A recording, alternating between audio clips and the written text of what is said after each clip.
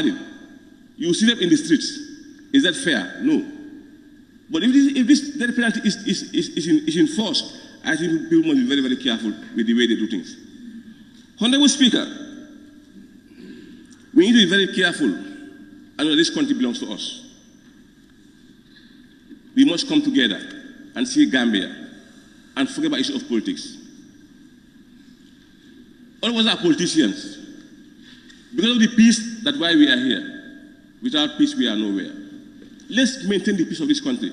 Let's be our own securities and protect this country. Politics is only time, but peace continues. Without peace, we wouldn't be here. I have not seen countries that are in war. Honorable Speaker,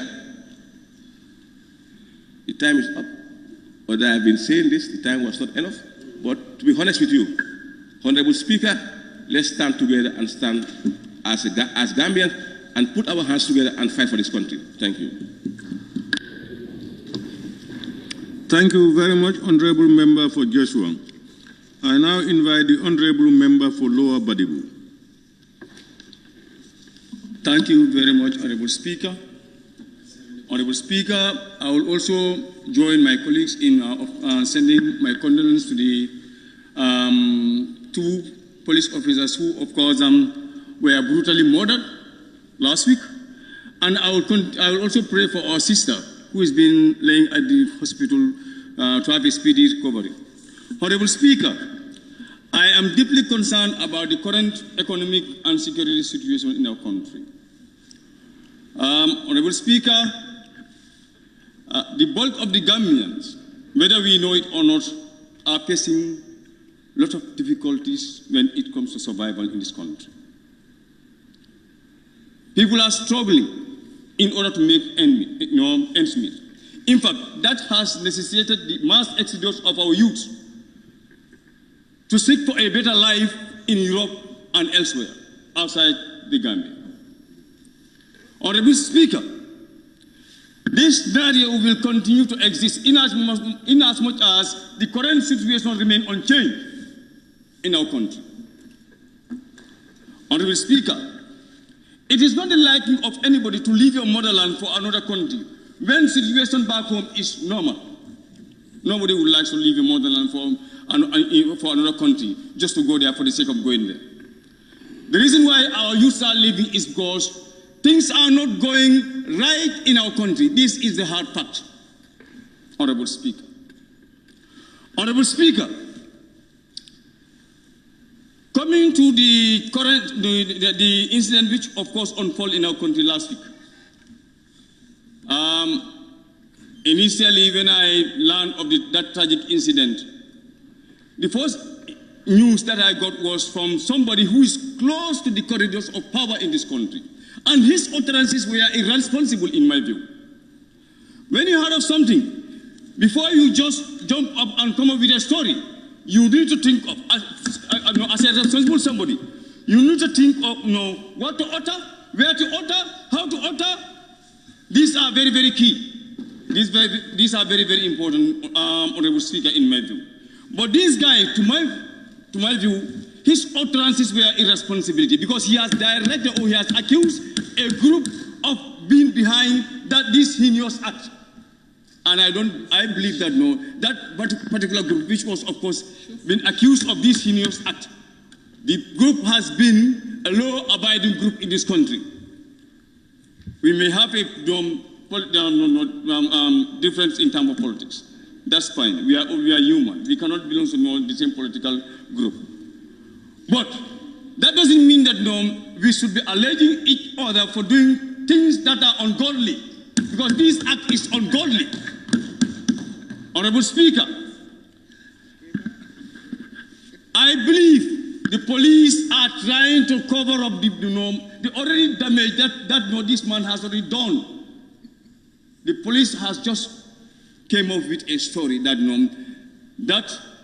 that press release was from them. What were they doing? 4 days, 5 days after that press release, we expect the police to come out and give us the accurate information on the incident. That was the expectation of Gambians. Honorable Speaker, Gambians, we should be God-fearing. You cannot just turn lies into truth in broad daylight. It's not possible, Honorable Speaker. And this is exactly what people are doing in this country. This is what they are doing. We all know what, excuse me.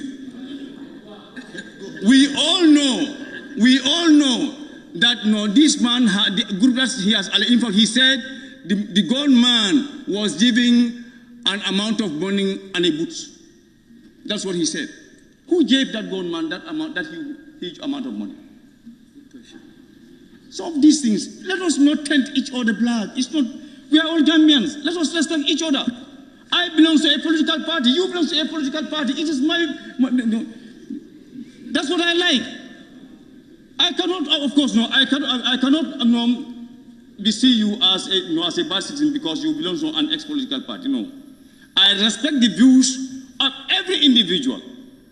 Those who know me very well, I am I'm very respectful, and I'm a law-abiding citizen. But if you want to take the group that I belong to black, I will not tolerate that from anybody.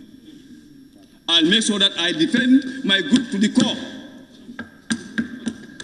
And this is what I'm doing. This is the place where I can, of course, view out any grievances that is in me. Honorable Speaker, coming to the recent sex scandal at the University of the Gambia, is a cause for concern. This is the highest institution of our land. It's the highest institution in the country, rather. This involves some of the lecturers and some students. Sex, to give them marks or grades for sex. This is what is currently ongoing at the University of the Gambia. If this should be a continuation, honestly speaking, our university is, of course, is a very respectful university. And we all know the Gambia University has produced a lot of people who are credible people. The confidence which people have in this university will, of course, come down. It will completely vanish. So it is the responsibility of you and I to make sure that those are, presently it is alleged. But if any one of them is found wanting, that person should be punished according to the laws of this country. We want to make sure that this university remains People University, it remains Gambian, and even those foreigners who are coming here to gain their degree in this country. Coming to the people of Lower Badibu, I have said it here and I repeat it again. Lower Badibu is divided into two. You have the North and the South. The people of North, I repeat, are suffering greatly. The road links is not motorable. People find it difficult to visit each other at that part of my constituency. So on that note, I am appealing to the government and to the government to come to the aid of my people back home. I got a promise from the Fisheries Minister that he was going to help my people because right now some communities in Lower Badibu are completely without good drinking water. And he promised me here that he's going to give us 7 boreholes. Yet still, it seems to be a story in the air. Thank you, sir.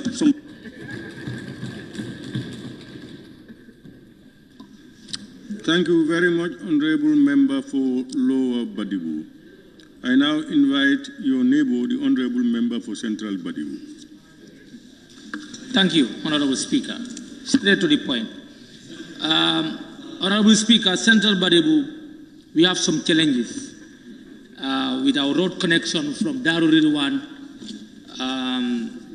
Kersektal, Kerepate to Mintekunda is in a horrible condition. And these roads have been here for decades. We could not access the weekly lumo that is taking place in Kerepate, and food becomes very difficult to be accessible to the native in that area. So we are appealing and urging the government of the Gambia to consider the people living from Daru Rilwan to Kerepate to Maidamodi and Mintekunda. Honorable Speaker, in the same vein, I would like to salute the Ministry of Works, NRA, for the road construction taking place from Bani Salikenye Njabakunda. It's in high gear, but we still have some issues. The culverts or iris crossings that are allocated on the highway, they are not suitable, or they are not in the right position. So we want the contractor to really look at that, because right now people are facing a lot of challenges and it could lead to serious accidents in the future. Honorable Speaker, coming to the electricity in the same area from Daruriruan going to Kerapate, Mintekunda, those communities, they don't have access to electricity. And we have been seeing a list been given to us from the Energy Ministry, the communities that are part of the project. And they said the assessment will continue. I want to tell them that I'm seeing names of communities that are already benefiting from electricity. For example, Salikenye, Njabakunda, Daruriruan, they are having electricity. So why do we need to put them on the list? If the minister is here, maybe he can explain and tell us why. But we need communities like Dobo, Mintekunda, Jambekunda, which is on the list. But Kersektal, Broncardo, Chamen, Duren, Kirkatim, Maria, Natanoria, Maida, Jonen, Kulikunda, Ilube. These communities, they need to have electricity. They have been yearning, supporting, chanting, in the name of development, in the name of social amenities. So we believe the government should try to really look at their plight. Honorable Speaker, coming to the health facilities in my constituency, Salikenye, there is a construction of a health facility. We expect this facility to be opened by now, because the twin projects, they have been opened and people have started having access to those facilities. I don't know what is happening with the facility in Salikenye. Njabakunda needs to be upgraded, Daruriruan also to be considered, and Nauleri. These are communities that are very difficult to be reached. Honorable Speaker, coming to some of the developments that is taking place by individuals in my community, I have to salute them, particularly Mohammed Jambe Foundation, who have just constructed 3 classroom blocks for my community in Mandori at a tune of $3 million. Is well furnished. So I have to thank this philanthropy for supporting my community. Although there are another philanthropists also trying to come up with 3 classroom blocks. So we are not leaving everything in hands of government, because we know that the purse is not heavy, the purse is weak. But notwithstanding, the schools that are existing, government need to really look at it and provide learning and teaching materials. Honorable Speaker, moving to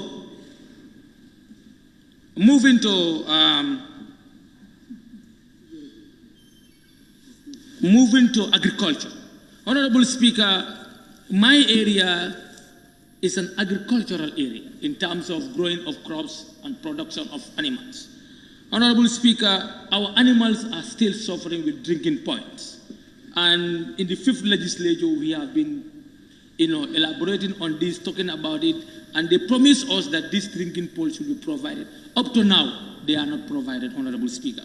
Honorable Speaker, coming to rice cultivation, all of you will remember there was a variety introduced into this country called Narika. I think proper study was not made. Or if proper study was made, how do we go with the project was not really assessed. Narika, I told you, Narika came to deforest our forests, 1. 2, Narika came to kill our indigenous rice varieties. And now Narika has adopted different lifestyle that we cannot understand. So I believe our agriculturists and researchers need to know and look into some of these genetic modified crops before introducing them to communities, and we lost our long-standing varieties which are very palatable, very sweet, fast-growing. Now Narika, is in a different style that we cannot understand. So I think research, we need to invest more resources into research, and not only to adopt quickly to foreign or aesthetic, breeds. Honorable Speaker, coming to University of the Gambia, this is the highest learning institution in the Gambia, and I believe we need to empower University of the Gambia to be self-autonomous. Honorable Speaker, the university still, depend on small ration given by National Assembly. How can we get the people of wisdom to come and serve in this country? We have a lot of people with doctorate degree who are elsewhere serving other institutions. We could have invited them to come to this country and serve their good. Honorable Speaker, I want this House to look at EU fishing agreement with the Gambia, Senegal fishing agreement with the Gambia, and the Republic of China. We cannot feed people outside when we are hungry. These agreements are not favorable to the Gambian people. Most of our good fish are going out, and we need it for our health and our nutrition. So we need to revisit it. Honorable Speaker, coming to current security of the country. Yes, people are saying this is the first time it happens. No, I totally disagree. Gambia has been living in security threat for so long. Before 2016, we all bear witness where journalists were gunned down, people were gunned down, ministers in this country here. So now, we all expect that security reform to take place. When I say security reform, we don't mean to take one security and replace with another security. But we need a system in place. So that the Constitution says that our police officers need to be supported to perform their duties. The army is for external protection of the country. So, but are we giving what we're supposed to give to protect us? How can you imagine even a good torchlight, security officers at checkpoint and Nyahabanta, they don't possess it. That small torchlight, they will look at you, where are you from, where are you going? No, come on, these people need to be armed. They need to have the tools to perform. Honorable Speaker, I think it's high time we have a serious discussion about our national security. The Constitution has cleared about everything. The President is the head of the National Security Council. The President must come out and communicate to the Gambian people. We need action. We need seriousness. It's not only to play with the gallery. I thank you all for your kind attention. Thank you very much, Honorable Member for Central Badibu. I now invite the Honorable Member for Nyani Ja. Thank you very much, Honorable Speaker. And then, as everybody is doing, I just want to start by also paying my condolence to the demise PIU officers who lost their life, and also pray that the injured one heal in no time, inshallah. Honorable Speaker, I am definitely very much delighted and then wish to express my thanks and appreciation to your office and equally to the office of the clerk for the support that was given to me during this session. I wouldn't do justice if I don't thank you for your guidance, for experts' opinions during the process of promulgating my private member's bill. I am definitely very honored and wish to thank you. And again, the office of the clerk, definitely I am proud of you because there were a lot of ups and downs, but we were able to come and we were able to come into consensus. Honorable members too, thank you very much. I wouldn't do justice without thanking you because I alone cannot pass a bill. This is the National Assembly. I don't make decisions only, we make decisions collectively. So on behalf of my humble self, I definitely thank and appreciate all the support that you've rendered to me. Honorable Speaker, moving on to the issues of Nyanija, of course, I am happily inviting you all on the 30th to Nyanija to inaugurate our new road. It is the first of its kind, the Salom Nyanija roads. They will all be coming to my constituency, and you are all invited to come and definitely witness something that have never happened in this country, because we are definitely very, very, very happy.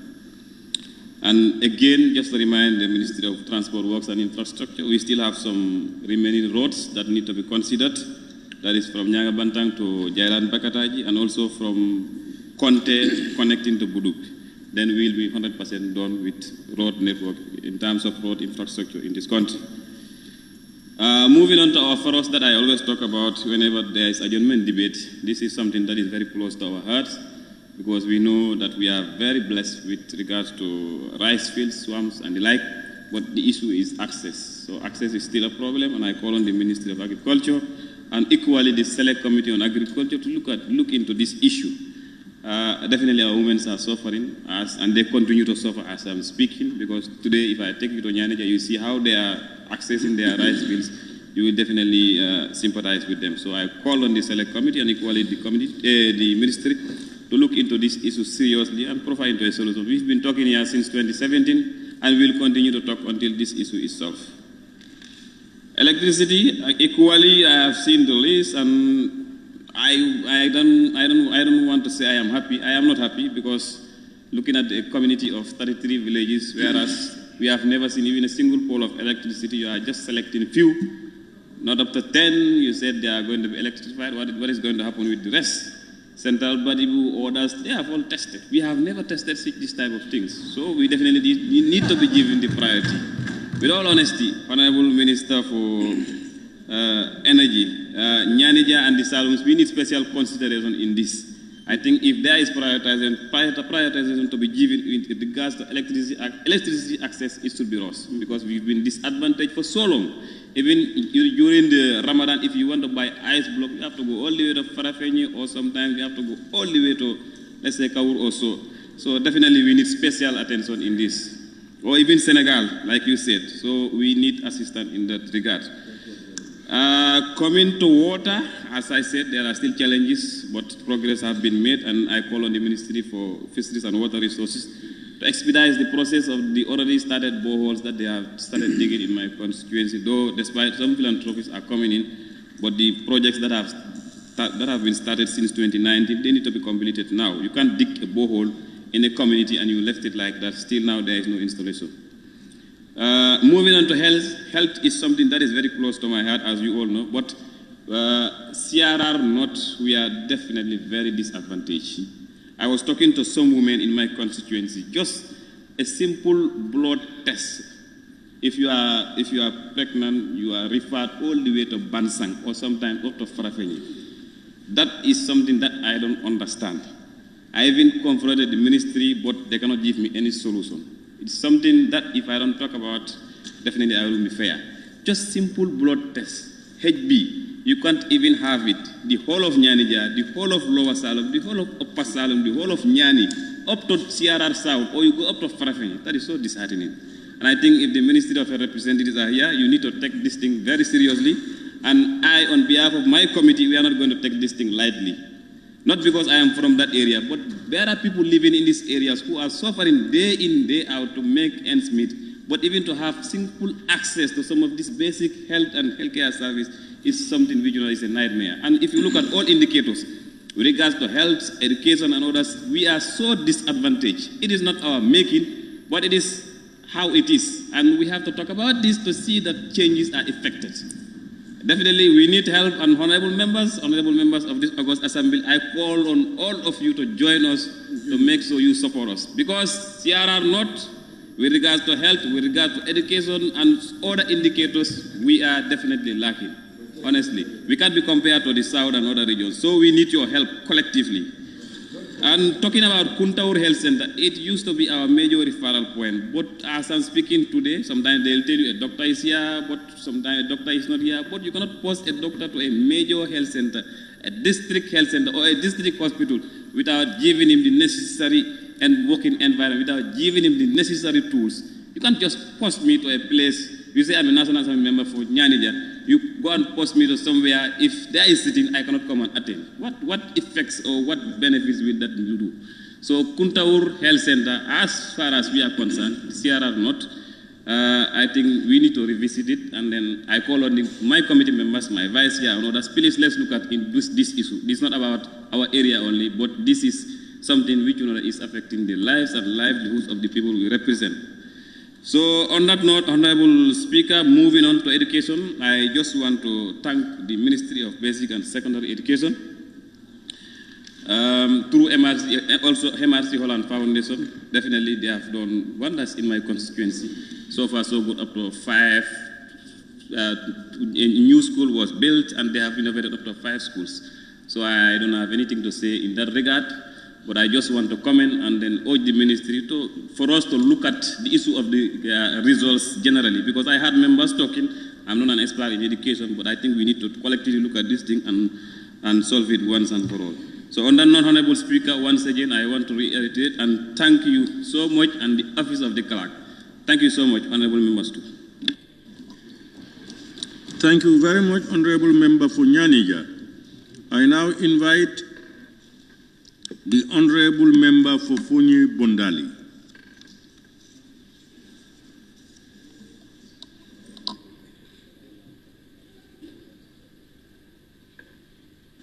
Thank you very much, Honorable Speaker.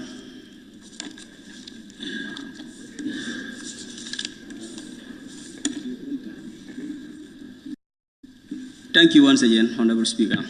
I will start on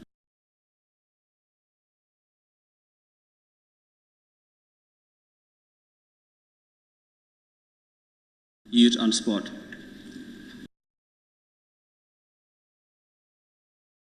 Honorable Speaker, Fonyi Bondali is the only constituency in Fonyi that did not have a mini stadium or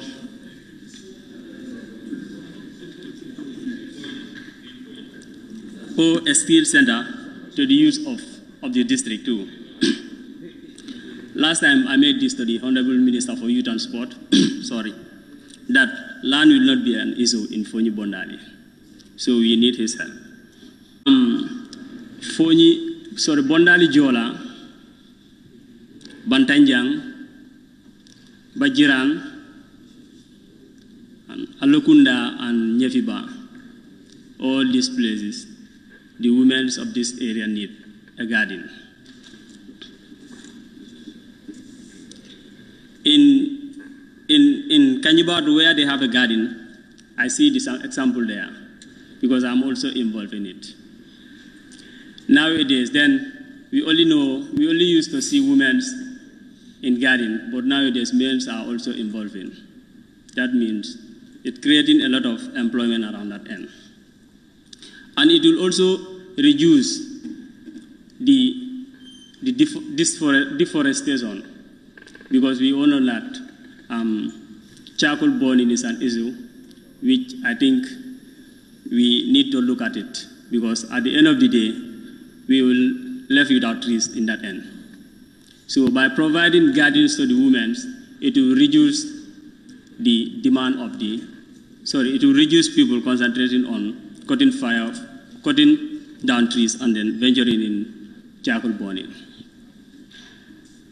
Honorable Speaker, coming to the security aspect of the nation, I would like to take us back to 2016 when things start going on the other side. I remember the attack on the APRC Bureau, or the burning of APRC Bureau, and then burning of the GNPC petrol station in Fajara and Abuko respectively. Honorable Speaker, I can say we, the Gambians, put ourselves in the situation where we are. And then I think we, the Gambians, are the people who should reset ourselves, because we are all one. Honorable Speaker, if the situation that happened back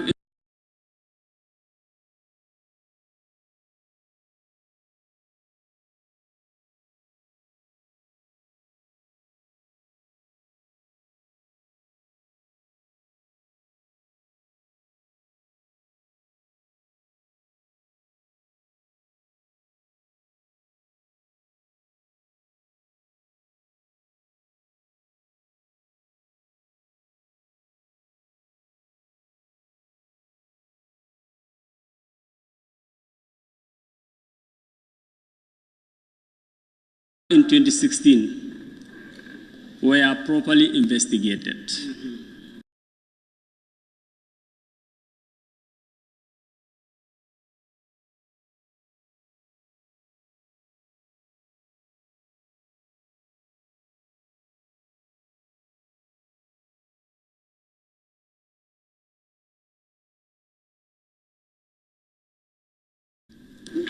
brought the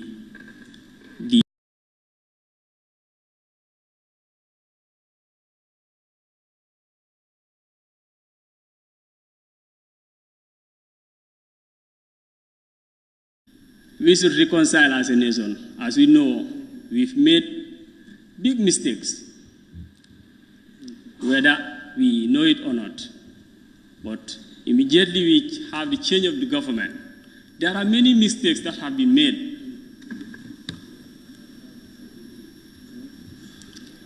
So it is high time for us to swallow our pride and then take the blame by our own. Take the blame like, we did a mistake.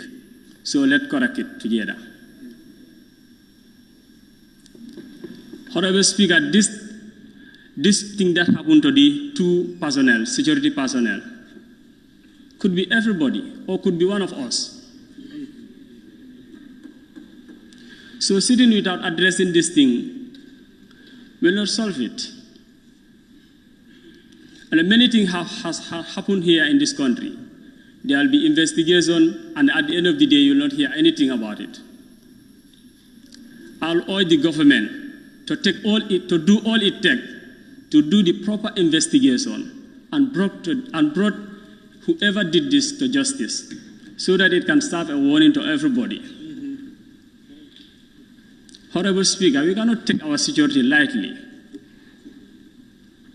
To be honest, I'm a man, but that day when I heard the news, I was scared.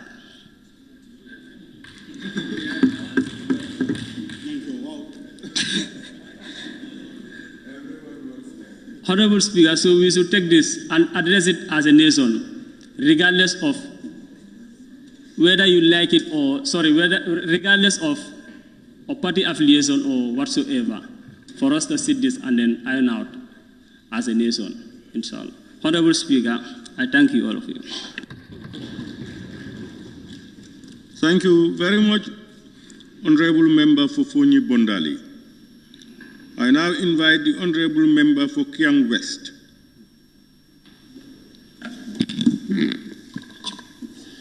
Honorable Speaker, colleague, honorable members, technicians of various ministries and departments here present, media, National Assembly service staff. Honorable Speaker, I also join colleagues to pray for the two brothers who lost their life at Sucre traffic light on September 12th. This was a tragedy that no one prays for. But Honorable Speaker, I also join colleagues to strongly condemn such a brutality. We don't think any genuine citizen of this country would do this. We also call on the security departments, particularly the IGP, to ensure that the investigation is done and justice is being served. However, Honorable Speaker, inasmuch as we want to condemn the act, we all want to mourn what has happened. The utterance of government officials and members of other political parties on United Democratic Party, I want to strongly condemn it. It's unacceptable. The utterance of Usman Rambo Jatta to say our party leader Hussein A.N.M. Dabo is an accomplice to this act is unacceptable, and we want to condemn it strongly. This is not a responsible utterance. This is a tragedy that happens, and I think these are all the statements that are compromising the evidence. Not only that, but the government spokesperson went to a medium with a media personnel, a journalist, who at his view was wisdom, but in my view, his lack of wisdom was trying to put words in the mouth of the spokesperson to in fact create room for him to speak. This is unacceptable. this is a tragedy that happened. We should allow the state institution to do their investigation and brought the culprit to book. This is what is important. But at such a critical moment of our nation, we start pointing fingers to each other. What is more of a hate speech than calling somebody to be accomplice to this act? What is more of a hate speech than that? What is more of a hate speech than a government spokesperson be pointing fingers to a political party in relation to this act? What is more of a hate speech than that? There is nobody doing hate speech than the government of the Gambia today as it stands, than the militants of the party of the government of the day. When this act happened, they've been pointing fingers to people. We all feel it. If you want to politicize it, let's politicize it. If you want to be responsible, let us be responsible. There are so many tragedies that happen in this country. Ministers were killed on their heads, been hit and put in a vehicle and burned them down. TRRC revealed that in this country. Journalists were shot to death in this country. Children were escaping from rape to rape in this country. Nylon bags were covered, were put on people's neck and killed them in this country. This is the first time this has been. There were brutalities in this country. We failed to put in place the system. This is why these things are still happening. We knew they were happening. TRRC revealed a lot of things to us. We are reluctant. If we are not reluctant, from 2016 to date, we could have put certain things in place. This is not the first time police officers were being shot. Last time, one of the police officers called me and said, we in fact apprehended somebody at Bruceby police station with cocaine, and the person pulled out a pistol and shot one of the police officers. This is not the only person. We fail to put things together, and we want to point fingers at each other when all of us are innocent or guilty. This thing must stop. Honorable Speaker, lastly, my religion is a no-go area for anybody, for any money, for any position, for any friendship, for any family. Female circumcision has been an issue on social media and at local level within our constituents, and we had talked about it here.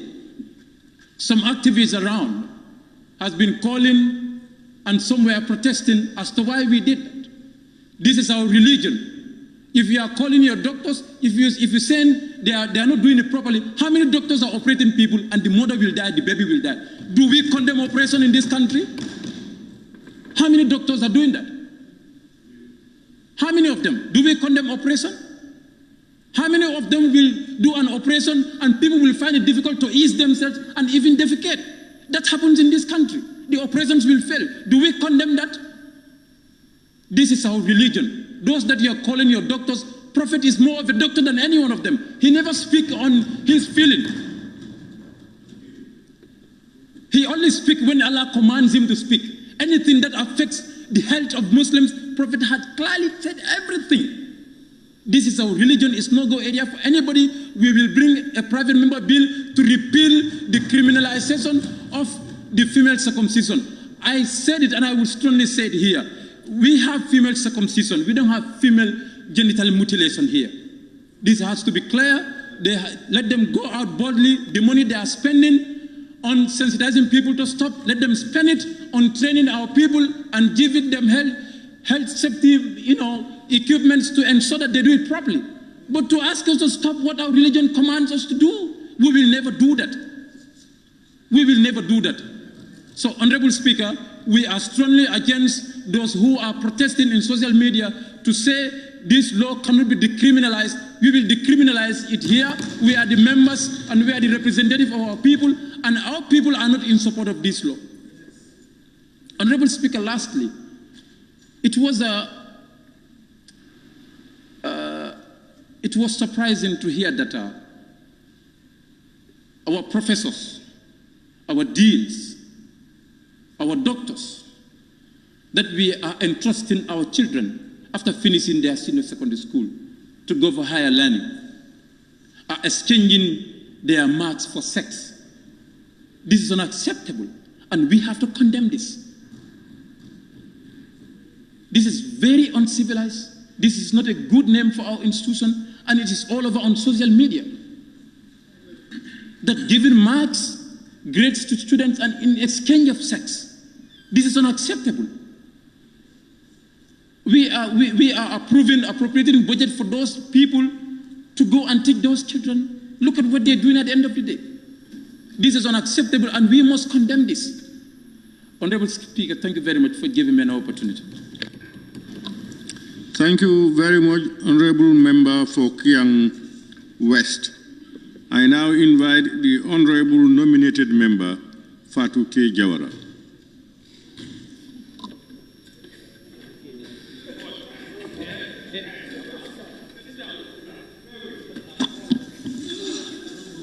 Thank you very much, Honorable Speaker, for giving me the floor. I begin my intervention with my former constituency, Talinding. I must commend my predecessor, Honorable Baji, for speaking loud about my dream. Honorable Speaker, every great dream must come from a dreamer. And the high school in Talinding was my dream. And thank God today, I am serving in this honorable house as a nominated member, and I achieved my dream. I must commend Mrs. Sonko, the CEO, Mrs. Adriata Sonko, the CEO of MRC Holland Foundation, and the government of the Gambia to come to my aid. Talinding have done a lot for me, despite that I'm not a native of Talinding, but they elected me to represent them in the past 5 years, so I thank God for that, Honorable Speaker. Honorable Speaker, to begin with my intervention about the current shooting that occurred in Sukuta traffic light. I don't even want to speak about it because I'm still mourning. As a mother, I know how it feels when your child leaves a home alive and come back dead. It's very painful. I'm still mourning, but I think as honorable members, we should be reminded of our oath. We took an oath to serve this country, not to serve a particular group. We are all believers and disbelievers. Nobody is deaf or dumb in this house here. We are all sound-minded people. And we all know the particular group that imposed threat on security personnel. We cannot even quantify the amount of threat that they impose on security personnel. I am totally against police brutality.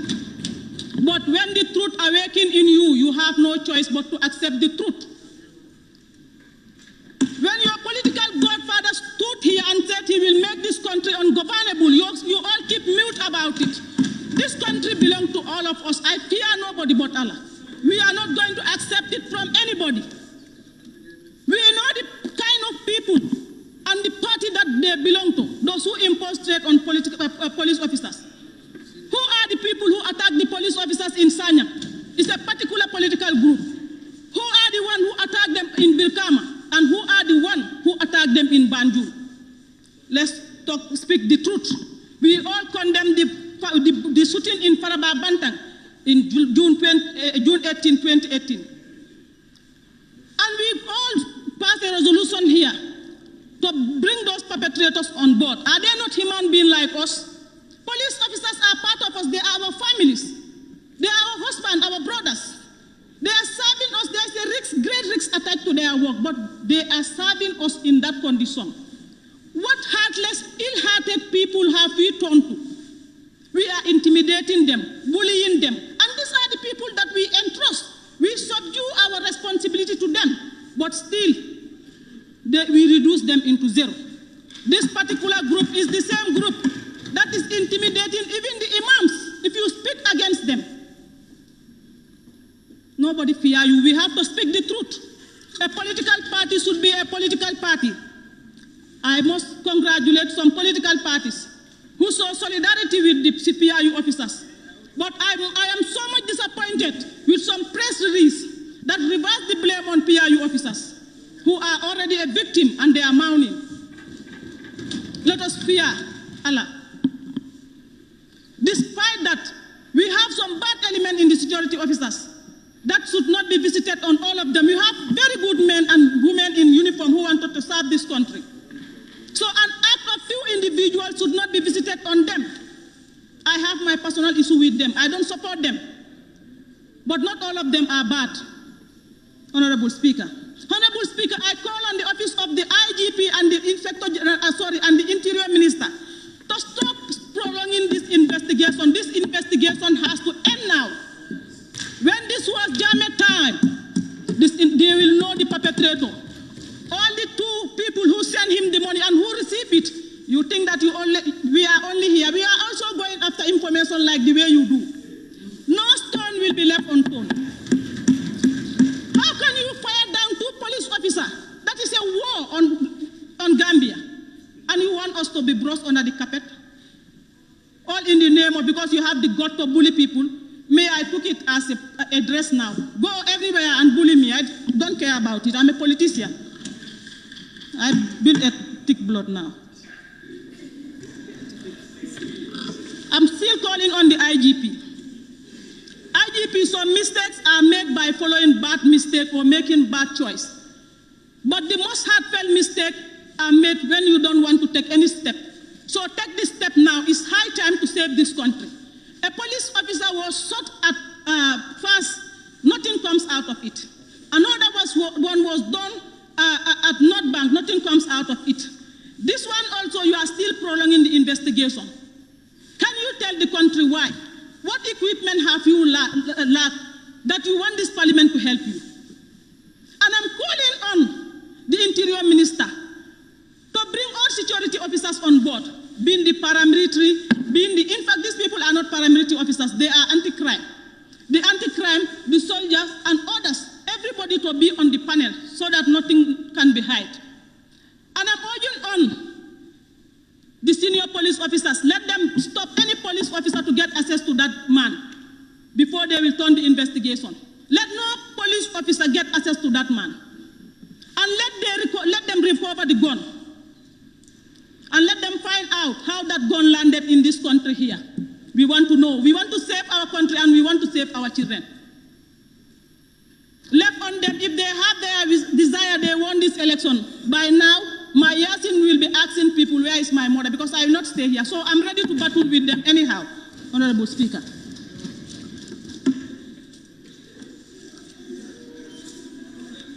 A political party that boasts a woman's eyes here,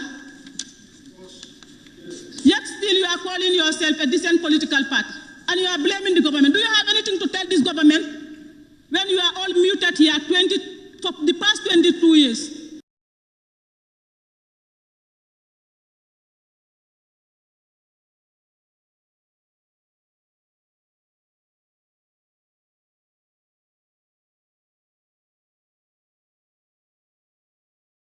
If I saw this caliber of people shouting in this parliament, I say, wow, if I told that we have all these brave men here before, we would have finished Jammeh Barrow will leave and go.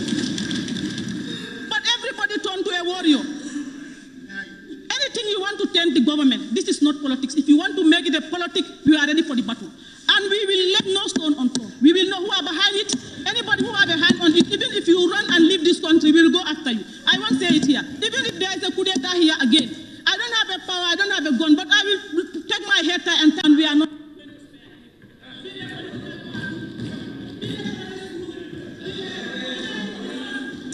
Thank you very much, Honorable nominated member Fatou K. Jawara.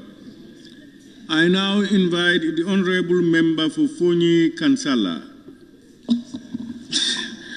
Thank you very much, Honorable Speaker, and I thank all members of this noble assembly, and I also thank various technicians from various institutions that are presently here on behalf of the ministers.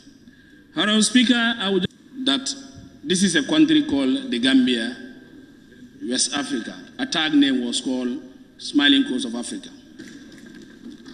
But I want to vividly remind the populace, condemnation is good, but I want to turn the coin down for people to see the reflection of the mirror. This is what we were talking months and years pass. You took over as a government. You reinstated a coupist. What do you expect? We have to speak the truth. When the marriage was solid, it was Akara, Nyebe, and Supakanya. So what we think is not right should not be right forever. People have served as decent officers 20 years, 30 years, 15 years without even a single charge sheet. A coupist was welcome at the airport. Thank you very much for coup d'etats. A coupist was given a highest job. Thank you very much for coup d'etat. A coupist has been promoted from the rank of an O2 to a captain, a major in the army. And they enjoyed all their services. Let's be ready to correct the system if we want a progressive Gambia. We will stand. So, issues of narration. For me, I want to send this message very clear.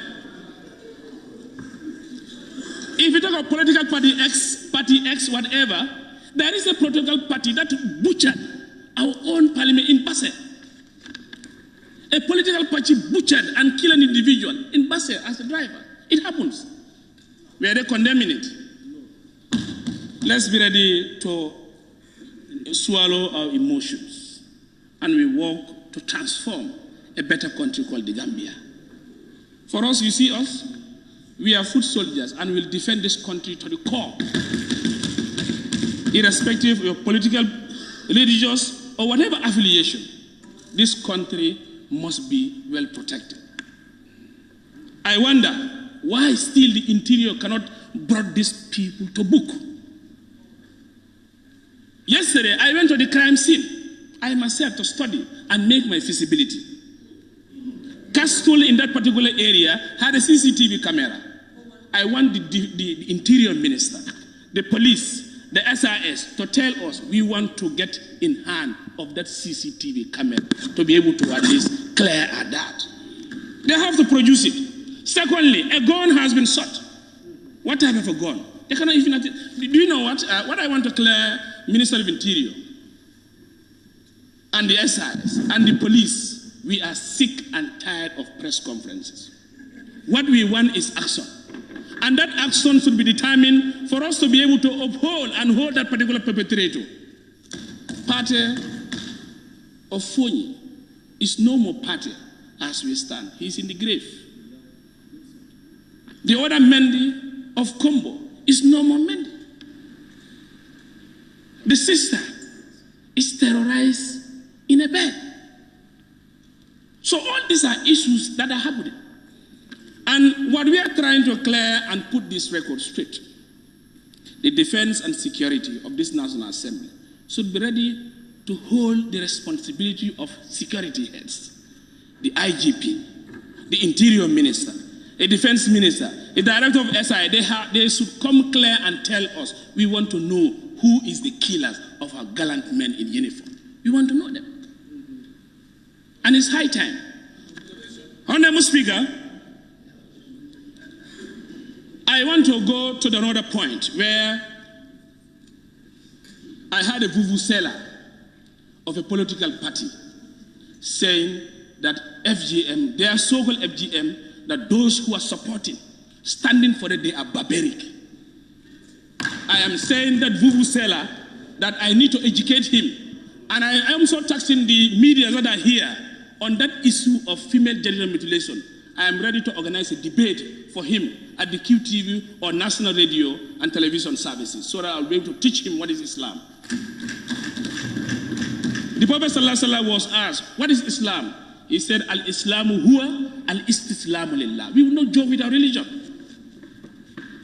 So if you want to camouflage and enjoy your pocket and feel the pain of the suppression of our people, I thank the First Lady of Sierra Leone. I thank Dr. Tal, the late. I also thank Sheikh Mahdi Kujabi, our great scholars, Abdou Jite and others. They talk, Imam Buni, they talk immensely about this if you don't want to do it, please excuse us and keep your mouth shut. We are ready and we'll make sure that we repeal this act. If you want to do it, salam. If you don't want it, nobody is forcing you. But you cannot intimidate based on what don't. Honorable Speaker, I want to clear this. Transgender, they operate me as a male to change my nomenclature to be a female to change to a male is accepted. That is human right. You want to distort the progeny of a human being. Progeny. You distort the progeny. That is democracy. You think we are here to joke as a country? Homosexual is rampant.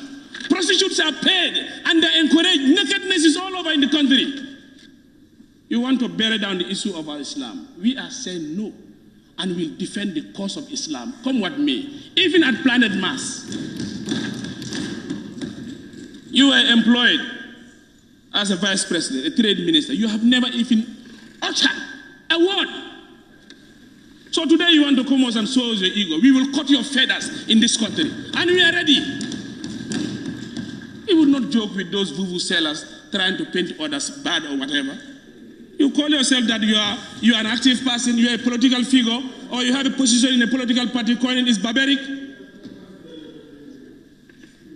These are people. Sometimes you wonder what type of human beings, what type of a society are we? And when you send them moving in their limousines and whatever, you think they are here. They are bankrupt, politically bankrupt, and motively they are not in the wish and the aspiration of this country. And we are saying, we want to make it very clear, for Islam we die for, and for Islam we remain, inshallah.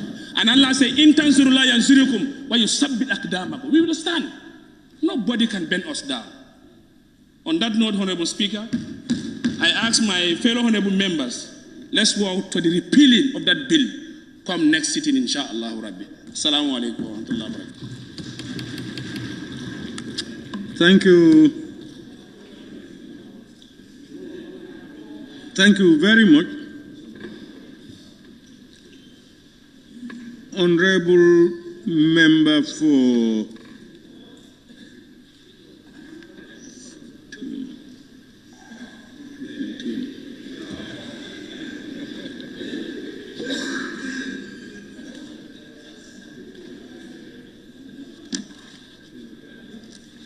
Thank you very much, Honorable Member for Foyi Kansala. I now invite the Honorable Member for Woolly East.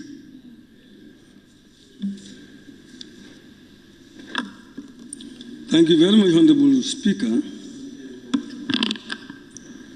Honorable Speaker, let me join my colleagues to condemn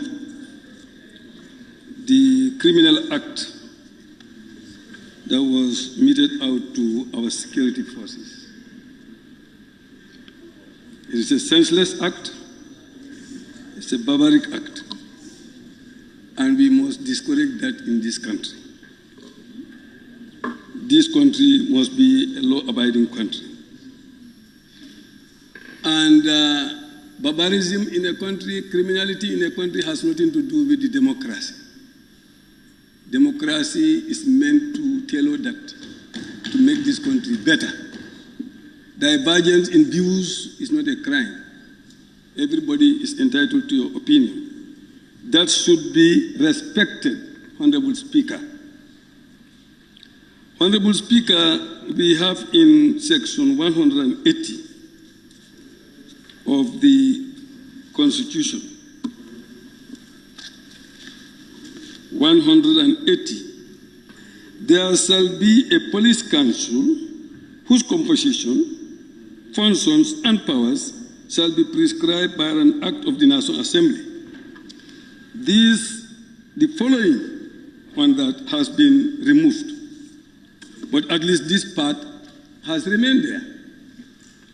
So it means that we have a responsibility, and I would call on the Minister of Interior to spearhead this, to ensure that we establish this very important institution.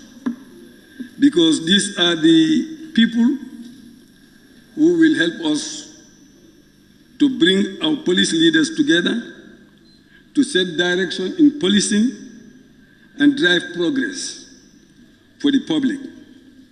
We all know when a police council is established, it will give us feedback from the community to the police, from the police to the community. It is also meant to improve quality and facilitate the flow of ideas and improve the quality of lives and livelihoods of our people and assist in crime reduction. That is a very important institution. We have the Armed Forces Council, so we also need the Police Council. We need a council for them. Honorable Speaker, we must be serious when we budget things and set dates for development programs. We must make sure that we follow them to the letter.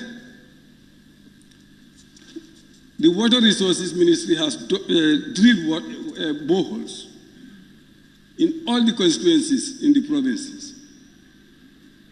But up to now, almost 3-4 years now, they are just lying there fallow. And those villages are very big villages. They are citizens of this country. You go to my constituency, a borehole is dug at Fodekunda. Fodekunda has more than 2,000 in population, 2,000 people. You have Sarabohum. And Sarabohum is supposed to join with Musakunda and Kanape. And there too, it's not less than 2,000 people. Saragubu is also another big community. A borehole is dug there. Welingarayare, another big community. These people are now relying on donors to give them a tank, just a 2,000-liter tank. That cannot solve the problem in those places. And even, 1-2 months, it is broken down. They keep on buying submersible pumps. And those pumps got to spoil. On a continuous basis, they are spending money without really benefiting from quality water. Development must be equitable. All of us here have running water in our homes. The people in the provinces also are entitled to clean drinking water. You must take it seriously. Clean drinking water. They are human beings and citizens of this country. Honorable Speaker, health. Time and again, we raise this issue to the minister. And when the COVID-19 funds were here, we have promised that those health centers in the provinces will be upgraded, will be improved to ensure that, no matter what disease outbreak comes, they'll be able to take care of them without having to travel all the way to here. But we've not seen any improvement. Even though in Bajakunda you have philanthropists who are building very nice houses there, buildings there. Surgery could take place there. Minor surgery could have taken place there. And we have promised that a doctor will be taken there, and then these equipments will be taken there as soon as those things are available. But up to now, we've not seen any improvement. Fodekunda also the same. Fodekunda Health Center. It's a minor health center. But the promises that were given to us for improvement, upgrading, has not happened. So we are still looking forward to the efforts being made by the Ministry of Health. Honorable Speaker, Ministry of Works. In the budget, it is captured that from Bajakunda to Borokandakase up to the riverside of Piratenda, the road will be bituminized. But up to now, we've not seen any effort being done. We've not seen any sign of action. And then we are coming to the end of another year. And then we come and budget again, and then we go again for another year, no activity. So we keep on laying stones, and sometimes you forget that you have even laid stones in some places because of the delay. Honorable Speaker, we are informed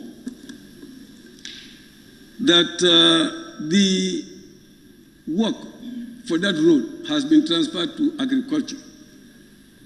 I would want the agriculture minister to really clarify whether that is the case. And if that is the case, what is the level of preparedness for their ministry to actually deal with that issue. Honorable Speaker, the Ministry of Works and his team are passing through the highway, Brikama, Serakunda highway, you go up to Latrikunda. We are all seeing it there. Whoever reaches there, you know that this road is going, it's dilapidating. Before we allow it to go into total ruin, this is the time to rehabilitate it. Where is the National Roads Authority? We should not allow that to completely dilapidate and then we go and take loan again to fix it. It is right there, it's an eyesore. So we must take care of that. Fisheries, Honorable Speaker. My honorable member has mentioned the Gambia-Senegal fisheries agreement. That agreement has been...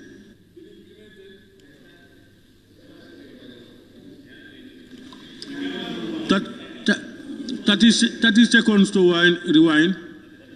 30 seconds.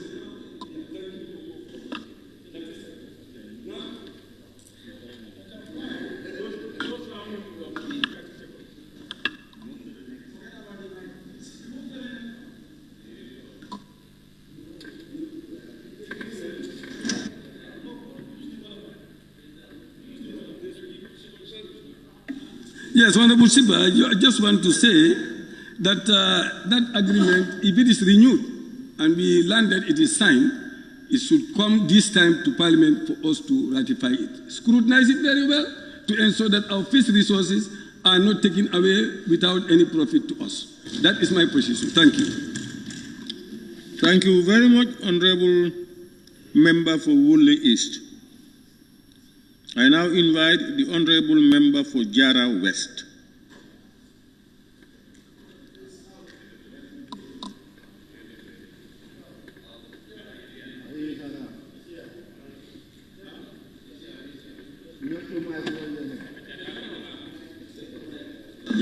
Jara West in? Yes, he's in.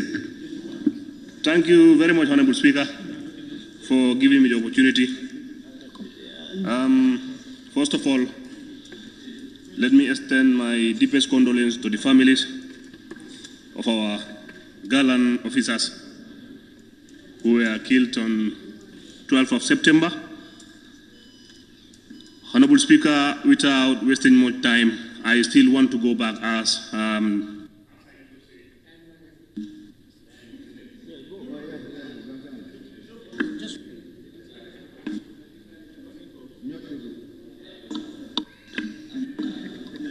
What is the problem? Yeah? Is there any other mic by? Can you move to the next mic? Thank you very much. I was just saying, it is high time for us as people representatives to represent each and every citizen of the Gambia. By saying this, we are in a very sad moment as a country these days. So I didn't expect anybody to be celebrating or to be saying otherwise in this tragic incident that we have as a country. People talk of the executive, but I also want to put it to us, all of us, the parliament. Let's come with something and set a bright example on the individuals who killed these people. As parliamentarians, we shouldn't leave this thing to go like this.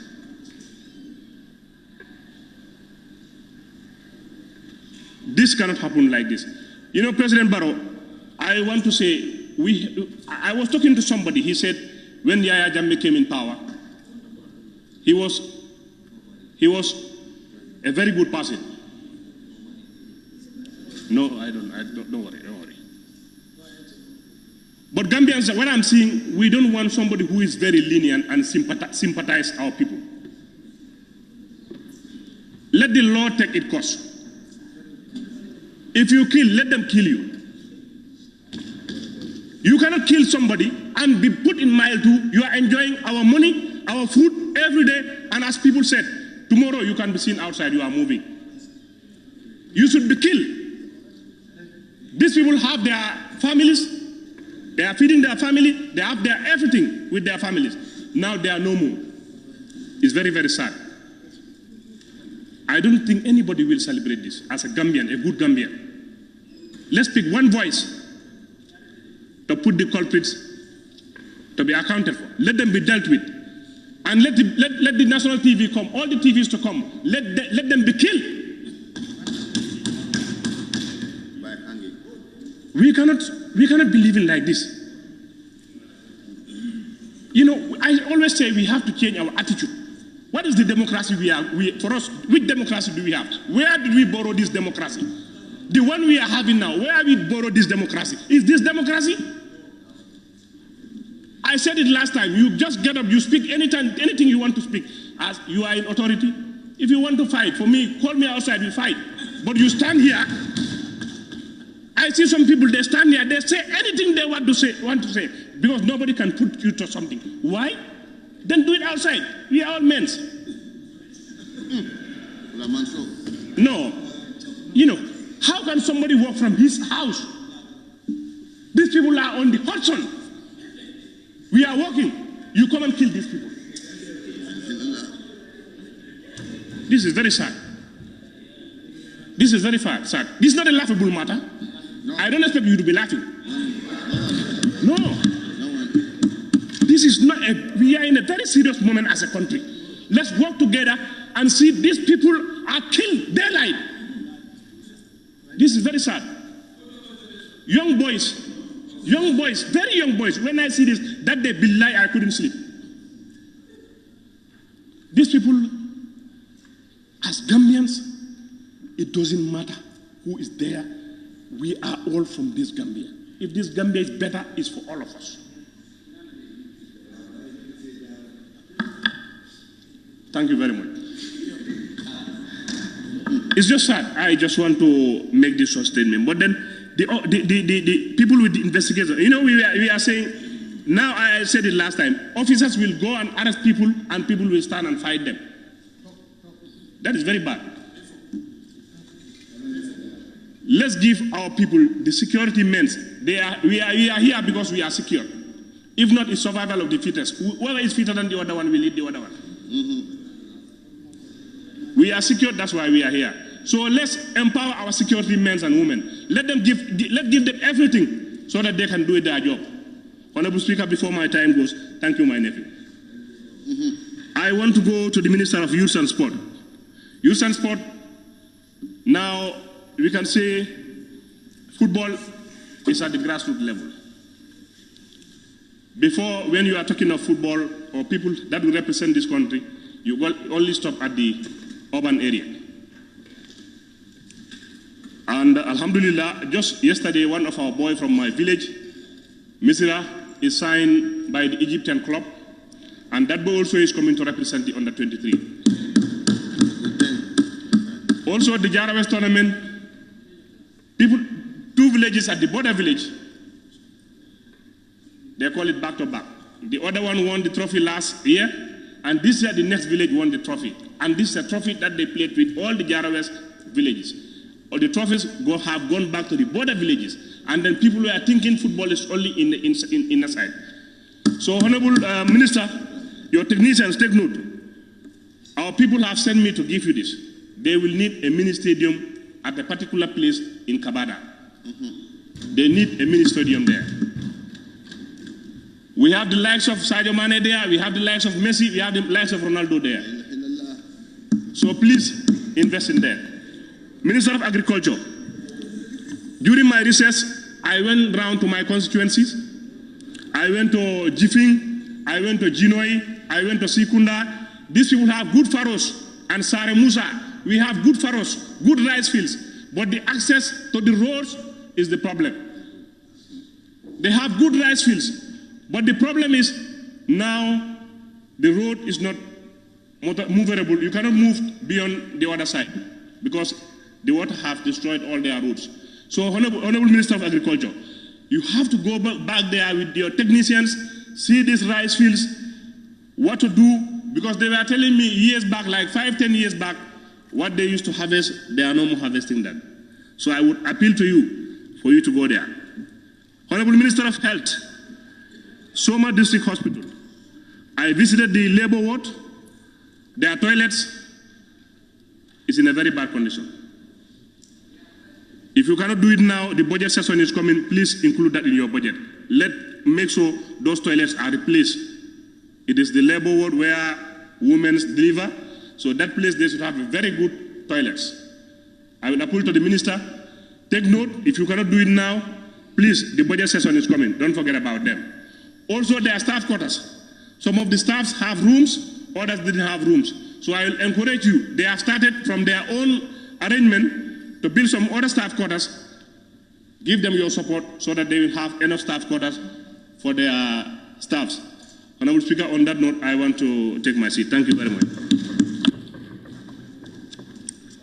Thank you very much, Honorable Member for Jara West. I now invite the Honorable Member for Bundunkakunda. Thank you very much, Honorable Speaker. Honorable Speaker, I want to thank all the members of this Parliament and the technicians who are with us since in the morning.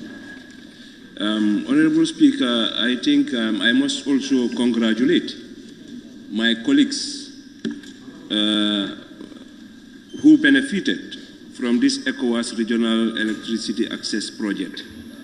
I think this is a very important project and is geared towards the government commitment to address the rural electrification, which I think is a right for every Gambian to enjoy access to electricity. But equally, we are also encouraging the government, especially, to also, lobby for a project that can also address water issues in all the rural areas. Honorable Speaker, before I go further, I must use the opportunity also on behalf of the people of Bundu to at least condemn the unfortunate incident that happened with our security personnel. These are things that, this is why all the time we said, if you are a leader and you are given a responsibility, you have to be proactive. Proactive in a sense, you are given a position for you to at least take care. So you should be able to know what to do. So this goes to the security personnel.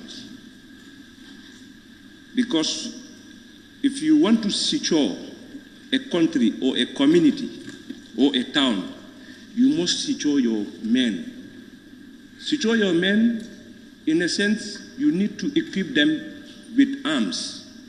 But it's only in the Gambia where you see security men will be on guard on the street without any weapon. So for me, even the traffic police officer should have a pistol with him. Because at the end of the day, we want to secure our country.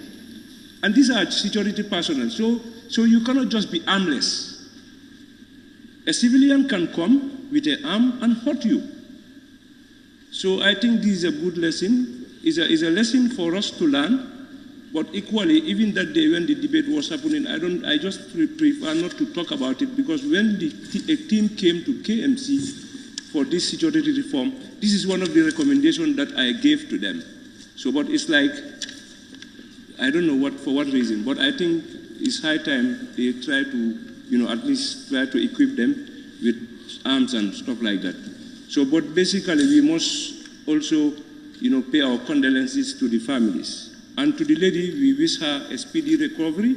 And for me, for the lady, as far as I'm concerned, she's my hero for 2023, because she was trying to at least defend her colleagues. And it's very rare within our security. This scenario is very complicated. There are so many security men, they will serve up to their pension or whatever. they will never encounter such situation.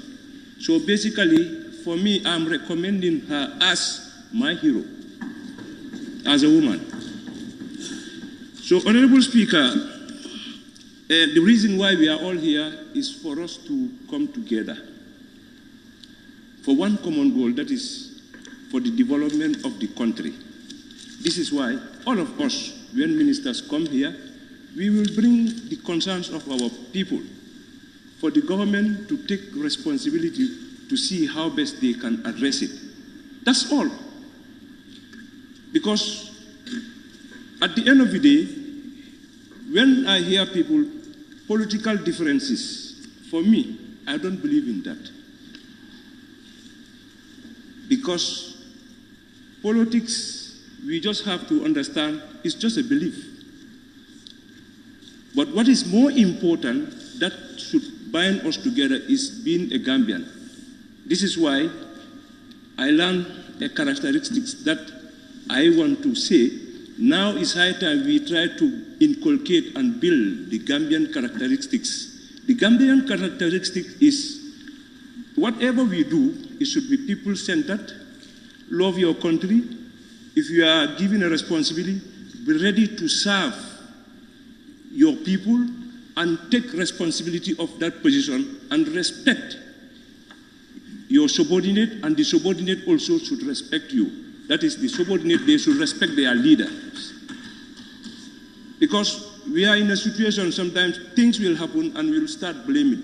All the time, as a good citizen, all the time, whatever happens, be part of the solution makers.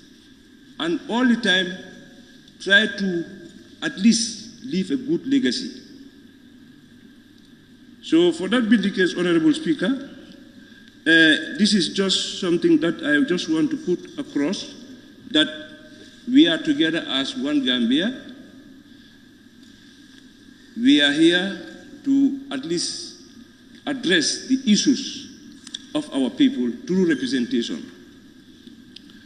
Honorable Speaker, to the Minister of Works, basically the issue of water, everybody knows it, and I must thank everybody for the solidarity, because I know Bundu, the issue of water is a problem, but so far so good. I must thank the ministry, because so far so good. Minister of Petroleum, rather. You know, because I was fortunate to discuss with the President, and since that day, there's a great effort by the Ministry and NAWEC, which I'm hopeful that if everything goes well, it will be okay. So definitely we must use the opportunity to thank them, because at the end of it, this is why I am here, to appeal the issues of my people and its address. That's all what I need. I'm not here to do any other thing, just the concern of my people, to bring it here and they respond to it, and which has been done. So I must thank the President and the Ministry and NAWEC for the response. But equally, I must also thank the Ministry of Works. As you know, Bundung, our road project was delayed, but so far so good. As I'm speaking to you, there is a very good team that are working, so we are appealing to the ministry, let them try and maintain the team, you know, at least so that at least the work can be done, you know, in a very speedy manner. Honorable Speaker, to the Minister of Health, we want to thank him for bringing a very good generator.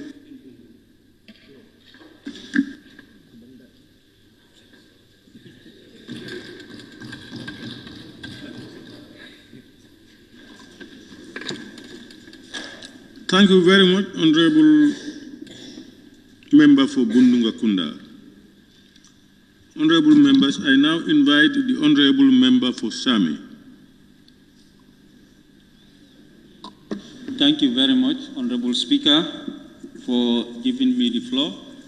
Honorable Speaker, I want to thank the technicians here present in various departments. Honorable Speaker, I also want to condemn the killing of these innocent policemen, and may their soul rest in perfect peace, and may the other one have speedy recovery. Honorable Speaker, we have to be very careful. This country belongs to all of us. If you are digging a hole, you have to be very careful. You don't know whether you'll be the first one to be in that hole. This belongs to all of us. Honorable Speaker, this country, what we want right now, we all know the situation of the country. The basic commodities are very high. The rent is very high. What we need now, Honorable Speaker, we need general salary structure,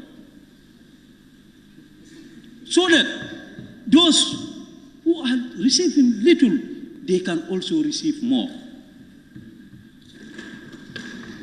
The police, the teachers, their salaries are very small.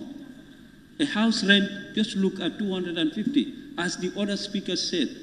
Where in this country you will go? If we cannot increase the salary, Honorable Speaker, we have to look at the allowances, the house rent. We have to look at that. For colonial years, still now, the same amount. We should try and look at that. And I'm appealing to all the honorable members. Please, let's look at the house rent. Let us try and increase the house rent. It will help if we cannot increase the salary, but we increase the house rent. Honorable Speaker, we also have to look at the draft constitution. The most important document is the constitution. All what you are saying here, when we have a better constitution, draft constitution, that was thrown in this house, and it is the National Assembly members that throw it. This is why your role is very critical, Honorable Speaker. Our role is very critical. We have to be very careful. I always say that here. These technicians, when they come, they just want to see what is in them. It is left to us to look at it critically and see whether it is going to help our people or not. We are their mouthpiece. This is why they send us here. They cannot say anything. It is we who are here. Honorable Speaker, this FGM, it was passed here in this very house. It was passed in this very house. Please don't distract me. Please, no. Don't. It is passed in this very house. If you are not careful, if you pass a bad law here, you might one day be there as a speaker. You might one day be there. You might one day be there. So, Honorable Speaker, Honorable Member for Sami, I want to hear what you said about what I'm saying, if you pass a law, any honorable member pass a bad law, you may one day be there. You may one day be there. That's for all of us. I can be a speaker. He can be a speaker. Any other person can be a speaker. So, why you want to repeal it, the FGM? It doesn't go well with our people, Honorable Speaker. So, honorable members, please, next session, let us try and repeal this law. It's a bad law for our people. Let it be open. Whoever wants to do it, you do it. Honorable Speaker, I want to thank the government. This present government, I want to thank them. Good number. If you go to my constituency, many people have electricity. Yes, many people have electricity, and there are other villages that did not have. I want the government still to look at those areas so that they can have. You have good roads. There are roads there, but still there are other roads that are still not, maintained, and they have already inaugurated. So I want them to, please don't distract me, please. Okay, now, with regard to the challenges, Honorable Speaker, Bansang Ferry Crossing is a nightmare, as the other Honorable Member said. And the Honorable Member for Nyanija stated, Sierra North is at disadvantaged state. The whole Sierra North, no major hospital. It's only Bansang. And the ferry is, since colonial time, people are pulling. Huh? Honorable Speaker, I think that has to be looked at. There's a project at Karantaba, Moko Park, tourism. They need to look at that project since 2022. That project, still now, there is nothing completed in that. Honorable Speaker, agriculture, livestock. I always used to say, is two things, crops and animals. But look at those who have done the crop science at Gambia College. When they finish the crop side, they employ them. But those who have completed livestock assistant, they don't employ them directly. Some of them, before they pick up a job, they suffer. Those who have done livestock assistant. So I want the chair for agriculture to engage agriculture, PMO, why those people are not employed directly. Why? The chair, please engage the PMO, engage agriculture, why those who have completed livestock assistant are not easily employed. And those who have done crops are already employed, direct employment. And you still say that, yes, that's why I always used to say you have to separate these two, livestock and crops. That's my thinking. Because all the budget goes to crops. And if the crops did not do well, they don't cater for the animals, we all suffer. Honorable Speaker, health. Health is still an issue in CRR North, as I put it, particularly in Same. Look, particularly in Same. Please, just leave me. Particularly in Same. You say there are some villages like Bayaba, Demfai. Those people are very remote. I think the health should try.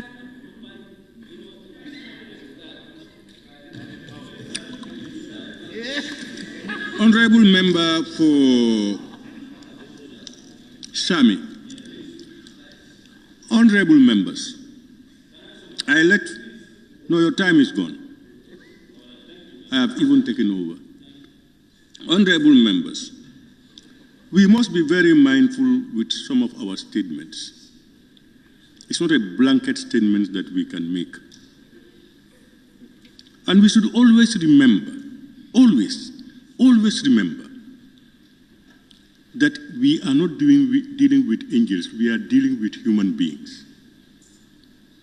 Always at the back of your mind. That some people who shout loud made blunders yesterday. So to err is human. And I want to let's remind ourselves to clause 29(6) of the standing orders. Sorry, 29(7) of the standing orders. 7, sub 7. Let me read it. The conduct of the Speaker or judges, honorable members, clause 29, sub 7, that is on page 31 of the standing orders, the last one down. Let me read. The conduct of the Speaker or judges or other persons performing judicial functions in respect of those functions shall not be referred to except on a substantive motion.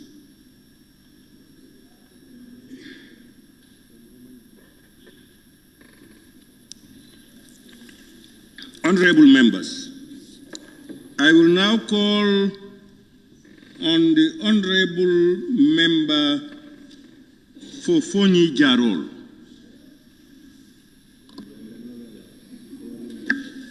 Thank you very much, Honorable Speaker.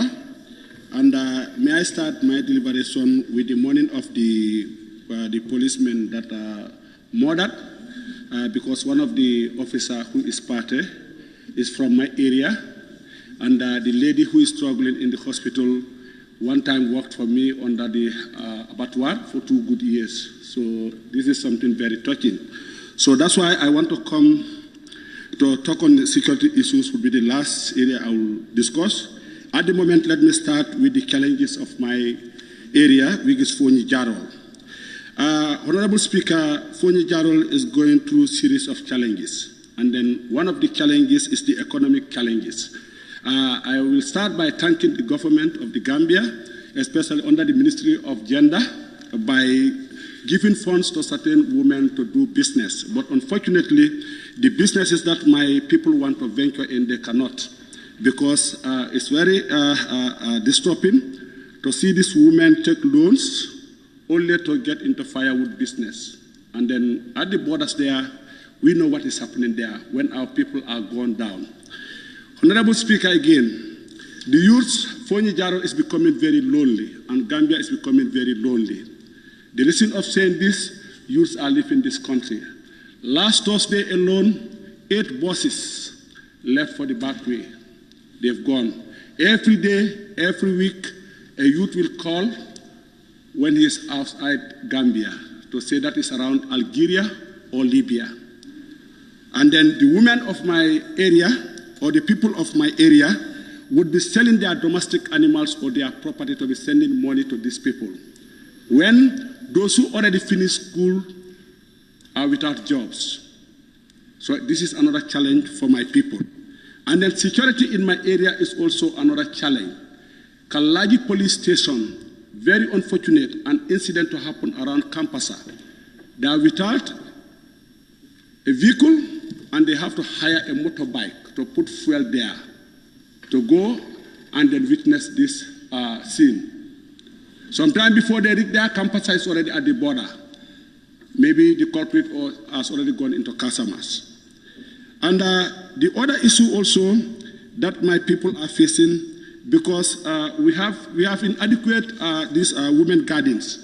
And most of these women are complaining of maybe have this economic problem because of they are not engaged into other economic activities. And I would want government also to look into this, because the illegal migration is definitely alarming. I am very much disturbed, because every day one of my people, and I know all of us here at the National Assembly, most of us here are facing the same problem, because they are calling us to help them. And then how do we sort out this problem? This is why I say that the people we call our partners, I think we need to engage them. We call it illegal migration, but when you go to the UN Charter, I think it's spelled out, that free movement of people. So I wonder if these economic migrants are traveling, they end up in asylum camps where they are detained, where their people have spent thousands of dollars, are returned back to the country. So government need to stand for it. Honorable Speaker, let me get into the management challenges also that this government is going through. Well, at the moment, we can point to the recent directors, permanent secretaries, or ministers. Some of you inherited the problems that we are going through. And then we cannot also blame you for the under-resource of your institutions, because I have been going around trying to find out some of your requests or your budget for the year that has been approved. No single institution even told me that they've already got 20%. All is below 20%. So which means that's our problem. But again, if you look at it, where I'm going to blame the government, you look at how these resources are managed, how these funds are managed, looking at this audit report, almost $500 million is unaccounted for. So now if we are approving budgets, even what we have approved for, institutions cannot get that funds. Imagine now the 500 million that is already, they have that in hand, also disappeared. We could even create employment for our people. Because of time, I think I have to rush to security. Because I tell you this incident that happened, it hurts me more than any person in this campus here. Because one of them is from my place, the other lady worked under me 2 years, the one struggling in the hospital. Why are we going through these security problems? The Honorable Fofoni Councillor has mentioned a lot of issues that we want to deny. That's why I always say that we are looking back too much, and then we don't want to acknowledge the realities. Because we have stripped the powers of the NIA officers. We have stripped down the powers of the police officers. We have stripped down the powers of the army in the name of democracy. Now we have started paying heavy prices. Now we want to blame the police officers. Imagine a police officer on night duty is not even armed, only holding a baton to go and fight a criminal. Now they gun him down. All of us are here to make, and others are here to defend. What has happened here? That's why a lot of people call me to ask Jammeh to forgive them, to forgive them. They are apologizing. They say, let me ask Jammeh to forgive them. I'm extending this message to the ex-president, that people are saying that let me ask you to forgive them for all the labels they put on you. That you are a murderer, you are a killer. On the whole, this is a Gambian problem. This is a Gambian attitude, because the same thing continues. We have completely neglected our security. I always speak here since day one. This is why we are now going under serious problems. And then we have to correct these issues by arming our people and respecting them. We have to give back the powers that the SIS have before. We have to give back the powers that the police have before. We have to give back the powers that the army has before if we want this country to be secure. But in the name of democracy, I sometimes cannot even define the democracy of this country. It's completely different from the Western democracy. Because in fact, when it comes to our laws, they are pushing us to put in certain things. That is not our culture, that is not our tradition. And they will not dictate them. This is the dictator government than the other government that rejects and then only the input of its people. That's what democracy is all about.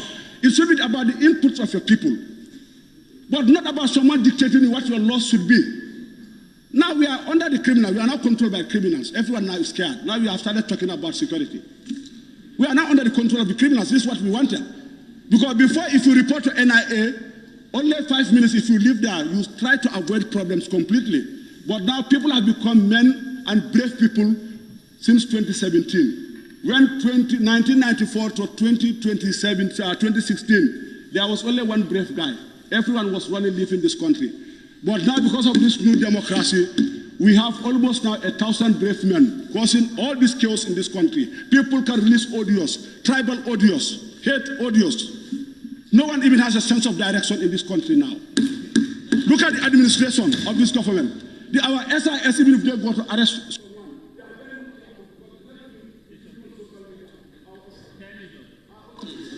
Thank you very much, Honorable Member. I now give the floor to the member for Nyamina East.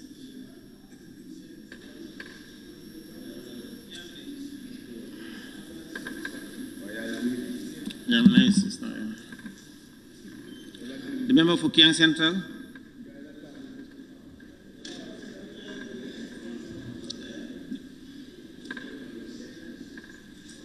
Member for Busumbala.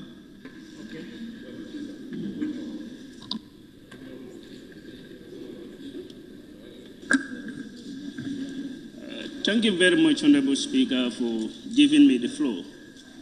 Honorable Speaker, I will join with my colleague honorables to send my condolence to the bereaved families of the deceased. Our grandsmen who were laid to rest, may God grant them Jannatul Firdaus. Honorable Speaker, I will start my intervention with my constituency problem. Honorable Speaker, I want this August Assembly to take note that Busumbala constituency has been very generous to the Republic of the Gambia. A clear testimony to that will be they have given this state a land to build various critical infrastructures that are productive to our well-being. One among that is the airport of the Gambia, the police training school, NIA training school, the army barracks, and the recent allocation of land to members of this August Assembly. Having said that, Honorable Speaker, we want that compensation, adequate compensation for that matter, to families and traditional landowners of that very place that has been given to members of this parliament and this parliamentary staffs. There are family members within my constituency that approached me several times on this issue. We are saying Gambia government should adequately compensate them so that they will get the benefits of their landed property. We understand state land acts. We also understand the constitutional provisions regarding the land appropriations. But then we are saying the same provision also caters for adequate compensation of landowners. So let them be compensated adequately. We also want some development projects in our area. One, recreational facilities. Those lands, before they will all be allocated to private individuals, we want recreational facility to be stationed around the airport, Johnson, for the benefit of this country. We also want the women gardeners in Banjulindi to be considered for proper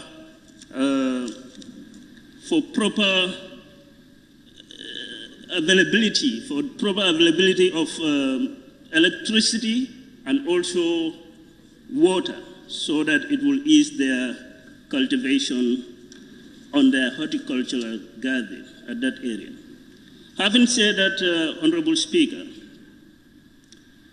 I may not talk about the recent killing. As I understand today, the matter is before the court on this issue.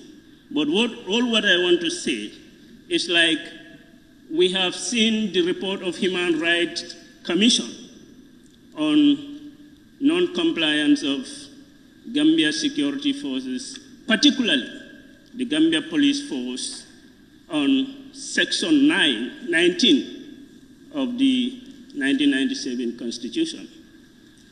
In essence, what we are saying, they are giving disregard to this very important provision, thereby abusing people's rights to liberty.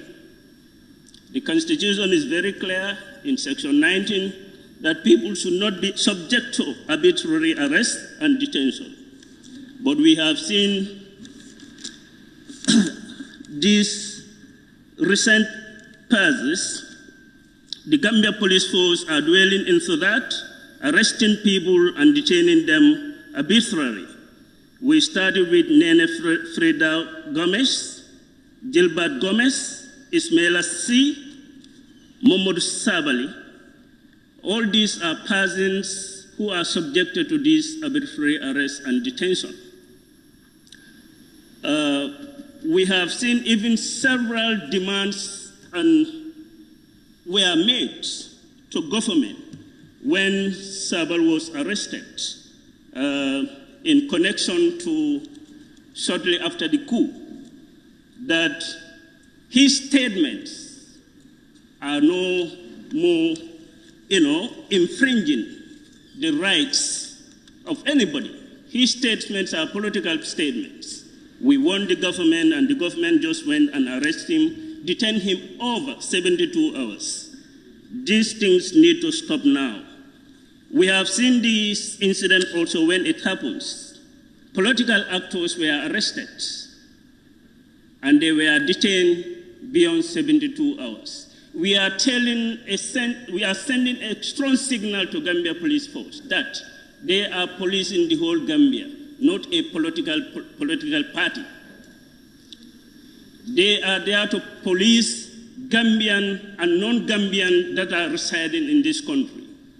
They are not to take directive from political opponents to use it against other oppositions.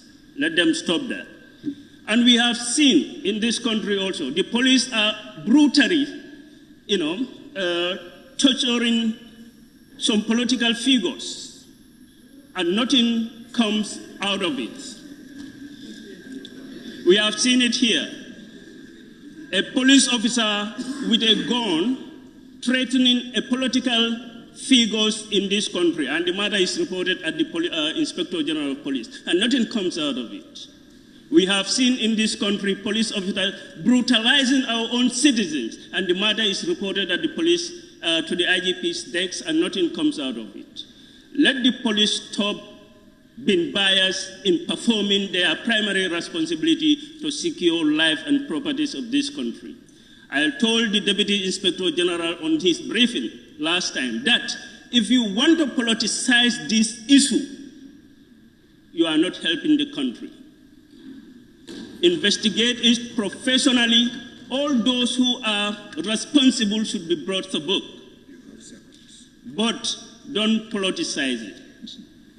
And this is my warning, and this is my message to him still. Gambia Police Force should be professional. They should not be partisan in their investigations. They should not be carried by social media commentators.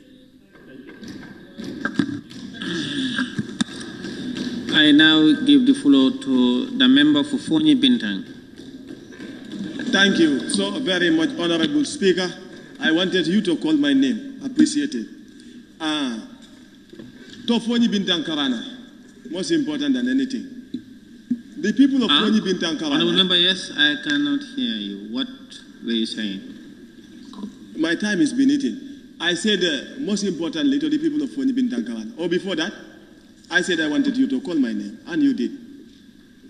Thank you. Now, to the people of Fonyi Bintang Karana, imagine from Kanilai up to Bullock, there is only one fire station that is in Kanilai. And Fonyi is vulnerable in terms of fire break. Now, in the event we have fire break, what will happen to us? So we definitely need a fire station, especially in Sibanor, as it will serve all the neighboring villages from Fonyi Bintang up to Fonyi Berefet. That is something which is very, very important. We spoke about the issue of electrification, and Alhamdulillah, the Minister of Energy promised us that he will supply us with electric and giving me the list of certain villages, which I am anticipating and waiting for wholeheartedly. Honorable Speaker, it's not a pleasant thing for one to be speaking English language in this chamber. The members want to express themselves freely. Members want to speak to their electorates. Members want the electorate to understand what they want to communicate to them. But this has been restricted because of the language that we are speaking. This language is a foreign language. It's never a pleasant thing for us to be speaking this language. It is not a pride for us to speak the English language. So what will be more appropriate is for us to speak the local language. The local language that will go down into the heart of our people, for our people to understand what we are saying at the National Assembly. Once they understand, they will appreciate. That is something very important, and I want all the National Assembly members to look into it. Coming down to the issue of Gambia College. Honorable Speaker, the Gambia College students, especially the in-service students, they went through a lot during the past weeks because they could not get their attestation, and Monday the schools are to be open. Now, because the Minister of Basic and Secondary Education, or the Gambia College, the Minister of Basic and Secondary Education should pay the Gambia College an amount of money, but they could not pay. For that very reason, the students' attestation, they could not receive it up to date. But I am reliably informed by the DPS that They are working on it, and inshallah, it is a done deal. It is facilitated. I want the government of the day to concentrate more on education, as education is key and central. In the absence of education, nothing can be achieved. And look at what the young are going through. They want to learn in this country, they are restricted. They want to migrate to go and sign for greener pasture, they are restricted. They wanted development, they wanted employment, they are restricted. Now, when you were campaigning in 2016, you told them that you were going to give them free visa to Europe. And you came, in return, what did you give them? You deported them. And the Minister of Foreign Affairs was not bold enough to come to us to bring deportation issue into this National Assembly. When the West were coming here, what legal document did they have that warranted them to come here during the slave trade? They came here willingly. We never wanted their presence. They forced themselves into us, loot all our resources. Today we want to pay back the visit, and they are restricting us. And you want us to endorse that for them to deport our people? We will never be part of it, and never will we entertain it. And let the government take note of these realities. And we are not taking it lightly with the government. Deport them as you used to be, but it will never be through our consent. Our consent is clear that the West did not get that legal document when they were coming here. And for the fact that they did not get the legal document, we do not require any document to travel. The world is meant for us to move around, and we will continue to move around, and nothing can stop us. Thank you. So the issue of the security is a burning issue. This is why, Honorable Speaker, that day I was emotionally moved for the very fact that young boys were shot to death. And the girl they are very, very young, who went into the security to look for employment. And for the fact that they are trying to save the country, to protect the life and properties of Gambian people. They were shot to death. And what was their crime? Their crime was serving the country. Their crime was trying to protect the country. Their crime was trying to protect the properties of our people. Nothing. They did absolutely nothing. You just come out of hatred, you shoot them to death. It would have been better if a politician was shot to death. But not our security officers. Not our security officers. These are men and women. These are men and women that will stand on the burning sun. No matter what, we still love them and appreciate them. No matter what, they are from us. They are from our society. And no matter what, we could not pay them, but we still love them and appreciate them. And we will continue to defend their rights. They are our security officers, and they emanate from us. So this is something that will not be accepted. And we will never condone such a thing. To the security officers, the government could not pay you. We could not pay you. Here, the whole house, we could not pay you. We owe you an apology. We are apologizing to all of you. Because that day it was so shameful for me to look into the eyes of the security officers. What will I tell them? That they are trying to secure us and they are shot to death. Look at that boy, Lamin Jami, who was shot in North Bank, brought by the honorable member for Lower Nyomi, was lying down in Demban Clinic, Banjul here, Demban Clinic, Banjul. For almost 4 months, this guy is no attention, full attention was given to him. Alhamdulillah, the IG tried to the best of his ability. But to the Ministry of Health, nothing absolutely. That guy, 3 operations was done on that guy. Still, he was trying here. And they left him there like that, who was on his national duties. But to the gun heroes, I said, وَبَشِّرِ الصَّابِرِينَ الَّذِينَ إِذَا أَصَابَتْهُم مُّصِيبَةٌ قَالُوا إِنَّا لِلَّهِ وَإِنَّا إِلَيْهِ رَاجِعُونَ.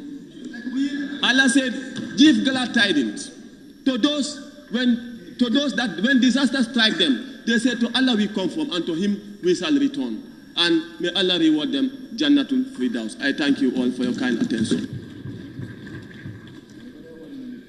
The member for Banjul North.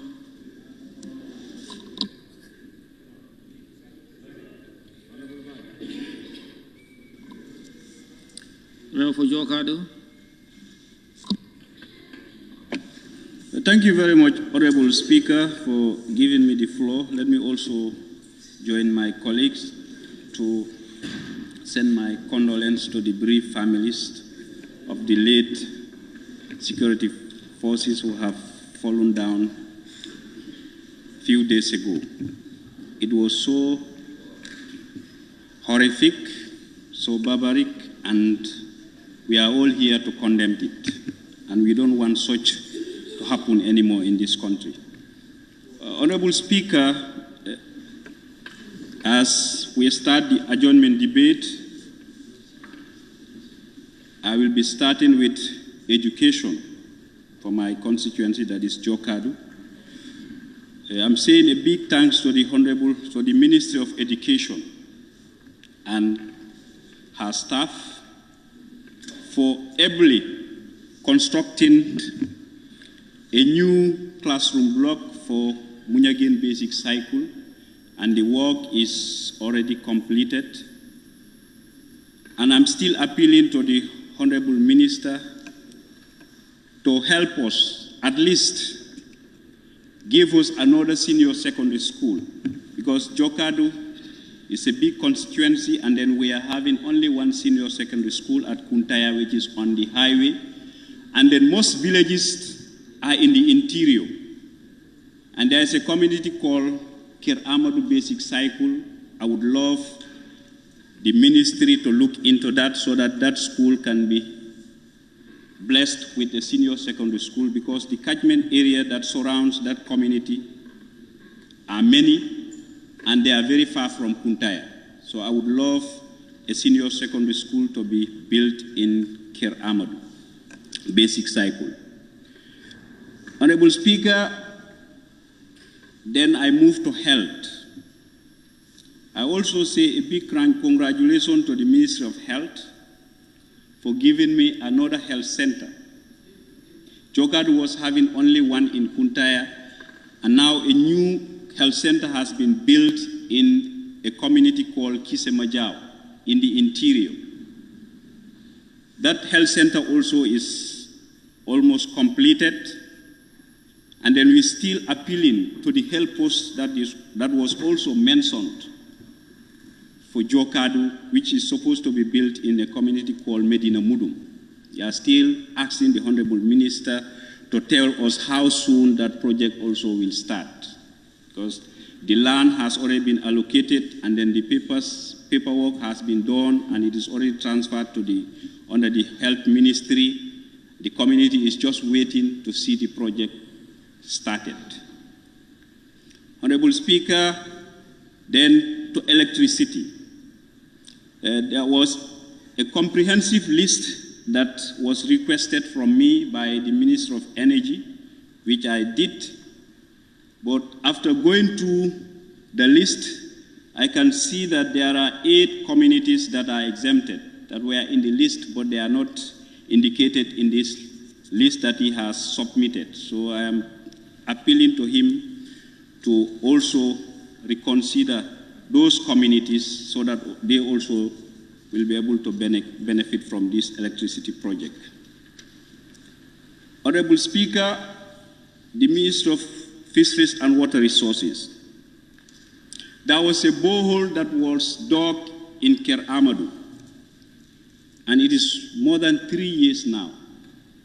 That borehole is sealed there, and still now we are waiting, but we don't have any proper communication as to the condition of that borehole, when the completion will be done.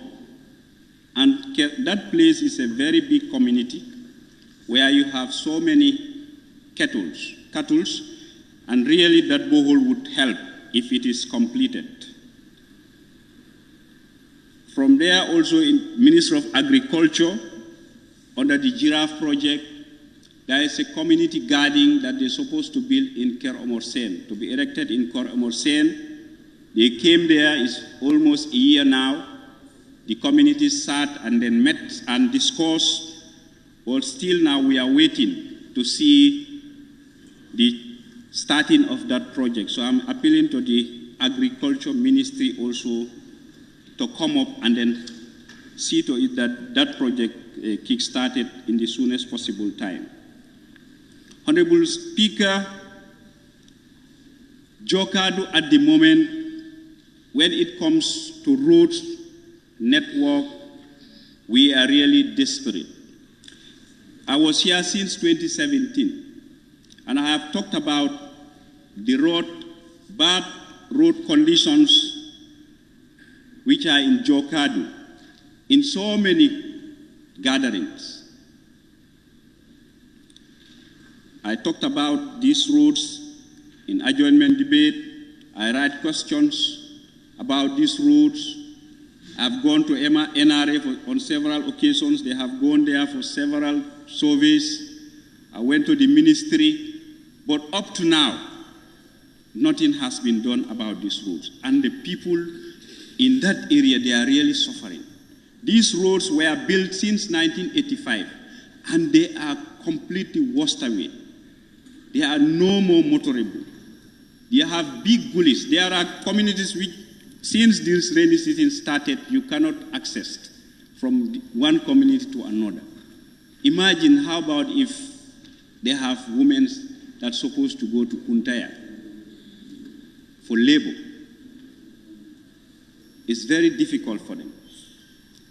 And definitely, my people told me that they are not taking this thing very light with this government. Because if you could remember, Jokadu is among the two constituencies where this NPP government tested their power when it comes to election. And then they won. But still now, people are talking about these roads, but nothing has been done about this road.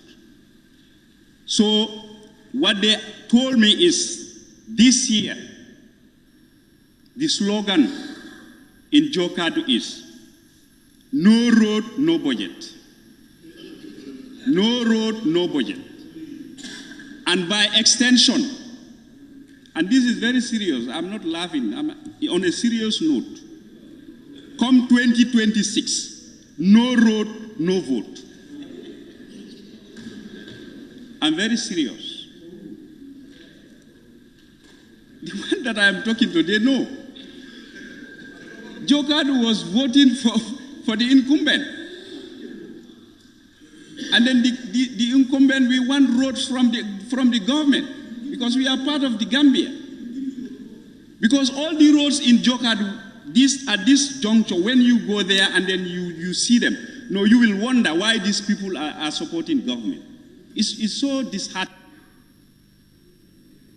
Thank you very much, Honorable Member, and the people of Opanyomi and Jokadu as well as Lower Nyomi. I understand the Hakalan Road stretches as far as Jokadu, and that stretch of Jokadu, they are very grateful to the government. Thank you.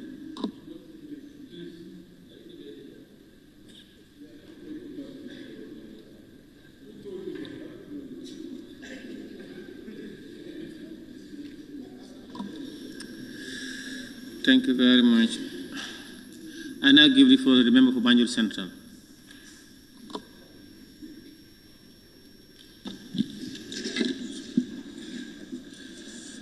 Thank you, Honorable Speaker.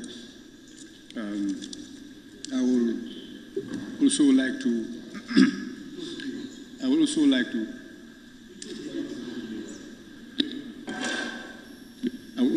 to add my voice in condemning the recent shooting of our police officers that led to their fatalities.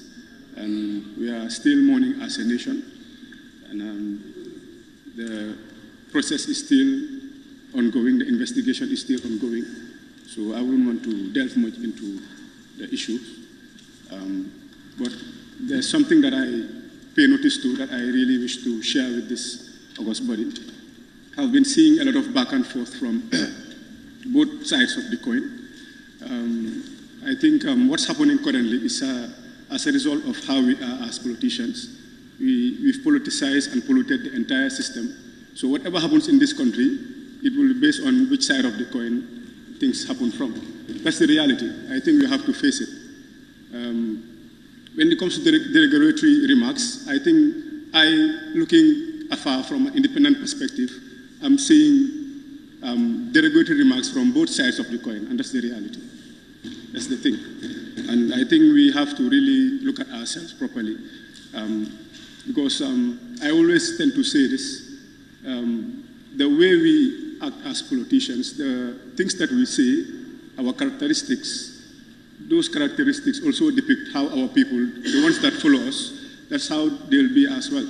So we have to be very mindful as to the things that we utter, how we conduct ourselves. We all can't have things our way all the time, right? And I think at some point we also have to have respect for us, for each other. And I think in this August Assembly, a member did make mention of it, that there was a period, there was a time whereby we all were together at some point. Everything was nice and flourishing. Well, and nobody complained, right?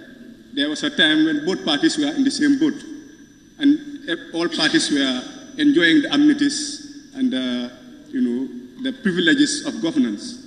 So I see no reason why all of a sudden, once we part ways, we tend to see things from a different perspective and tend to politicize everything at our own convenience. I think that's very illegitimate, and I think that's very irresponsible from our sides, and I think we have to desist from it.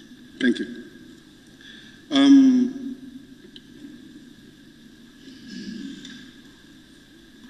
Honorable Speaker, I would first like to start with regards to drug issues that is really plaguing the country, most especially my constituency. This drug issue, I did ask the Honorable Minister yesterday when we were having our orals. Most of his statements were based on the idea of cannabis and stuff like that. But I think there was even a publication from the league, the PRO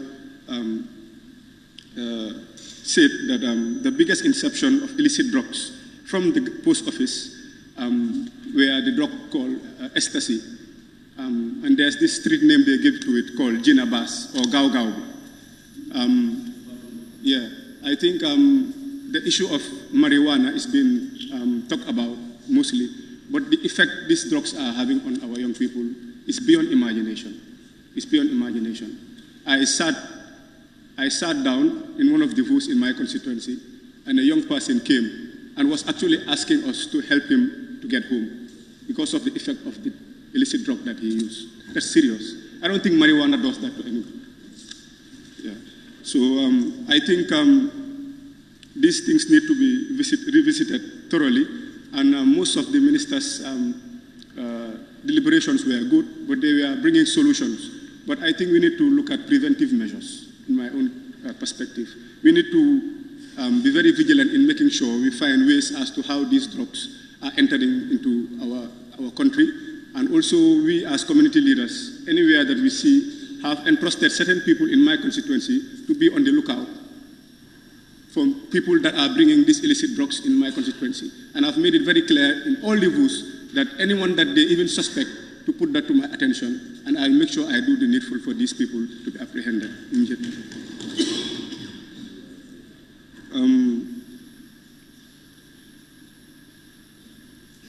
Honorable Speaker, still on the same issue, usually I do have frequent walks in the morning after prayers, and most of the time I even, in my midst, I would see the patrol officers rounding up young people in some of my constituency, and I know it happens in most areas in the country here. These are small substance abuses. They are not the big people bringing these illicit drugs. And time again, we've been seeing big publications in our news outlets having big drug busts, but still, I haven't still seen any of the culprits being put to book. Recently, there were even, I don't want to be too specific, but there are even instances where we see people who are still walking scot-free after being apprehended and taken to court. So it doesn't, it doesn't make any sense to me at the particular moment. It's like mile 2 is like kuma amday, akuma amunday. That's how I see mile 2. Like the only people that are in mile 2 are those that are poor and cannot afford things for themselves. Honorable Speaker, I would like to touch a bit on a youth conference I was invited at. It's called the Banjul Youth Diplomats Conference recently. It's an initiative put together by young people from the entire country. Part of the resolutions they made, and this is something that they've said that I should raise here in Parliament, that the CSOs, they want to have an interface, direct interface, with no strings attached with the President of the Republic. So I would like to put that through, Honorable Speaker. Also, Honorable Speaker, in terms of domestic issues plaguing Banjul as a community, someone made mention here the issue of rent is also being a big barrier in our day-to-day activities, because currently we are having a large mass exodus in the capital city, which should be the beacon and the hope of any country. Any country that you go, the capital city has to be top-notch. I think it's only in the Gambia here whereby you can compare the capital city with any other place here in the Gambia. Looking at things from afar, from your perspectives, especially those in the rural areas, they will see Banjulians especially as elitist. But most of the things you guys are complaining, we are also feeling the same things. We have power shortages, we have water shortages, among other things that are really proving very daunting for us. And I think these issues need to be raised. And also, the idea of friends also, I think this August Assembly need to look deep into it, because I don't see anywhere in our laws whereby it said that you have to pay 6 months in advance, or you have to, oh, my time. Thank you very much, Honorable Member. The member for Janjamure, the member for Lower Nyomi.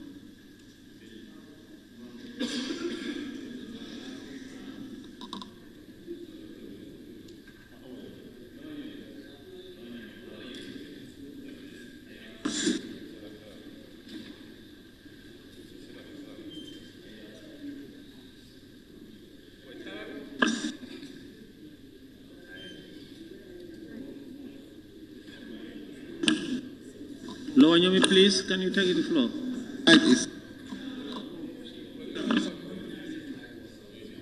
Yeah, can you shift?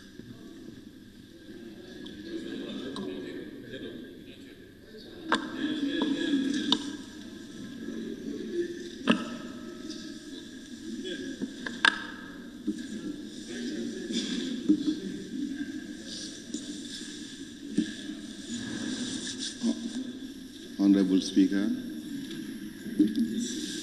members of the National Assembly, Office of the Clerk, security services present, the media fraternity, the officials representing different ministries, good evening to you all.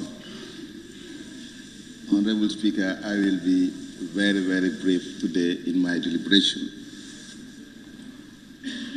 I will first start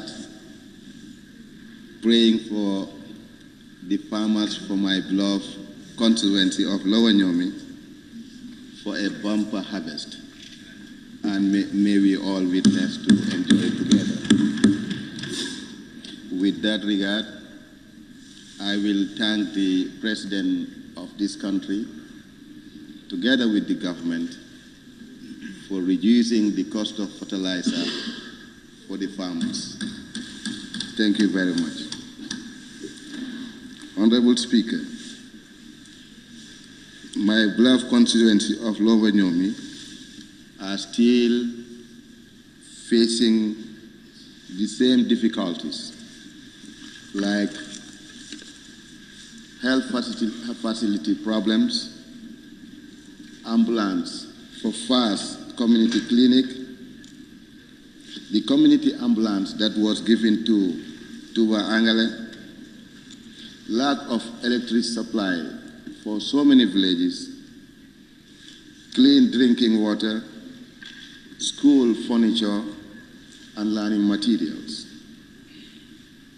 Feeder roads, as so many other members claim, garden for women, mini stadium for the youths, and a sea ambulance that I used to serve here over and over, to be situated at Bara, to be evacuating patients from Bara to Banjul.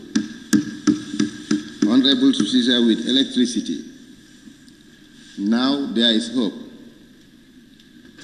and hope we can believe in. As I see some poles are offloaded in a village called Bangali and Tuba Angale. With that, definitely is a big hope, and definitely hoping for it to be erected soon. Thank you very much, the Ministry of Energy. Honorable Speaker, as I mentioned earlier, clean drinking water is a problem, particularly to a village called Jinak. I do mention it here over and over. This village has been suffering since colonial days. For them to get clean drinking water is a problem. I always mention, the water they drink, they buy it. The water they cook their meal, they buy it. This is very, very serious. I cried it out here over and over, but no help. No help. It's very, very serious. And the member for Central Baribu can attest to this, because he is a living witness. He used to live there for some years. Definitely those people are suffering, and appealing to government really for them to be helped with clean drinking water. Honorable Speaker,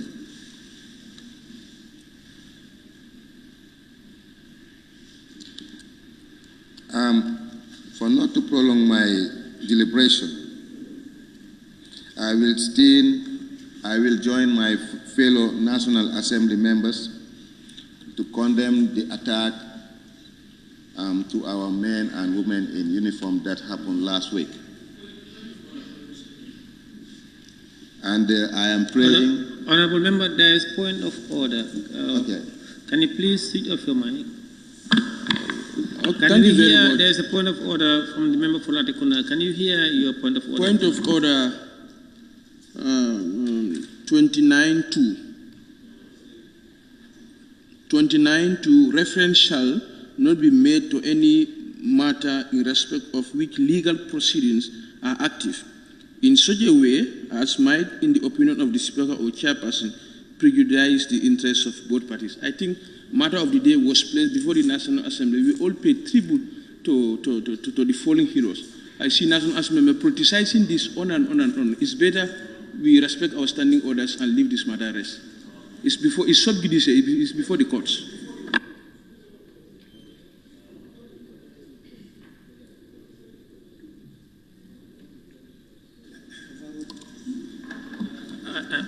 Honorable Member, I am not sure if the matter is before the court.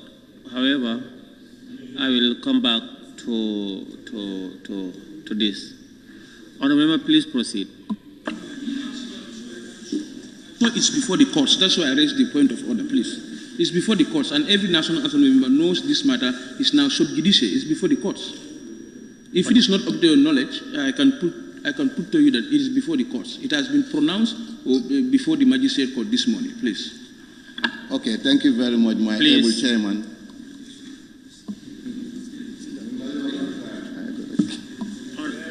Honorable Member,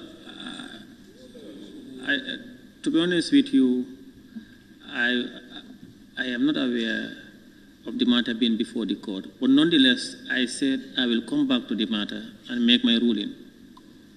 I will come back to the matter.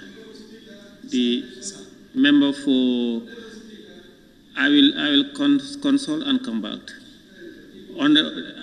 That's what I said already. I said I will come back and later. So that's, yes. Honorable Member for Lowanyomi, please continue. Thank you very much, Honorable Speaker, and thank you, my able chairman. I know you wanted to distract me, but no problem with that. But that will not stop me from praying for the demise. May their soul rest in perfect peace. And may the wounded individual to be recovered soonest.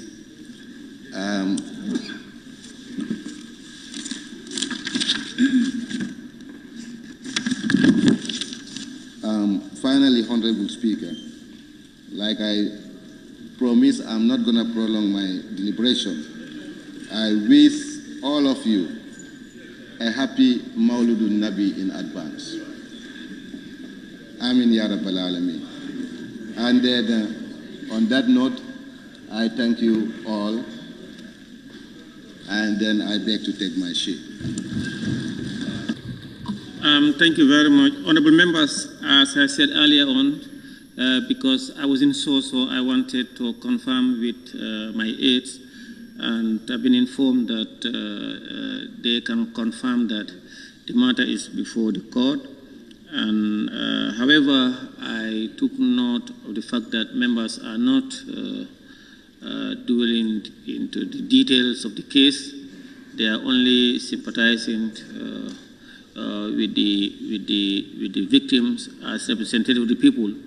However, we are framed by law from taking up with matters or issues that are before the court of law. That's my ruling.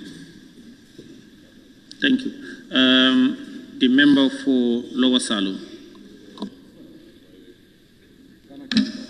Thank you, Honorable Speaker. You have, the Speaker has made a ruling that those ones who will go, they will allow them to speak first, but none of them are here. Most of them, sorry. Honorable Speaker, thank you for giving me the floor.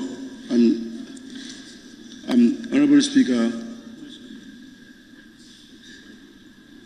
we are here to represent our people. And again, we are all using the same passport, the same color, ID card, the same thing. This is why we are called National Assembly members.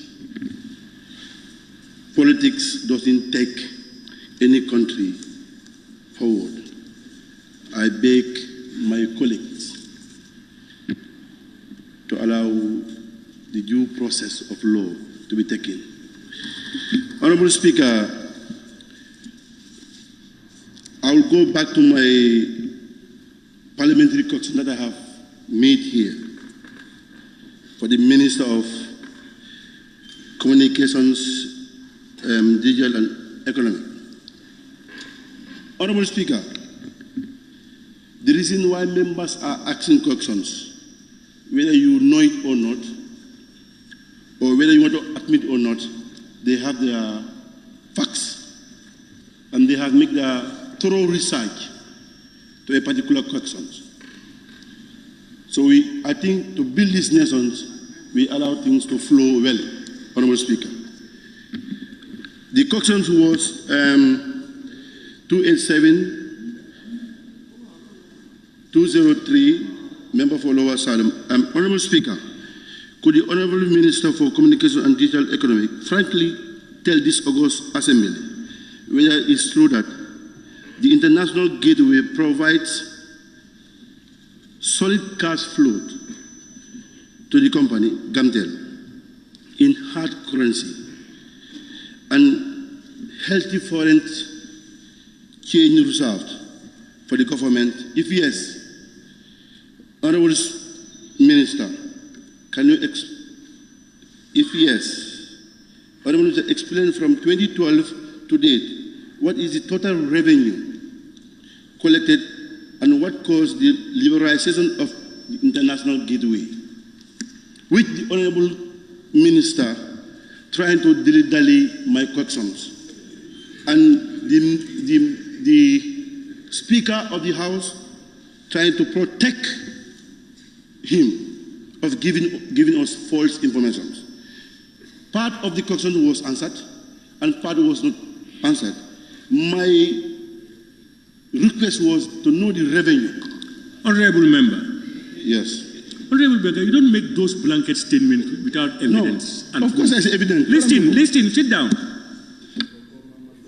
Honorable member, you better learn the ethics of parliamentary procedures. What is my interest to protect somebody?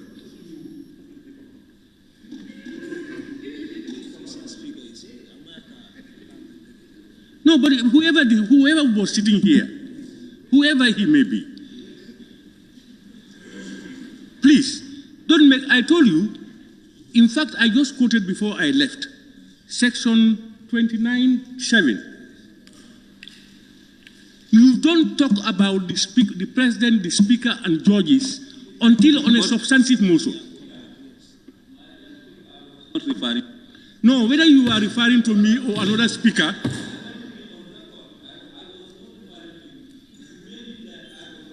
No. What I'm saying is, you see, when you talk about speaker,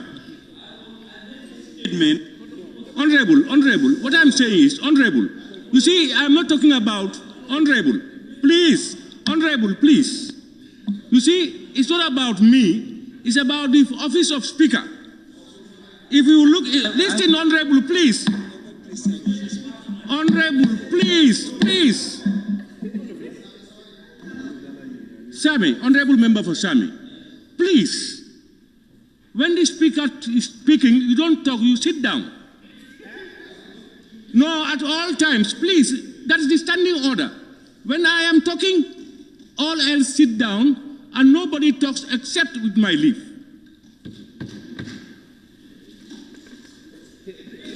And if you are here, we will give you the same respect. No, don't talk to me personally. I was checking on you on the use of speaker. You cannot talk about the speaker, the president, the judges. I told you that. So whether it's me or another speaker or another president or another judge, it is not correct. Please. No, please note that down. I don't want to belabor this. Whether you made yourself clear, you are not referring to me what? What I'm saying is, I understood that. But what I'm saying, honorable, please.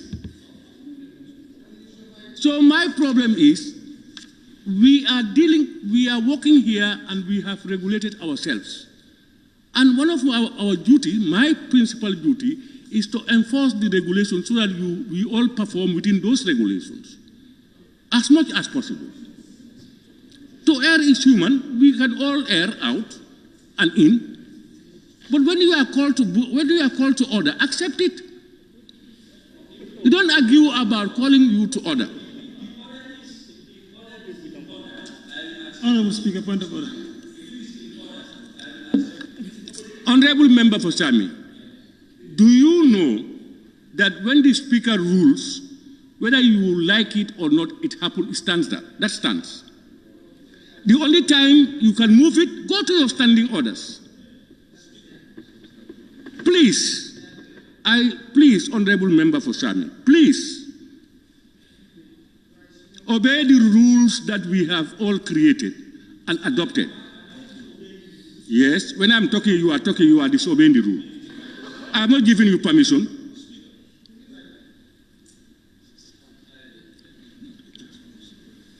Don't push me to my limits. I try to understand you as much as possible. But let's give each other our dues, please.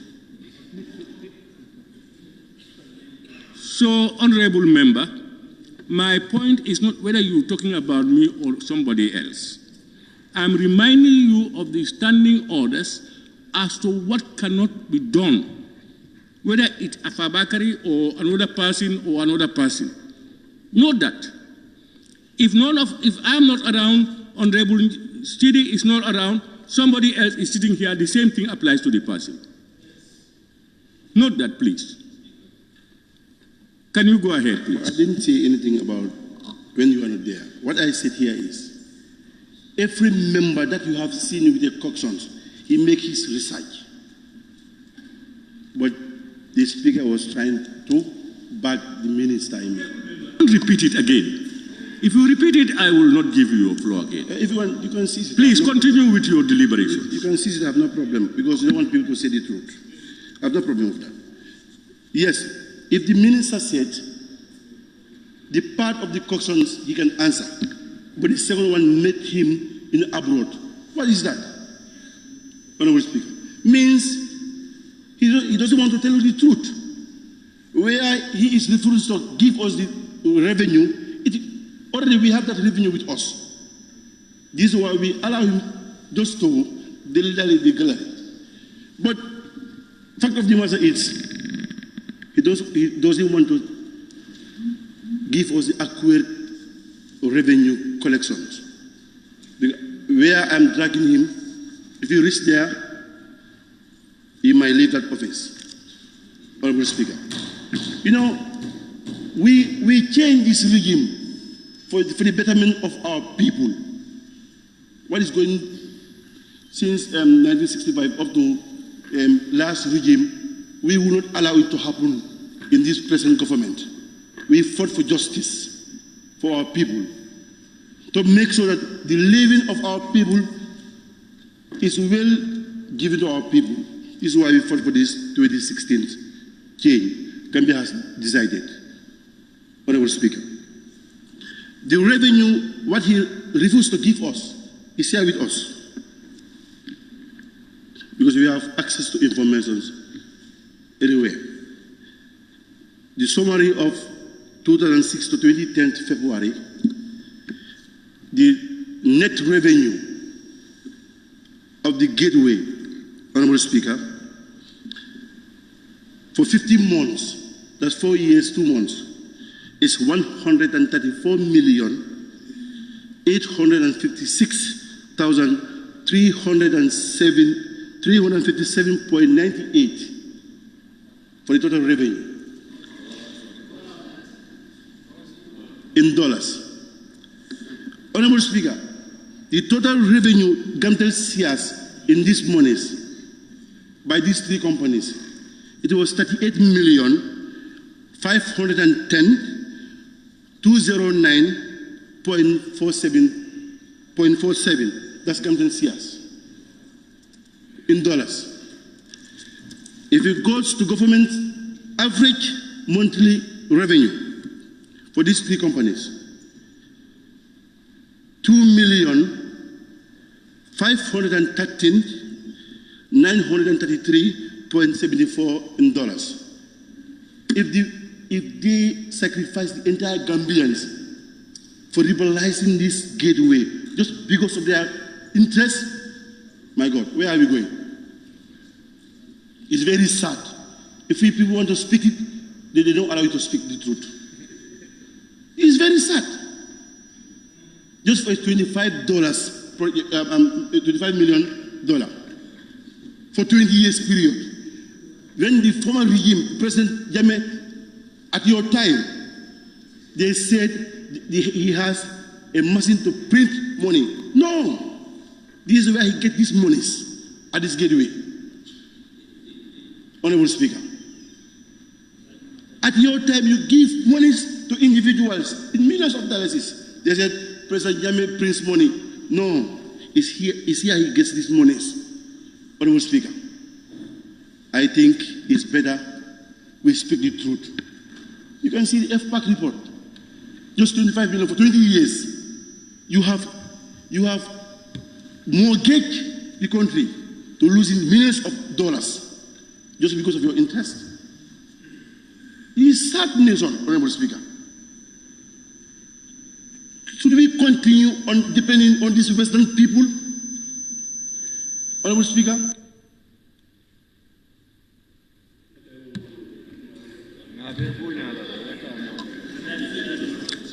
Thank you very much, Honorable Member for Lower Salum. I now call upon the Honorable Member for Kiang Central. I now call upon the Honorable Member for Latrikunda Sabigi. Thank you very much, Honorable Speaker, for giving me the floor. First of all, I want to observe something. I want the speakers to understand, if I see people, if they are entering into the assembly, they bow down in humility. This is not about Mr. Jada, this is not about Sidinjai. This is about the respect that the members have for the seat, which, the sanctity of the seat, which you are just a mere emblem. So I want always for us to separate persons from the seats they are occupied. I want to be very brief. I have few thematic areas I want to touch. That is contract management and administration in this country. I'll also talk about the public procurement process, cabinet approvals to procurement processes, and the pre-finance procedure. Honorable Speaker, I'll also talk about the Gambia Police Force and their relationship with the spokesperson of the executive. This need to be touched. As sharp, it's going to be very sharp, dissecting every disease organ. Honorable Speaker, I will also talk about the sports ministry, the Gambia achievement in football, even though I'm not a football fan, but I've been very observant. I will also talk about the Ministry of Finance. Honorable Speaker, contract management and administration in this country. If honorable members pay attention when the budget is brought before the National Assembly, a good part of it goes into contract, especially road construction, school construction, etc., etc. But contract management and administration in this country is the biggest problem. There is no ministry in this country. I've been in project management for the past 12 years. It's a problem for the fact that our project implementation structures lack capacity. Our project implementation structures are always compromised. This is why most of the time our contracts fail. We'll pump millions of dollars or dollars into contracts, award of contracts. Subsequently, they all fail because consultants are compromised.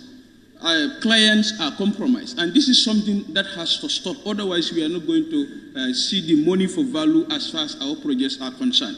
There is no ministry in this country that will implement the projects from last day up to the project cycle without any problem. As I said before, the project implementers are all compromised, the consultants are compromised, the clients are compromised, monitoring is weak, project management structures are all weak, project management structures are not resourceful to do their best. And this is something that the government should look into. The government is losing a lot of money as far as project contract management and administration is concerned. The second will be public procurement process. This is where the biggest problems lie. This, I mean, how contracts are awarded. We have seen the OIC projects. A typical example is the OIC. Contracts that were awarded for a period of 14 months. It's over 2 years now, the contractors are still less than 9%. And the minister was here yesterday defending that, which is very, very, very unfortunate. A contract awarded for a period of 14 years is now over 2 years. Contract is still lacking at 9%. Procurement process starts from who do you identify, or which contractor you identify to do the job. This is very, very unfortunate because it is compromised.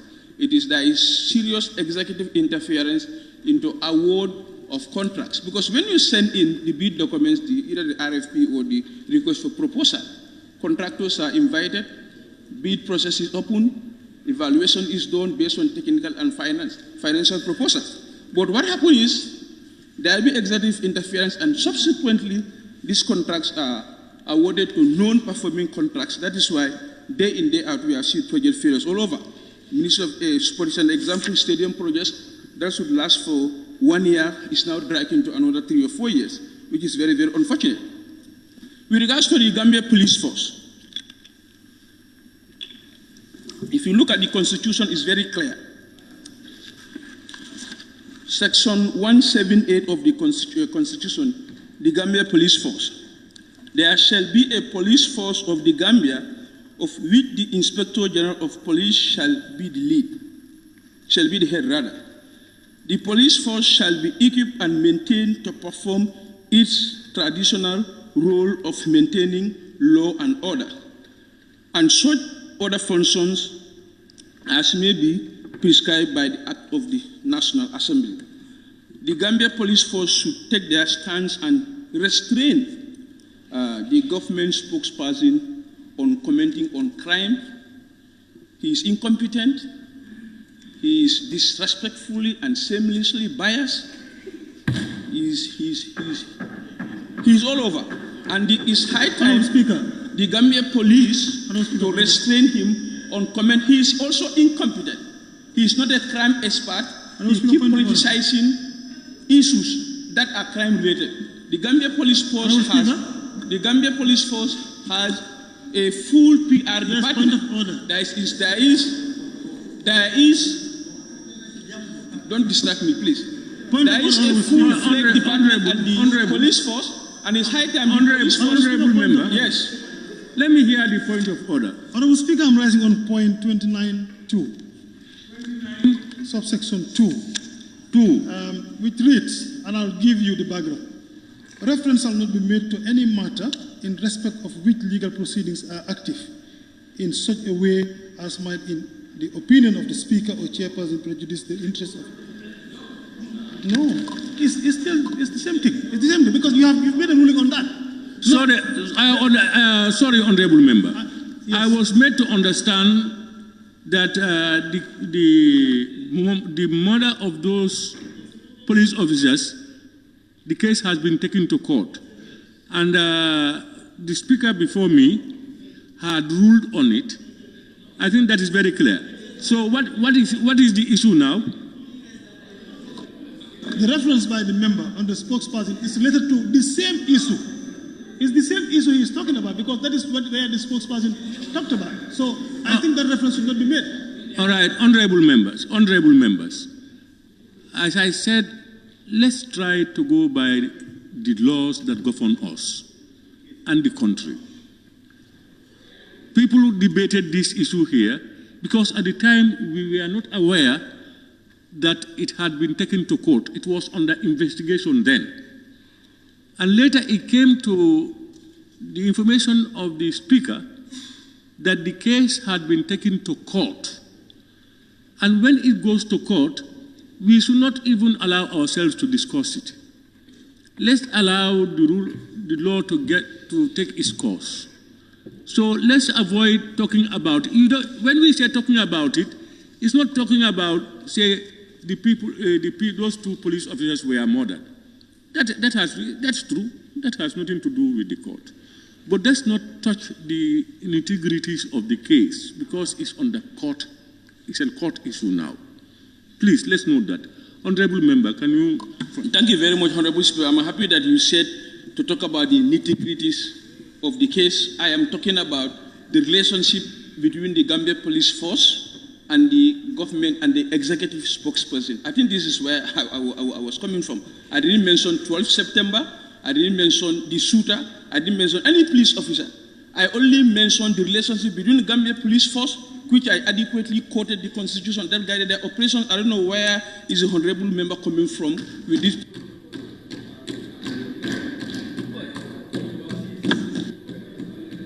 Honorable, 30 seconds to wind up. Please be quiet.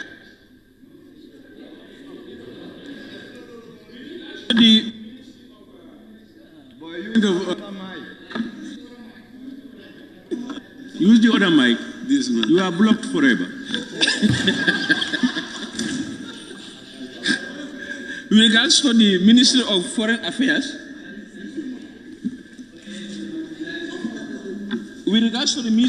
Affairs, this National Assembly is not in position to sign any treaty that will enable our young men and boys, girls to come back to the Gambia. So I am telling the Ministry of Finance to hold on to those treaties because they have sacrificed their life to go to the back way. Let them negotiate a deal that is going to make them resourceful when they come back, but not only to go and receive them at the airport empty-handed.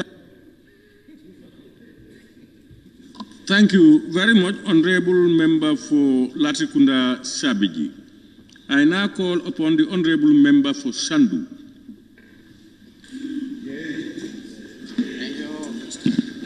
Thank you, Honorable Speaker.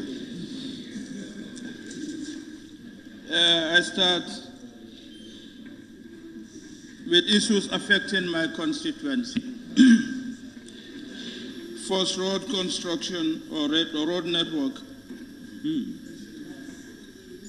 The road linking Dar Silame to Mbaikunda and the road leading from Dar Silame to Tuba Sandu, nowadays to Saregubu via Dar Silame. Dar Silame to Jegejari are critical roads that need the intervention of government. And as I always say here during our adjournment debates, these are critical roads and the people of Sandu needs the intervention of government in those areas. Health facility, Diabugu needs upgrading from a minor to a major health center where all the health needs of the people around that area from Same to Wuli can be addressed in Diabu. On agriculture, gardens,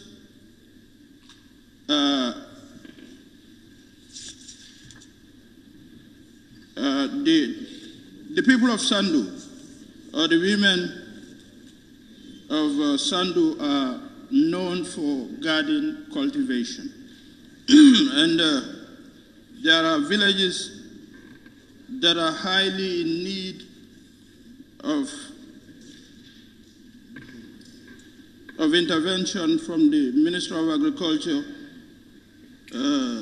to provide them with waters and the right fence that they need to produce the right products that will enable our women groups to stand on their feet. Electricity. 18 villages already earmarked for electrification in Sandu, and thanks to the Gambia government through the Ministry of Energy. For 50 years or over, only 2 villages have been electrified. And we have seen during the past year, works have started and 5 villages have already been covered. On the front of youth and sports, we thank them for providing us a mini stadium, and we are calling them to complete the works and hand it over to the youths of Sandu.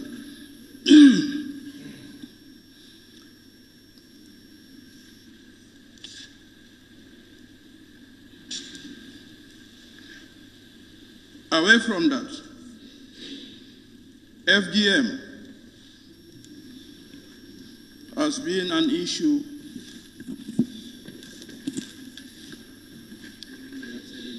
has been a talking point of the public for the past 1 month.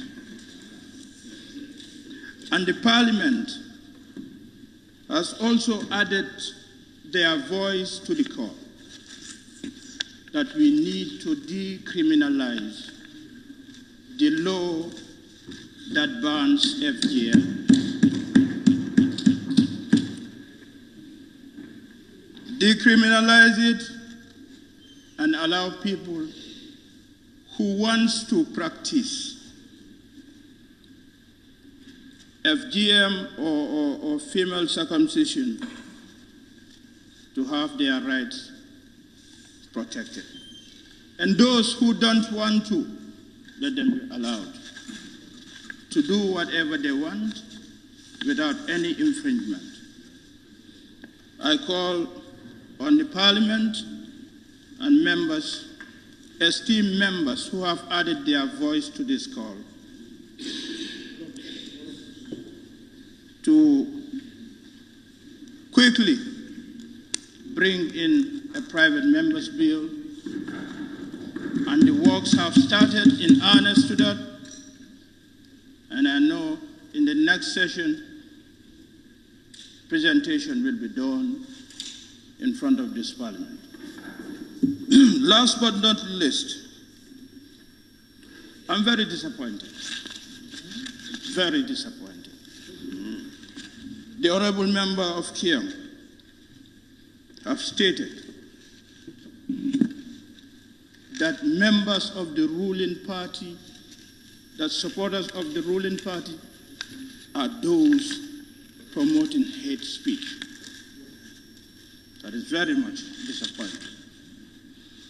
As leaders, we should be ready to call people to peace. Over 400,000 voted for this government, and calling those people with derogatory names is not helping us. Let us come together as one people to promote peace and see that the Gambia attains what we call a peaceful and serene nation. As leaders, let us promote peace and call our people to peace. It is not going to go by that you will see one or two people from each party throwing derogatory words, but that doesn't mean the whole party is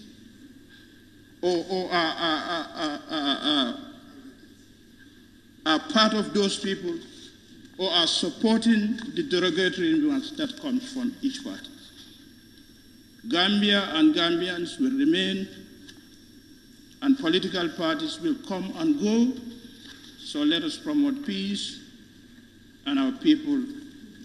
The developments that we yearn for will be delivered to our people in the soonest possible time. Thank you very much. Thank you very much, Honorable Member for Sandu.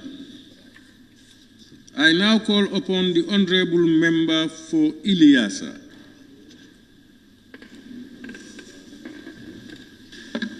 Thank you very much, Honorable Speaker, for giving me the floor. Honorable Speaker, let me join my colleagues to totally condemn the barbaric action taken by an unscrupulous person by killing our innocent police officers. Honorable Speaker, this action is definitely barbaric. It should not take in this country. I'm very much disappointed, and we should all stand firm to condemn such action in the country. And that I'm calling on the government not to spare anyone who is involved in this problem. We make sure we try and discourage it. Whoever is involved, we put fire on their head. That's all. Honorable Speaker, let me sincerely thank the government of the Gambia for providing enough and a good rice and affordable rice for Gambian people that all of us are enjoying today.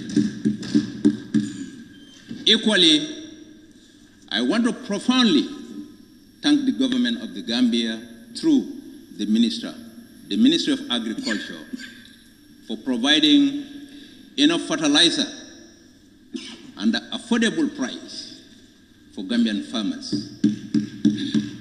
By providing enough fertilizers for Gambian farmers, definitely this year farmers are expecting bumper harvest.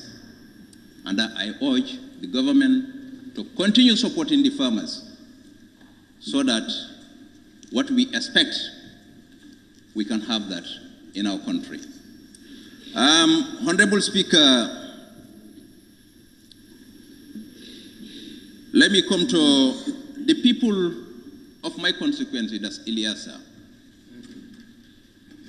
are not privileged to have government road construction in that constituency. Definitely it's unfortunate. Certain roads in the Upper Badibu, they are very, very difficult, definitely, to move. And I am appealing to the government of the Gambia, but the people of Upper Badibu, definitely, but certain roads like Farafenye Balengo Road, Ilyasa Kachar Road, Maka Farafenye roads, these are very, very important roads. Definitely we need government intervention to help us to construct these roads. In doing so, this will definitely help us and many things in our constituency. Honorable Speaker, I am so delighted to receive a list from the Minister of Energy this morning, but that almost 95% villages in my constituency will have electricity, 95%. So I definitely thank the government of the Gambia through the Minister of Energy for that effort. But definitely, it's a very good move, and we really welcome the idea. Honorable Speaker, this is the few remarks that I have. I thank you very much for giving me the floor.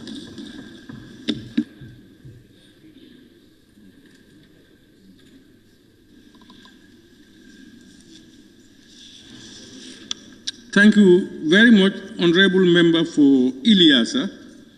I now invite the Honorable Member for Tumanna. Pardon? He's out. No, I am here, Honorable Speaker. I am here. Okay, Tumanna. Thank you very much, Honorable Speaker.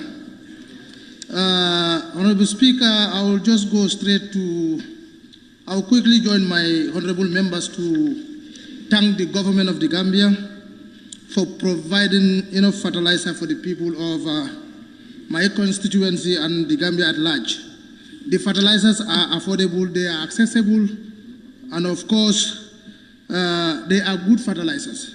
And with that regard, we all believe today, we all believe this year, the Gambia is going to experience a bumper harvest. For this being the case, I will call on the government to still tighten up their belt so that they can provide good price for the produce. Honorable Speaker, I will go straight to, still now I'll thank the government of the Gambia for upgrading the Badara Upper Basic School to senior secondary school. Tumanna is having only two senior secondary school, only one senior secondary school, and this one will add it to two senior secondary school. And we will applaud the government for that initiative. And I will still went further to request the government, because the population with regard to the senior secondary school we are having is still low. So for that being the case, I will request on behalf of my people that for the government of the Gambia to still upgrade one of the upper basic schools that are there. Clean drinking water, Honorable Speaker. In my constituency, we have a lot of communities that are without drinking water. We are appealing to the government to please go forward to help us with boreholes. This will obviously help us to solve that problem, and of course, some of the health implications that are connected to drinking water that are not good will also be solved.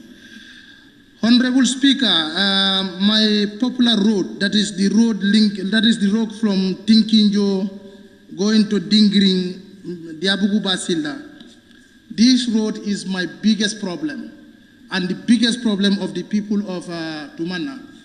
We will still now call on the government to please consider this road for us, as we are having almost 25 communities that are sitting along this road. Therefore, this road needs the consideration and intervention of the government of the Gambia. Honorable Speaker, Tumana, I believe, is maybe among the few constituencies or districts that are with a police station.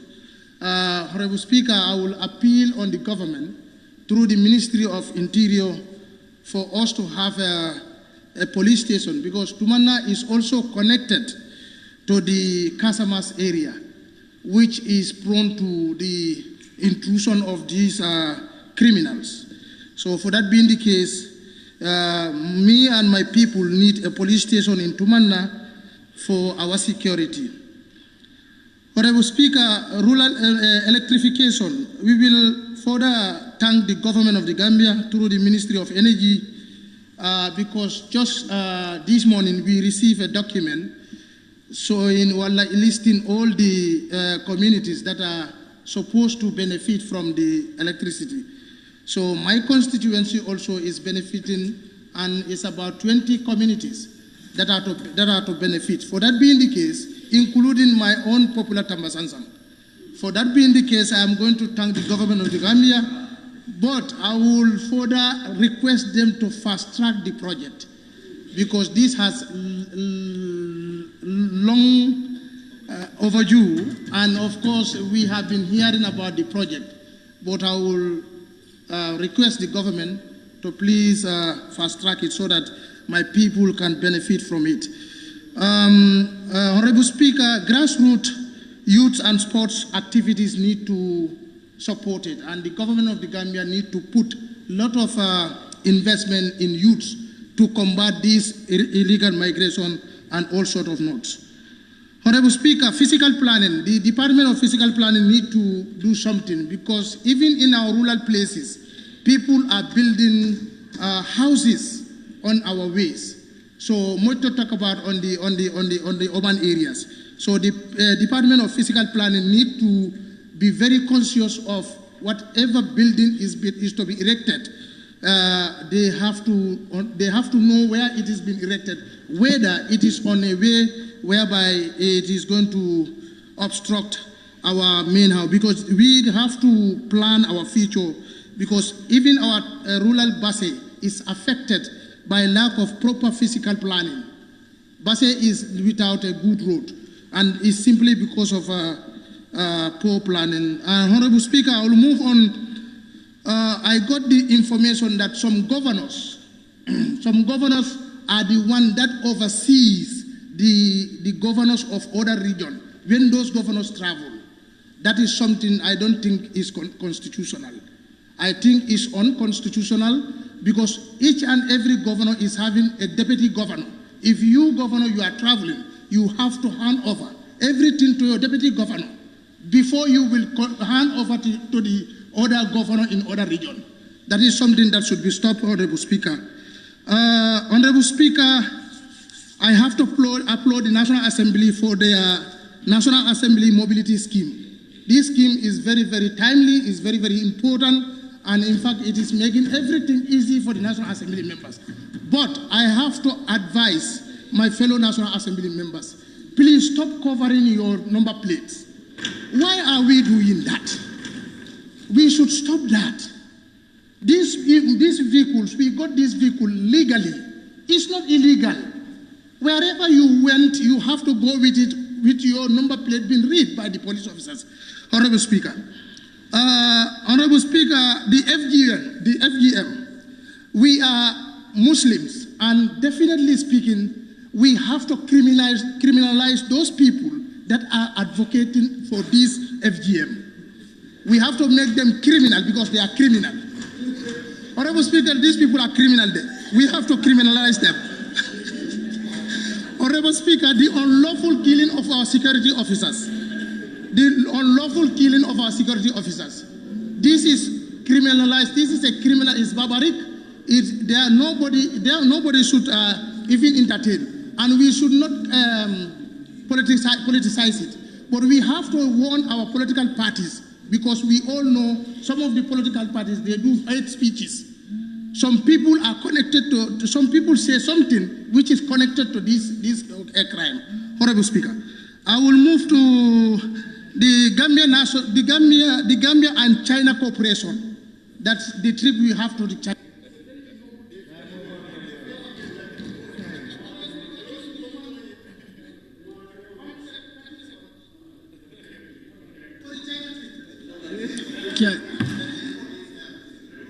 Tumanna, 30 seconds. Honorable Speaker, this is a great initiative, and we can all attest to what I am saying, because we went to China and we learned a lot there.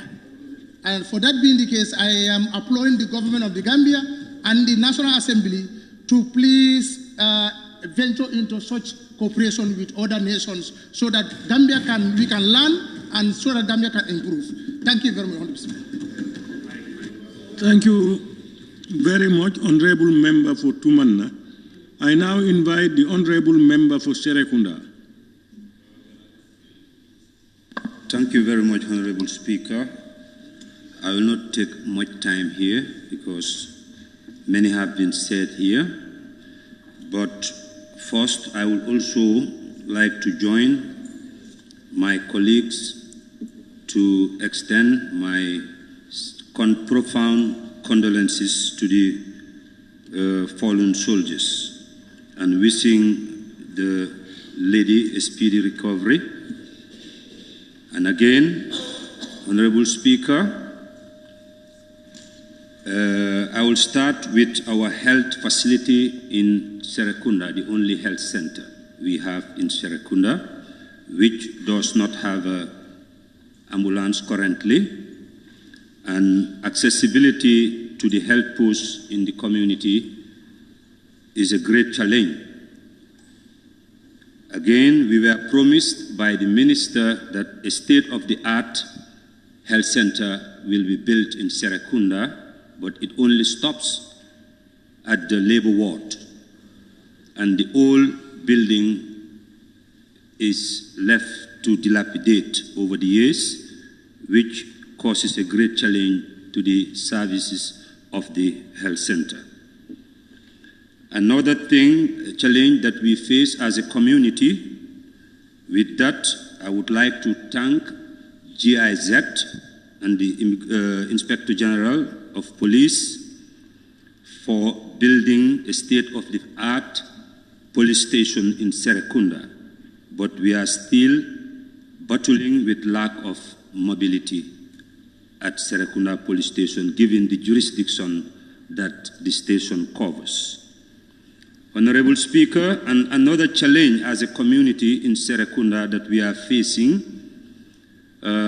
our streets have been occupied by vendors, which poses a great challenge to those living in the community, especially school-going children who are subjected to all kinds of abuses on their way to school by street vendors. At times, there are also fatal accidents which need to be considered by the local government minister and the mayor of the municipality to come up with policies to regulate the vendors. Honorable Speaker, we have also proposed for the government to establish a garage or a car park for those vehicles plying within our community, because they are coming from different settlements in the Combos. So we have proposed, before allocating Kamalo to private individuals, why can't the government make best use of it to allocate those facilities that are lacking in our community, especially in the KM region? It wouldn't, to relocate NAWEC and even the magistrate court to Kamalo, that will not hamper or distract their operations. And that area could have been used as a car park for all the vehicles coming into Serekunda. And another thing, Honorable Speaker, I have asked a parliamentary question regarding to a World Bank grant, which was meant to augment the water stream that flows from Abuko to Kotu stream, to the Minister of Environment, who in her response says that that project has been shifted to the Office of the Vice President. And I asked a similar question to the Vice President, and he said that the project is still with the Ministry of Environment. So this shows that there is a communication gap. And for the purpose of clarity, I would want the Minister for Environment to clarify or brief the Vice President. Honorable Speaker, as many of us have said here, most of our roads are dilapidated. So we need local solutions to our local problems as enshrined in the Local Government Act. Decentralization and devolution of powers can only bring us the development we are all yearning for. Section 49 of the Local Government Act.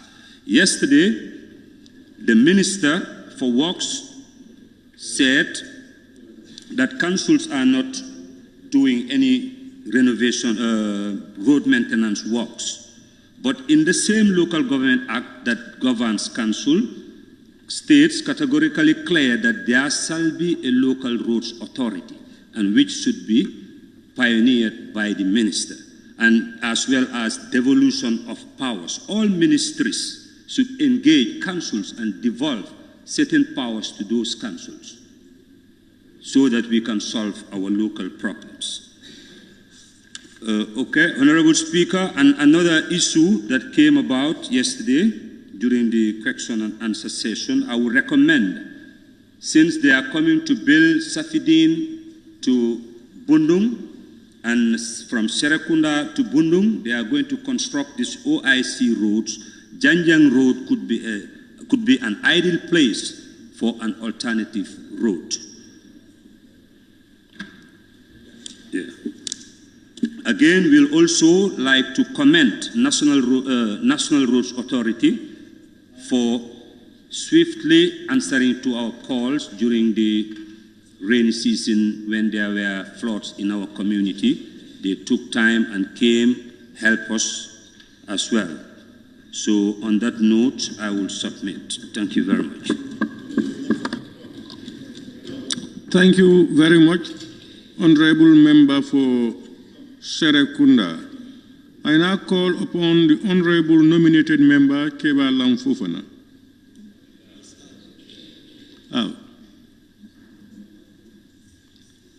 I now call upon Honorable Member for Jara Central.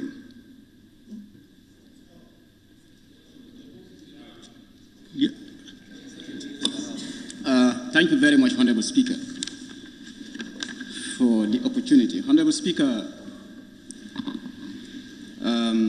may I first of all thank the mover of the motion, who is the minority leader and member for Birkama North. And also thank your humble office, Honorable Speaker, for your guidance. Further extend thanking to the sides, to the two sides of the National Assembly, which is the majority side and the minority sides, for their harmoniously working of issues during the course of this concluding ordinary session. I would also want to extend thanks to the Office of the Clerk, including, of course, the table office, and would also further acknowledge the presence of all government officials here present, strangers in the gallery, and also the media houses here present. Honorable Speaker, I will take off from the security sector of this country, Honorable Speaker. The Never Again slogan, Honorable Speaker, should not be abused. Of recent, we have seen what has happened in terms of security. And to my understanding, Honorable Speaker, unpatriotic Gambians have started abusing the Never Again slogan. And if we don't mind, this Never Again slogan would come back. It will come back. Because the way we are moving towards it is a very wrong direction, Honorable Speaker. Therefore, Honorable Speaker, I'm calling on the IG, the Inspector General of Police, the Interior Minister, and of course, the Minister of Defense and Security,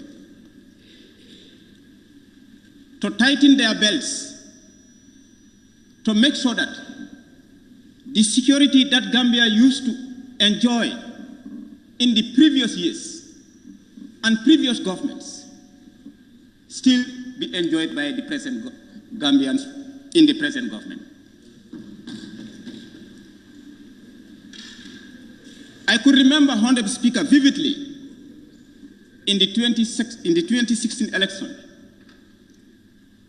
when the recent president won the election, the former President Babili Mansa made a cell call, a phone call to the president that he have acknowledged he have accepted the defeat, and that one thing he is advising him, that's the present president, is let the present president not to joke with security. Because it is only through security that we can feel and realize any development agenda that we are yearning for.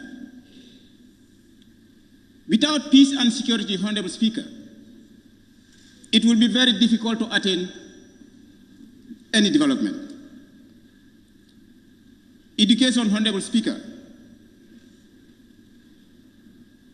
In the education sector, Honorable Speaker, or with regards to education, I would humbly thank the Ministry of Basic and Secondary Education, through, of course, the Region 4 Education Director and his team, for upgrading the Medina Sasita Lower Basic School to a basic cycle, which is, of course, starting in this academic year, 2023-2024. However, Honorable Speaker, I would urge the ministry, that's the Basic and Secondary Education Ministry, through the MRC Holland Foundation, to construct a good structure for these children who are transiting this year in the said school, transiting from grade 6 to grade 7. As of now, Honorable Speaker, these children who are transiting to grade 7 this year in the mentioned school are using an old building or an old structure. Fisheries and Water Resources Ministry, Honorable Speaker. In 2018, African Development Bank, Honorable Speaker, was able to assist the government of the Gambia in borehole drilling in the provinces. And in that regard, Honorable Speaker, some of us as members of parliament then were opportune to have at least 2 or 3 boreholes in your constituency, as mentioned by Wuli East and member for Jokado. I also benefited 3 boreholes from that project, Honorable Speaker. One borehole was drilled in Medina Sasita, in Digante, to serve its environs. Another one was drilled in Fololo to serve its surroundings. And also another one was drilled in Buiba, which is just recently, also to serve its surrounding. But what we are saying, Honorable Speaker, if at all the African Development Bank cannot further sponsor these boreholes to be utilized, then I think they should be able to face government through the Ministry of Water Resources, and then we see what we can do about it. Even if at all we are going for at least a part budget to be given to them, to these boreholes, and be operated. So on that note, Honorable Speaker, I am urging the Ministry of Fisheries and Water Resources to take it up with African Development Bank to further negotiate as to whether these boreholes, their sponsorship would be continued by them or not. On that note, Honorable Speaker, I would like to take my seat. Thank you. Thank you very much, Honorable Member for Jara Central. I now call upon the Honorable Member for Opanyomi. Thank you very much, Honorable Speaker, for this opportunity. Honorable Speaker, let me thank you, the Office of the Speaker, the Office of the Clerk, and all the staff of the National Assembly for the way and the manner they organized this particular session. We are really grateful. Honorable Speaker, let me also recognize the technicians that are representing the various ministries here present and my honorable colleagues. I thank you so much for your perseverance from the starting of this session up to date. Thank you so much. Honorable Speaker, I want to join my colleagues to extend my condolences to the families of the two policemen who lost their life in the line of duties, and also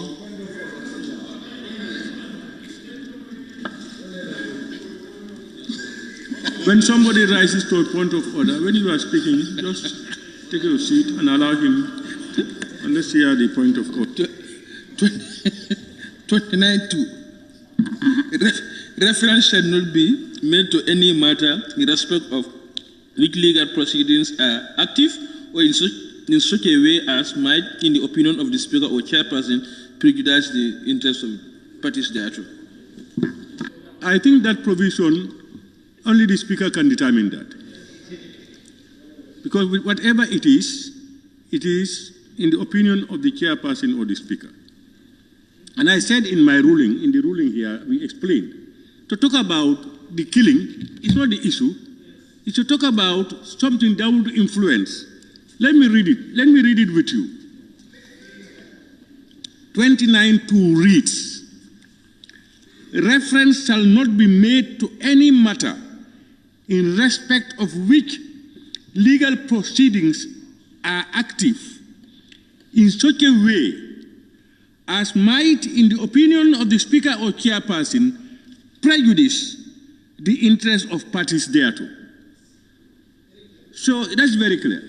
So that was why even when the member, was it the member for Jara Central, was it Jima Tumanna, when he was talking, I heard him talk about it. I was listening very attentively to see whether he would say something that will go to prejudice any of the parties involved.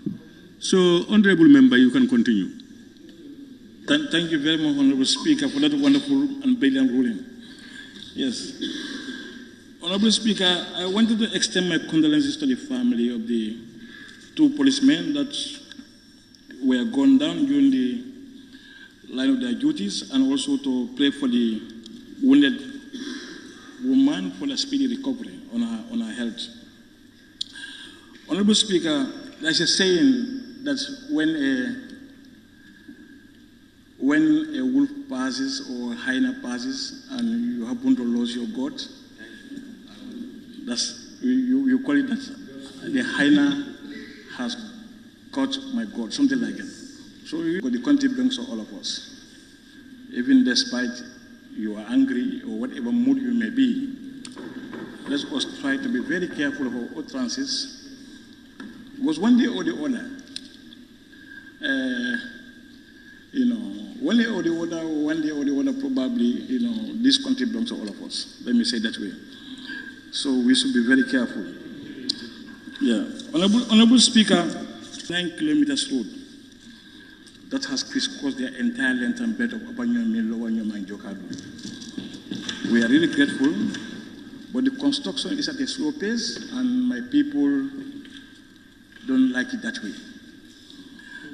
We know what are responsible, but we still want the ministry responsible to ask the contractor to accelerate the construction. This is for my people, and they have been complaining every day. We are also grateful to the government of the day for providing us an electricity. We are still, appealing to them that this electricity has to cover the entire breadth and length of Upper Nyomi. Very few villages have electricity, and a lot of the villages, especially big villages in Upper Nyomi, did not have electricity still. We are also grateful to the government of the day, through the Minister of Health, for all what they have provided for us from the community ambulances and ambulances located to the health facilities. But still, the ambulance at Albreda and Chachalna are very old, and they are not that much roadworthy. So we are appealing to the ministry to change them, because that's what the people of Upper Nyomi want.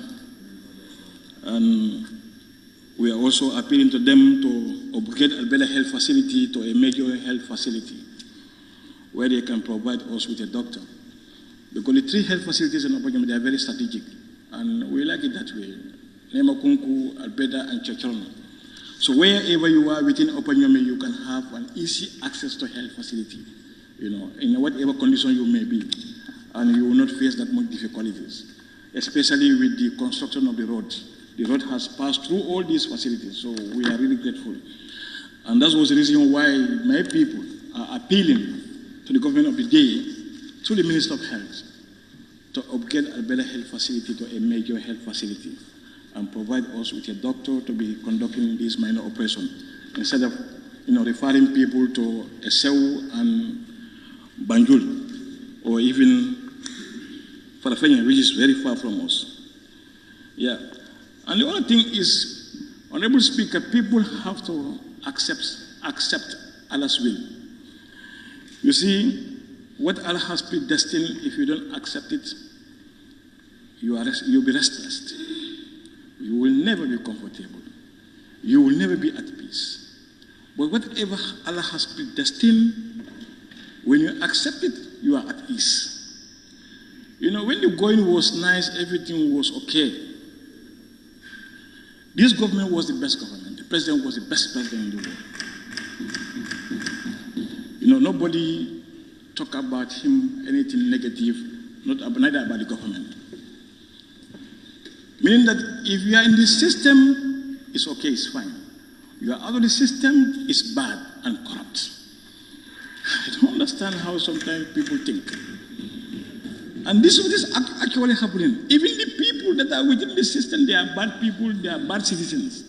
So you are out of the system, you are a good system, you are fine. This is what they are doing. This is what, when we are together, we are all fine, we are all good. So we are all together, we are all good people. Honorable Speaker, this is the fact. So that's why I said, who is rising to a point of order? But they're not using their mics, Honorable Speaker, so you don't have to listen to them. Yes. They're not using their mics. Yes. They're not using their mics, Honorable Speaker. Meaning that they are not even sort of the order they are coming to bring against me. No, if he stands up to a point of order, we should listen to him. Yes, Latrikunda Sabiji. Kia West, not me actually, Kia West.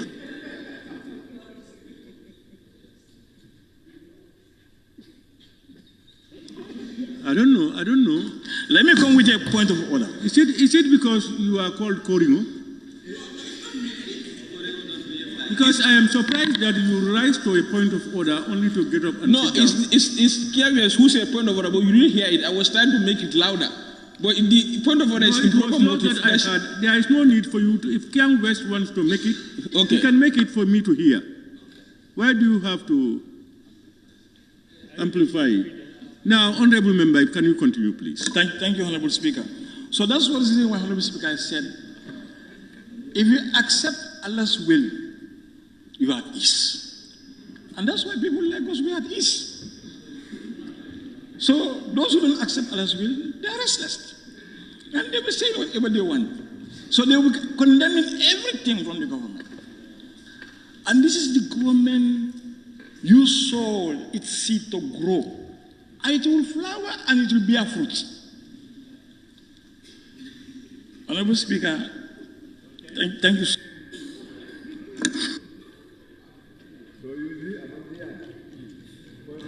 Thank you, Honorable Member. Honorable Members, I am almost coming to the end, but I have to explain some few things. There were members who were called, and they were out.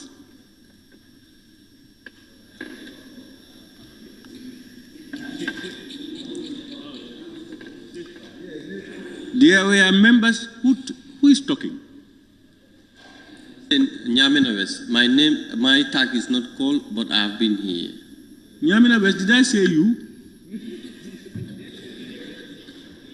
I said some members were called, but we were notified that they went out. I have only one or two to speak. Are we going to call them back? Honorable Speaker, nature calls.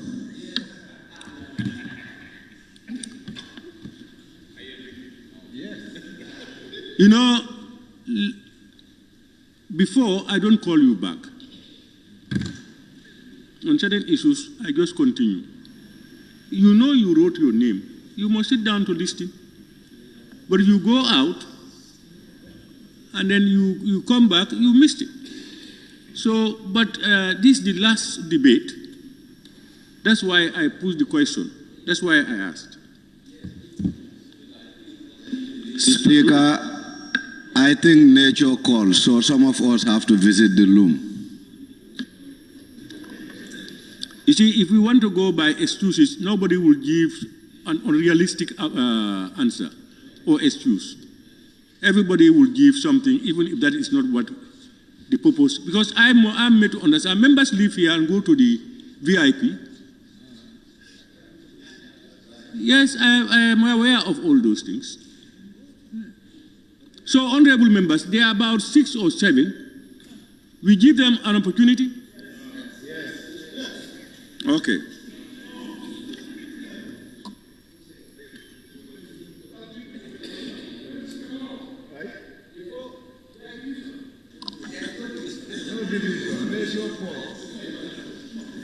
I think you said we give them opportunity. Yes, is what I'm hearing. Who are those saying no? Okay. Okay, honorable members, before I call them, I have somebody was saying, Nyamina what? Nyamina West, your name is not here.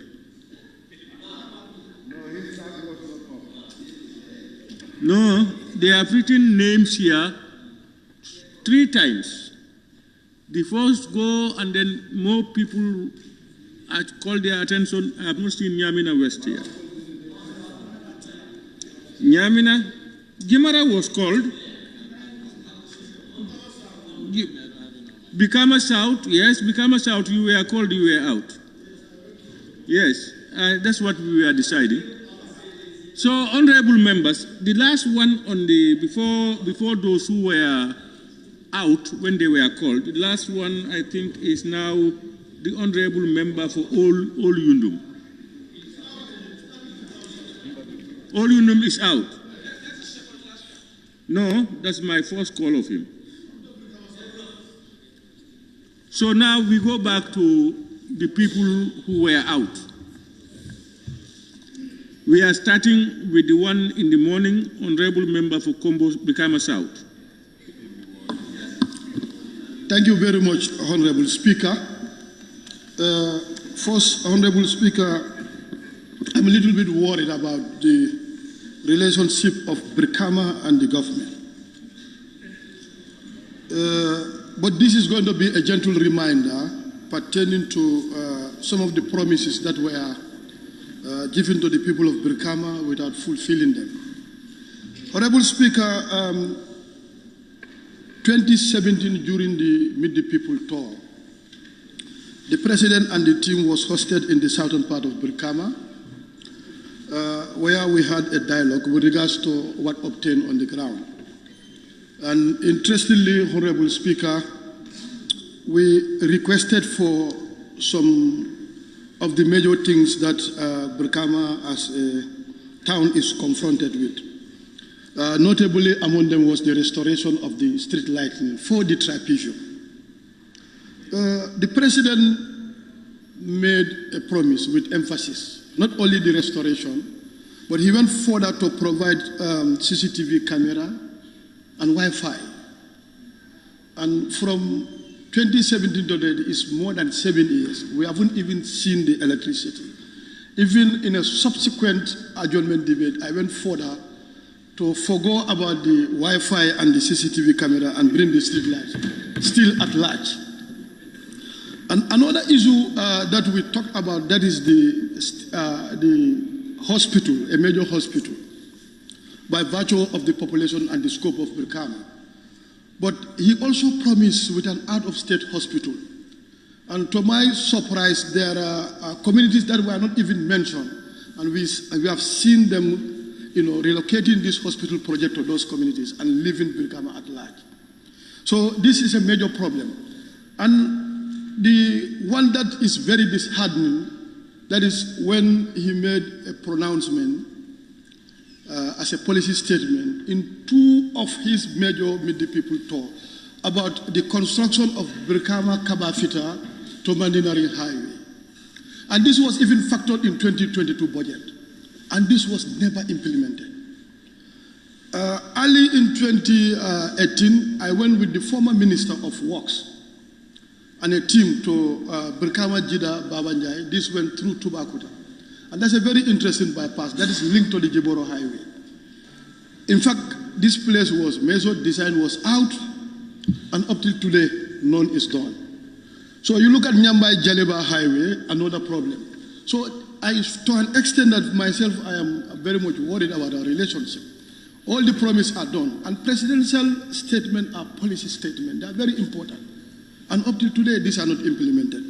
Going forward in the interior of Brikama South, as you may know, Brikama South is Suba Ward and Marakisa Ward. And the most vulnerable part of Brikama South is the Marakisa Ward. One, I will start with a community called Bajiran. Bajiran is between Dimbaya and Jibor. And in fact, I went there having a meeting with the Alkali and the Council of Elders. I was very much surprised. They were even questioning whether we are even considering Bajiran as part of Gambia. Because they feel that they are not part of Gambia because of the way they have been neglected. And up till today, those people are drinking from open wells. You'll be very much surprised. Myself, I made a lot of attempts to take boreholes there. But still, we have a problem. And if you come up to Dimbaya, you have everything. There are a lot of boreholes that currently, in fact, they are digging another borehole in Dimbaya. But this community is completely marginalized. And you look at Dasilame in particular, I want to thank the 2 ministers of the security denomination, that is the Interior and Defense, respectively, with the Security Council, when we were last attacked by the Senegalese contingent, invading our country in the name, with the pretext of coming to visit their own alkali in our country. But this has caused an alarm. We went there, and thank God we were able to resolve. Now their checkpoint has been relocated. But I want to completely put further to the government to make sure that you work on seriously, to make sure that the man by the name Sesu, who is inciting violence in our country, to be deported, and let them work on the border demarcations. But the current pegs that are claiming to be colonial pegs, we are not interested in them. Honorable Speaker, I want us to look at agricultural subsector. Whether the minister and the ministry with the entire government are ready to bring all those projects back into the agricultural main ministry for us to monitor them, rather than contracting loans, looking for grants that will be implemented outside, whereby if you look at the operational cost and the target beneficiary, there are huge disparity, like 60 to 40 or 65 to 30. So we want this thing to come to the ministry, where they will look at it so that the extension workers can give their expertise. Because these projects, most of them, after the phasing out of the project, you don't even see their impact on the life of Gambians. Honorable Speaker, the other issue I want to talk about, the issue of the local government ministry, so that they can bring the 2002 Local Government Act. We want to have a land policy. And also, you look at the level in which, in this country, the estate developers are encroaching upon our agricultural land. Look at Combo, it's densely populated. But do we, in fact, have future land to drill borehole in order to supply water in the greater Banjul areas? Because all the land has been encroached, seriously. And we definitely need land banking for future borehole drilling. And because of the scarcity of boreholes in the country, from Nawek end, people are compelled to dig boreholes. And if you have these boreholes, they are not chlorinated, we are consuming it like that. That also exposes us to a lot of hazardous diseases that you might not understand. So interestingly, we will definitely want the ministry now to bring in this particular 2002 Local Government Act to look at it so that we can have land policy and have all these issues. Honorable Speaker, I also want to talk about the diamond and the gold we have as Gambian. That is the peaceful nature of this country. That cannot be compromised. Many speakers have talked, but we have to look at this thing critically. When issues emerge, we have to do away with everything, especially when you come to this parliament. We should see we should see eye to eye as partners in development. Coincidentally, we became parliamentarian, and we have to respect that. We are not mortal rivals. Let us not be attacking one another. Let's talk about issues that will address the supreme interest of this country. It's very unfortunate when issues happen, people try to side with politics. Whether we like it or not, our time will elapse and we are going back to our people. It's very important. It's the Gambia we have. And we are known for the peaceful nature of this country. Sometimes if you see the way we are sounding, it's very, very unprofessional. We are not rivals. And in fact, some of them are not very much serious, because if you do that type of statement, if you go out, you see them laughing, clapping. What are you sending to the people that are looking at us? That we are rivals. We have to take the bull by the horn. Thank you so much, Honorable Speaker. Thank you very much, Honorable Member for Brikama South. I now invite the Honorable Member for Banjul North. Thank you very much, Honorable Speaker. Honorable Speaker,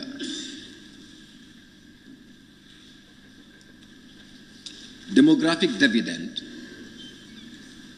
is one thing, and harnessing demographic dividend is another thing. In that regards, one of the most important tools in terms of harnessing demographic dividend is health.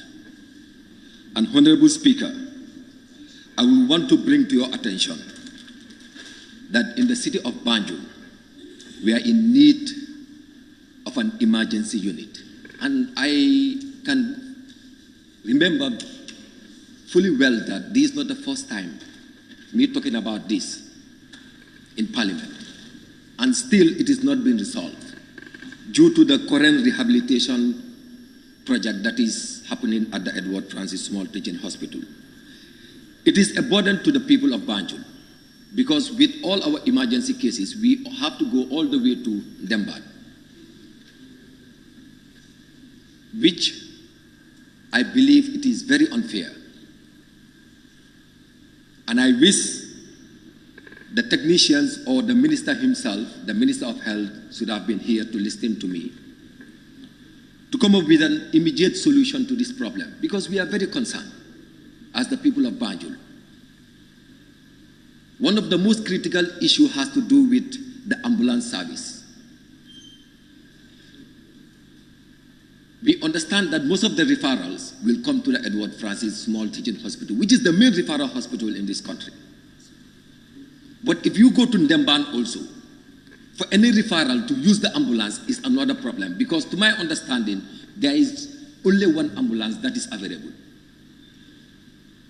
And looking at the capacity of admission at that very public health clinic, it cannot be overemphasized. The number of admissions that they have per day, you cannot just imagine.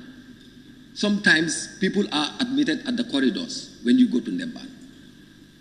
And something should be done, because I've been hearing issues like there are a lot of health facilities that are under construction. Fine. But what are we doing to enhance the current ones that we have?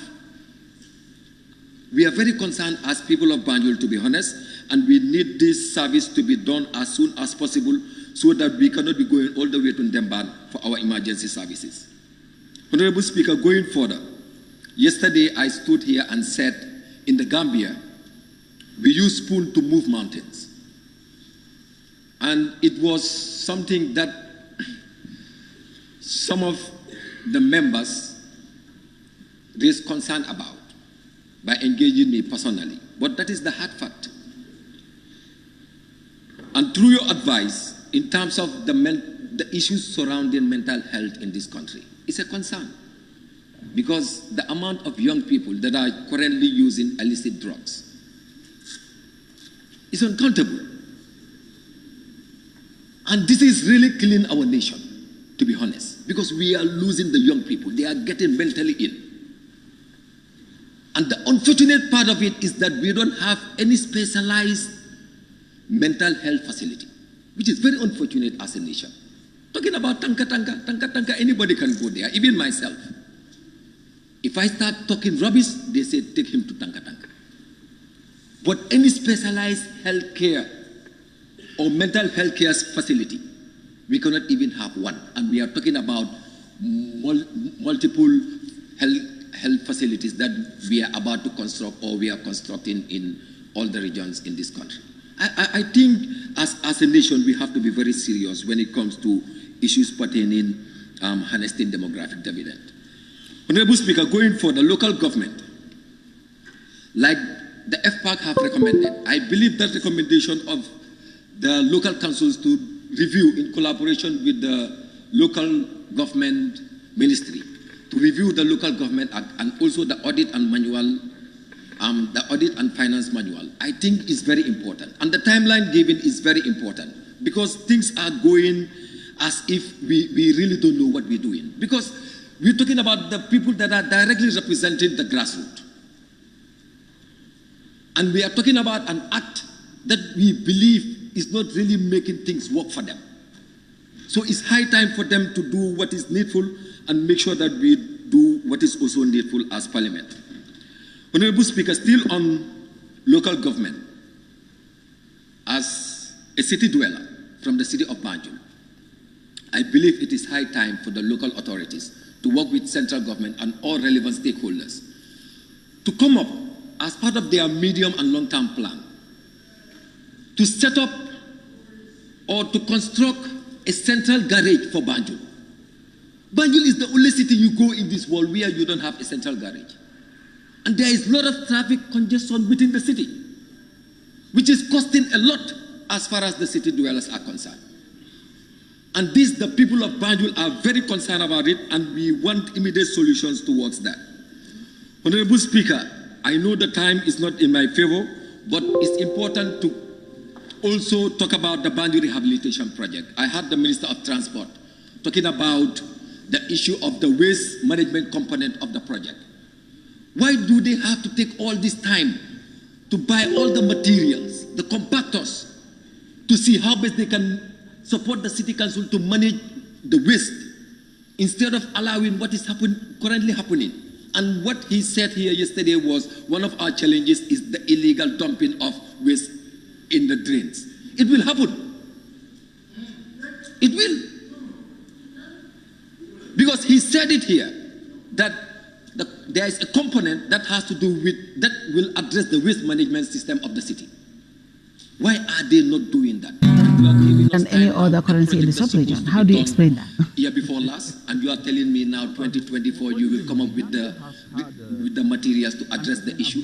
You are still not solving the problem. And a problem that is not solved is still a problem. Honorable Speaker, Of $1 I cannot just do justice by concluding if I don't put this to the parliament. And like the saying goes, and remember it's from me, huh? If you lose your money, you lose nothing. You lose your health, you lose something. But if you lose your character, you lose everything. And I believe it is important as parliament to maintain our dignity. It is high time to understand that we are the solution house. It's not only by mouth. It should be something that we must do and prove to the Gambian people. Because our main reason to come here is to address the needs and the concerns of the Gambian people. But like I said, if we lose our character.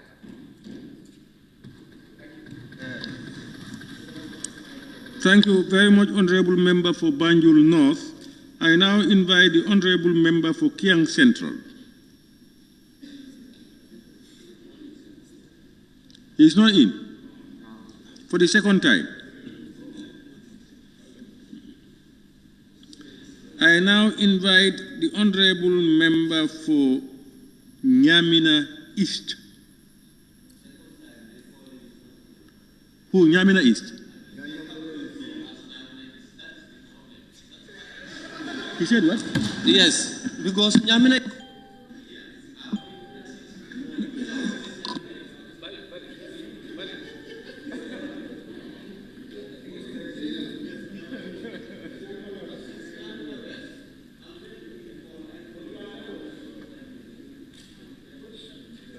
But what I have is Nyamina East. It's not Nyamina East, it should be Nyamina West. But Nyamina East is not around.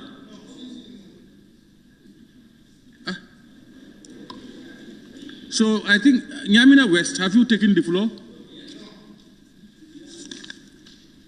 No, but when you said that we have written your name. Pardon? Yes, but we will call you. You want us to call you now? Yes. Okay, you can take the floor as Nyamina, but not as Nyamina East, but as Nyamina West. Okay. Thank you very much, Speaker. Though better late than never. Speaker, I will equally join my colleagues to thank this noble House, yourself, the Speaker, the Clerk, and all the staff for making it a successful sittings, the majority, the minority, and all other government officials here, my colleagues. I want to start it from where my colleagues ended on the trip to China.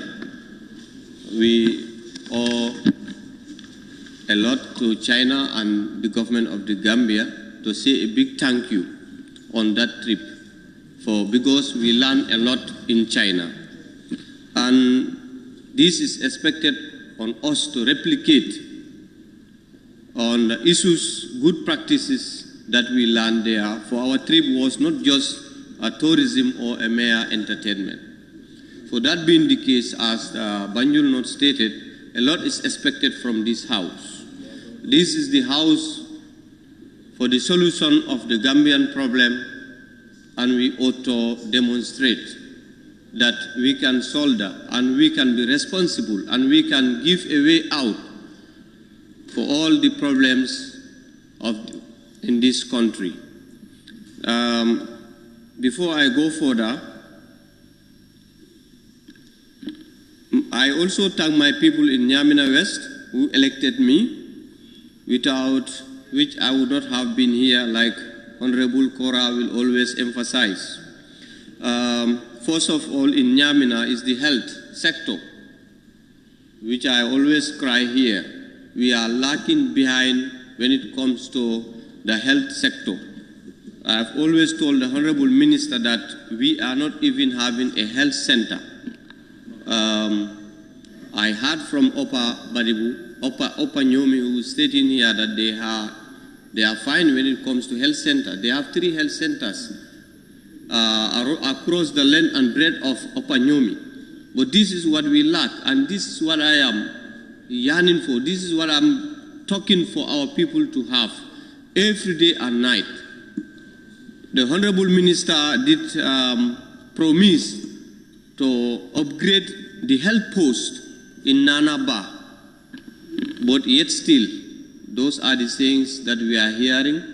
I put a question here last Wednesday. Still now he promised by next September, and we will wait patiently. September is just at the door, and we will see again whether he will fulfill the promise. Though we thank him for the ambulances that are doing well there in Nanaba and Jaula, that's a big thank for the government. When it comes to agriculture, I will also join my colleagues who pay condolence to him. He is briefed. He lost his brother this morning. When it comes to agriculture, I can also say a big thank to the Ministry of Agriculture for giving us 2 access roads to the Faros, or 3. One Malikunda to the Faros, the other one 2 from Sambang to the Faros through the NEMA project. But the 2 in Sambang are not yet completed. So I challenge the ministry to help us complete those roads, because Nyamina is well known for the production of rice. And also, I will thank my brothers in Nyamina and the farmers, because this year we are expecting bumper harvest. And this would not have been achieved if the agriculture did not stand on the provision of fertilizer. But I will challenge the minister to help us with tractors. I don't know what is the problem with tractors. I am faced with a lot of challenge with my people down there, because today agriculture cannot go without this mechanical the machines. Our people are now tired on the manpower and the animal power. Though they want to produce more, but there are hindrances. So we need a tractor, or we need tractors. I thank the former regime, because we all are aware tractors were in abundance. Every ward was with a tractor, and it was managed by the councillor, the ward councillor. So we should emulate such. And I challenge the ministry to help us with tractors, because nowadays agriculture is booming, and there are high prices on this thing, on cereals and grains. Coming back to security, I challenge the IGP and the Minister of Interior responsible to take caution and be very vigilant. Let them use measures such as the CCTV, though it's expensive, but life is more precious. Now, coming back to the hate speeches, yes, I don't blame or I don't associate it to a party or a group, but all of us knows where particular hate speeches come from. Now, if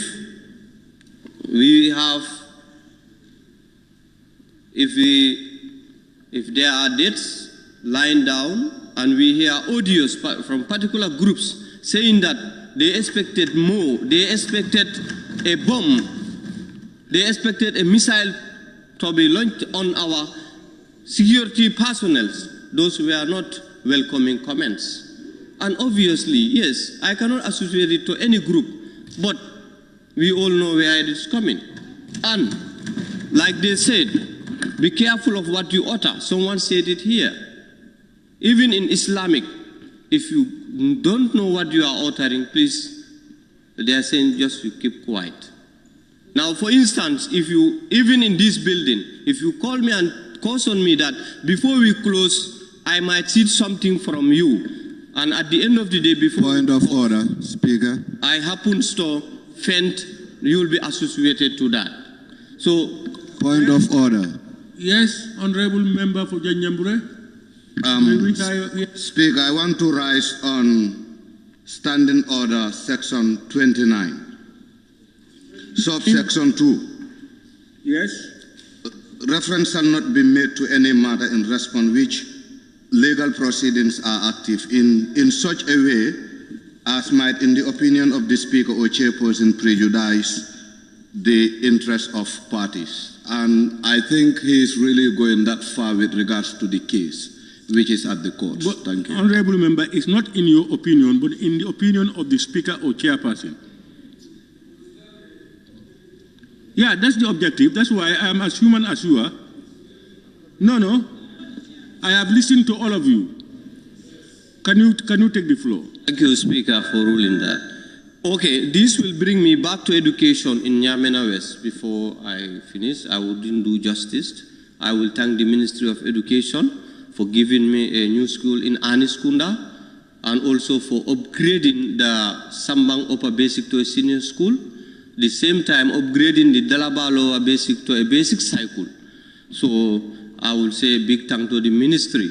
We're still calling for the ministry for the fencing of all the schools, and especially the Mount Carmel Primary School, which is a very old school and now dilapidated. There are also some buildings in Sambang Upper Basic that are not in good condition.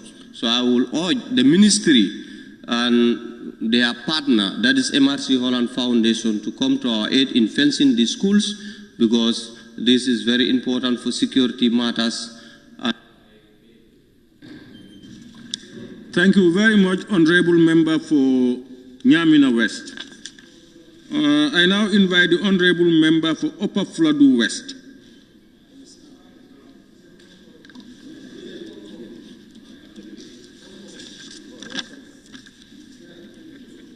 Honorable members, I now invite the Honorable nominated member, Keba Lamfufana.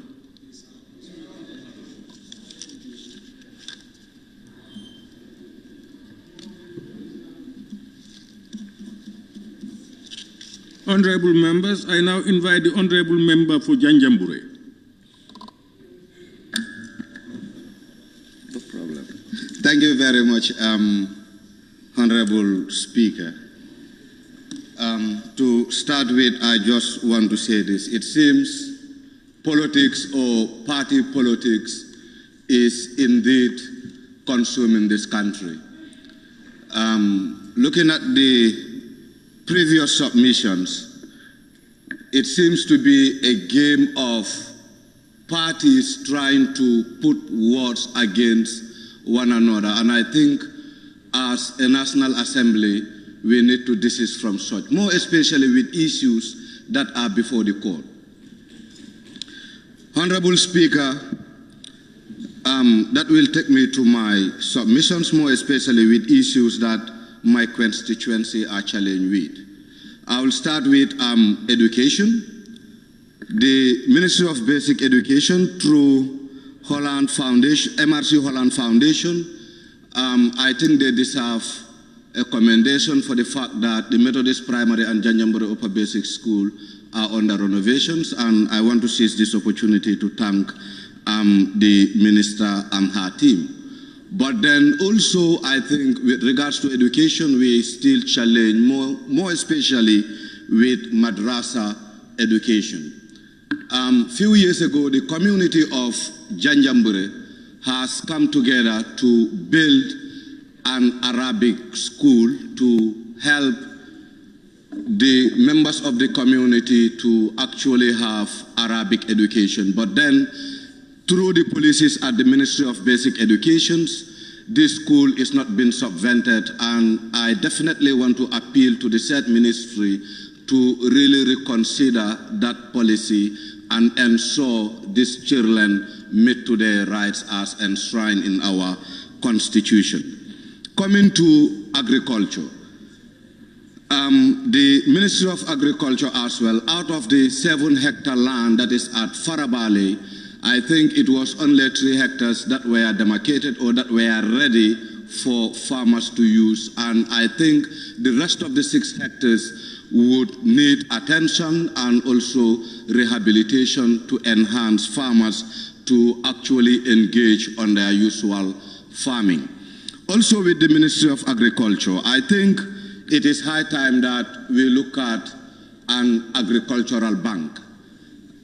Looking at the challenges that our farmers are facing today, I think sometimes it's with regards to having access to finance in order to boost the sector. So having an agricultural bank, I believe, would boost the agricultural sector. Not just an agricultural bank, but then I think a crop insurance scheme should be established by the Ministry of Agriculture, wherein the pride and interest of farmers would be protected as the way they want it. I also heard most of the members thanking the government for providing farmers with fertilizer.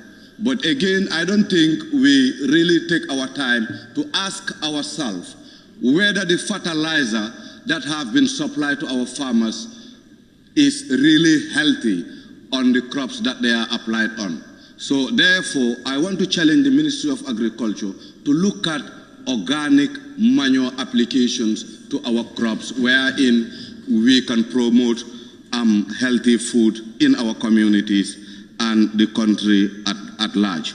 Also, one challenge my people have around agriculture is the farmers are really engaged on cultivation, but when it comes to production, more especially with tracing their rice, it becomes very difficult. They are using barrels to actually trace their rice, and which is really causing decline to the productivity of the sector.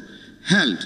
The Ministry of Health, I think I have been on my feet since last year to appeal to the Ministry of Health to help Janjambure Health Center to recover back the ambulance that was allocated to Kauru to give out certain services. But then I want the Ministry of Health to understand that Janjambure is an island community, and apart from being an island community, it actually houses a boarding school and a prison. Therefore, we have people who are vulnerable within that island community, and I would think having an ambulance would actually help to address their health challenges. Also, I think with the Ministry of Health, it will be important for we to have a lab within our health facility than actually relying on Bansa, more especially in this situation where we have no ambulance. The security, that is to the Ministry of Interior. I think just from his responses a few days ago, he said Janjambure prison was built in 1938.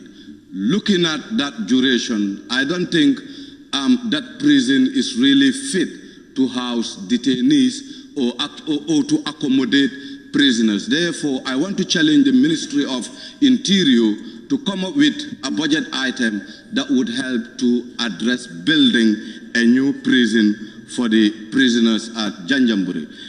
Ministry of Works and Transport. The ferry service at Janjambure is really in a bad condition. And not just the ferry service. Equally, erosion has taken over the terminal. And I have been on constant engagement with officials at Gambia Ports Authority, but then nothing has been done since then. So therefore, I want to challenge this particular ministry to adjust in protecting the riverbank and also ensuring there is safe travel for commuters that connects the northern and the southern part of the region. Honorable Speaker, I think also with Ministry of Fisheries, I think a fishing agreement was signed in between the government of the Gambia and Senegal just 3 or 4 days ago.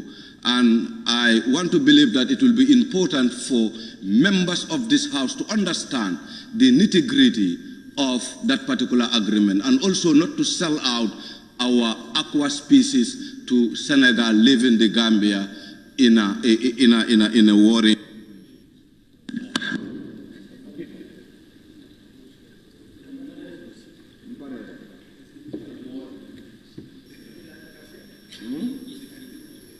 Passes ya community say omo fenne de banko doku.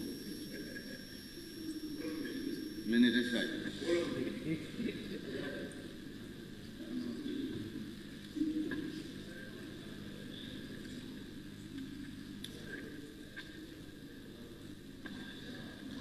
Thank you very much, Honorable Member for Janjambure. I now call upon the Honorable Member for Old Yundum.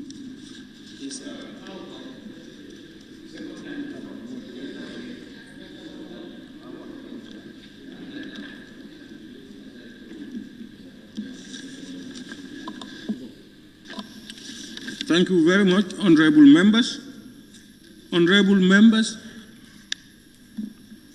let me acknowledge the presence of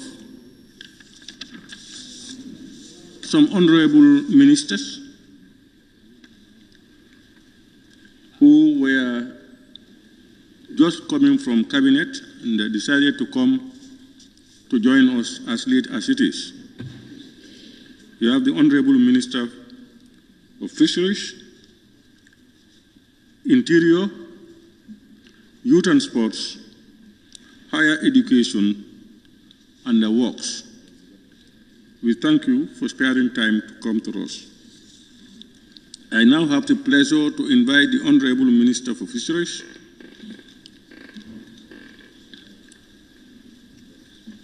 to take the podium to respond to issues regarding his portfolio. Thank you, Mr. Speaker. I will commence my... Honorable Minister, the allocation is 5 minutes at most. Maybe I'll do it in 3 minutes. First of all, I will start with the Janjambure Member of Parliament for National Assembly for Janjambure. He talked about the Senegambia fishing agreement. Yes, we have signed one last Saturday. I can assure you that both him and I understand the member for Woodley East requesting that he comes to the House here as an experienced former parliamentarian. I think I'm fully aware. It will have to go to Cabinet first for endorsement before it comes to the National Assembly. For sure it will come here. And I can assure you that we did the best and the best negotiations in the best interest of the Gambia. We did not just go there and give away. We also had our demands, and basically most of our demands were met. And I think when we come here, we'll be able to convince you that we've done a good job. Even before then, Mr. Speaker, the old one was sent to the National Assembly Select Committee on Fisheries for them to give us their input when the Presidential Council was, before the Presidential Council, but I don't think we have received any action from them. We even wanted a member of that committee to be with us in the negotiations, but we received a communication from the House that just to avoid conflict of interest, they would want to wait for it to be discussed here. That's how it stands. So on that, I'm also received briefings from the official who waited for me here since morning that we had some concerns raised from members Law Badibu, Central Badibu Nyanija,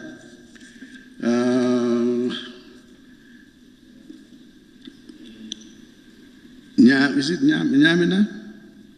Jara Central, Lower Nyomi, and they were appealing that the boreholes that were drilled some 2 years ago, and they're asking the government to install them. I think I have said it here several times during question and answers here, and also even the last adjournment debate, that we secured $9 million to be able to install 50% of those boreholes. And as we all know, the procurement with the ADB is a process. We have gone through that process. We have awarded the contracts. The contractors are on the ground. The sites have been handed over to them, and they are currently on their soil test to be able to determine what sort of tanks they should fix at where. And also some of them have started importing the materials for the installation. I'm happy to report that 2-3 days ago, one of the companies submitted a bill of lading of materials they have imported for the installation of these boreholes. So very soon, you will see the activities on the ground. And I'm also to report that the JICA one, which comprises of 20 boreholes of 20 clusters. Clusters means several villages connected to one system. That one, 17 of the 20 boreholes have been installed, tested, and it's just for the valves to be installed. And by end of October, I can assure you that all the 20 will be up and running. Even the 3 that are outstanding, that is the fault of the community, because they were given contracts to install watchman houses for to watch over the installed items there, like the solar panel, and because to avoid theft. And those 3 communities did not fulfill their promise. But I'm told by the technician who went around just last week that they have also started the construction of those 3 facilities. Hopefully, like I said, end of October, we'll forget about the JICA ones. And those of you who it has been covered by JICA, I think you can bear witness that those activities are already on the ground. Now, concerning other areas where they have not been affected by these current 2 programs, we can assure you that we have done some surveys, and 65 communities have already been identified, and currently we are discussing with some donors and some NGOs from UK. That is not the multilateral agencies, but this is an NGO who will be faster than the multilateral donor community. So we are given 10 million from this now.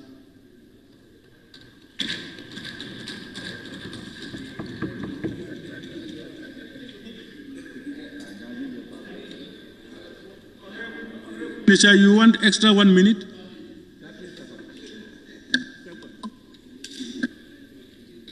It's not on? Okay, the 10 million that provided by the National Assembly, we have just opened the bids on Monday, and I think yesterday the contract committee started evaluating them, and I think 2 contractors, we are looking at 2 contractors so that we can fast track the drilling and installation of those boreholes. So we are appealing to you, next budget, give us more money and we'll give you more water. Thank you, Mr. Speaker. Thank you very much, Honorable Minister for Fisheries. I now invite the Honorable Minister for Interior.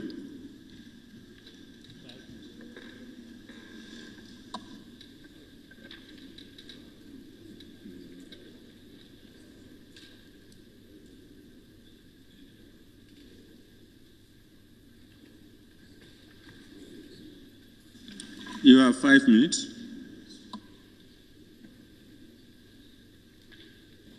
Thank you, Honorable Speaker.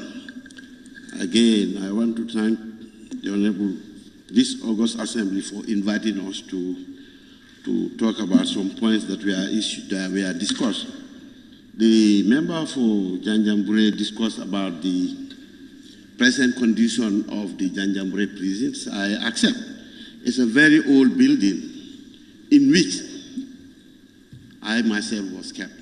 I would prefer that it is built to a better standard. We'll look for the support from the member and other members to seek for funding so that we can build it. It would be a good idea to build a new building there.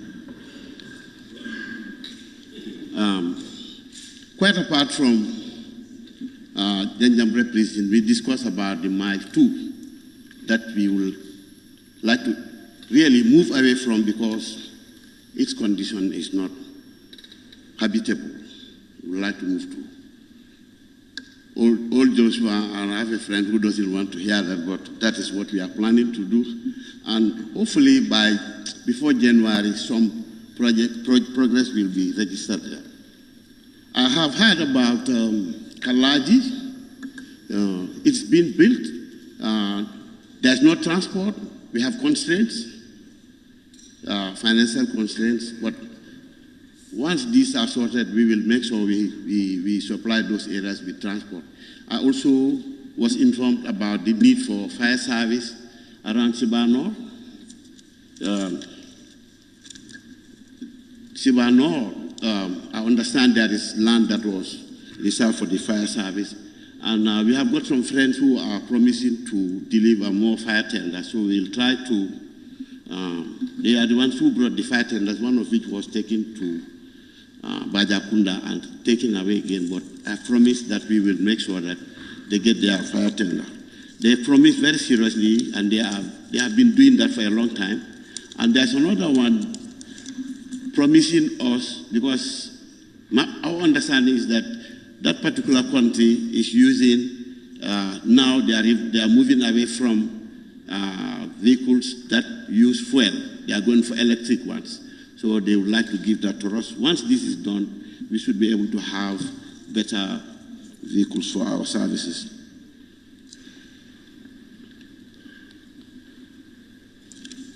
A lot of, I remember we discussed about Sami, Karantawa. The station was down, according to some reports that I've read. And the member wanted to know during some discussions whether or not we have plans to build there. Yes, we are planning to build a station at Sami. In fact, it was told because the land that was first identified, we were told there was a dispute about ownership. That's why it stopped. And there was a question from Nyanija also, the honorable member from Nyanija, whether we plan to build Njao, but I was told Njao is not part of the project for now, but we'll consider it seriously. About vehicles generally, I have discussed this, and I've said there are plans to buy vehicles, and once they come, instead of allocating them to specific stations, this will be pooled. But Sibanor and Jarasoma specifically, there was a budgetary allocation, which means we have to pursue them, and we need your support also to follow the Ministry of Finance so that they can release this, so that we'll be able to buy the vehicle for Sibanor and Jarasoma, because those are really areas of concern because of the problem around the border area.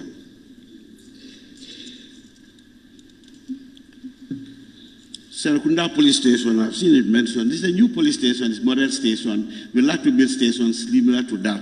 I'm unfortunately unable to give information about that, but there's a new station that is built by the Paradise.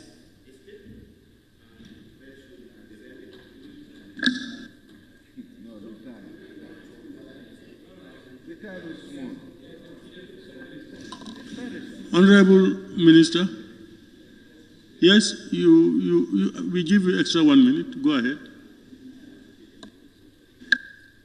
Thank you, Honorable Speaker. I just want to assure the National Assembly that as far as police investigations are concerned, is on course. And we want to assure every one of you that we are diligently following the investigations, and we'll try to avoid discussing the investigation proper, because that is not necessary. We will give information as is necessary, and sometimes such information is based on need-to-know basis. We don't just go on talking about everything. I did a press briefing, and I think we were on really trying to convince the public to keep away from incidents where there's a likelihood of a recurrence. There was a shooting, people were on the ground. They were messing around, messing with the scene, that's one. Also, if the shooter wants to come back again, he will find a lot of people to kill. That's the problem. So if we can avoid that, that will be appreciated. So on that note, we appreciate your concern, so thank you so much. Honorable, yes, can I remind him of what I raised in his absence? No, I'm sure he will not. If you want to remind him, others will remind him. Because so he has not addressed that. I'm sure the 5 minutes I raised the issue of police council. Honorable member, please. Woolley East. Honorable Minister, you are released. Honorable members, they have allotted times. I'm sure they will not be able to answer all the, and most of they were not around Some of them were not even properly briefed yet. I now invite the Honorable Minister for Higher Education to take the podium.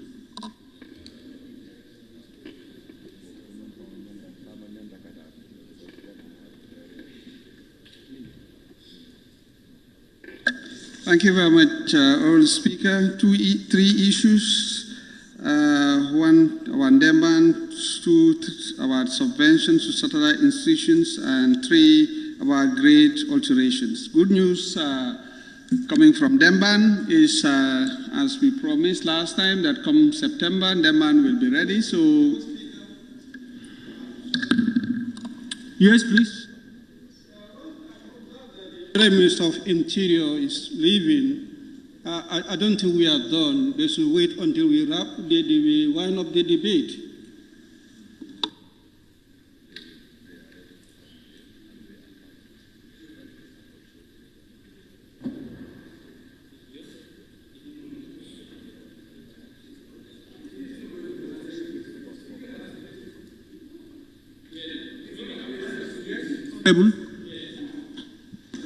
I want to say that when the Honorable Minister gave his response, you told him that you were released, so that is why he left.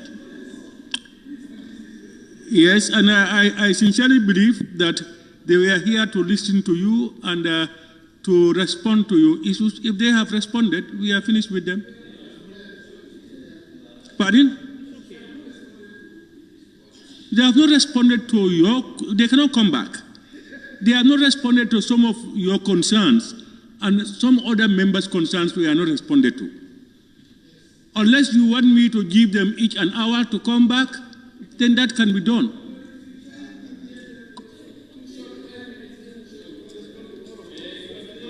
No, it was only when your doubts were not cleared that you thought about the time. At the time I said it, you could have just told me, Speaker, why don't we add to make it 5 or 10 or whatever. But when he did it until it is finished, you have not had your own. Now you talked about time. Honorable member, honorable minority.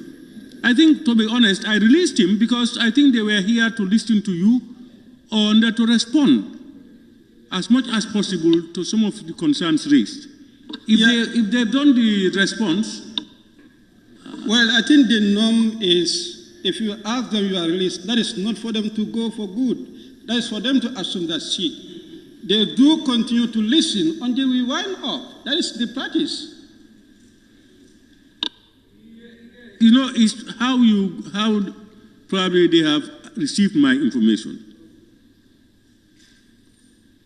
But honorable members, do we need them after they have responded to the queries and they will no longer respond again?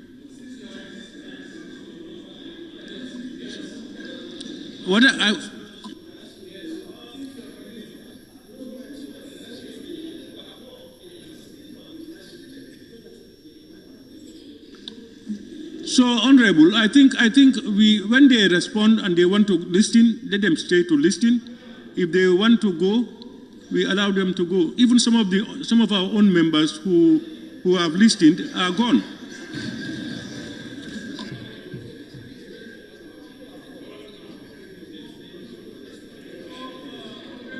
Honorable Minister for Higher Education.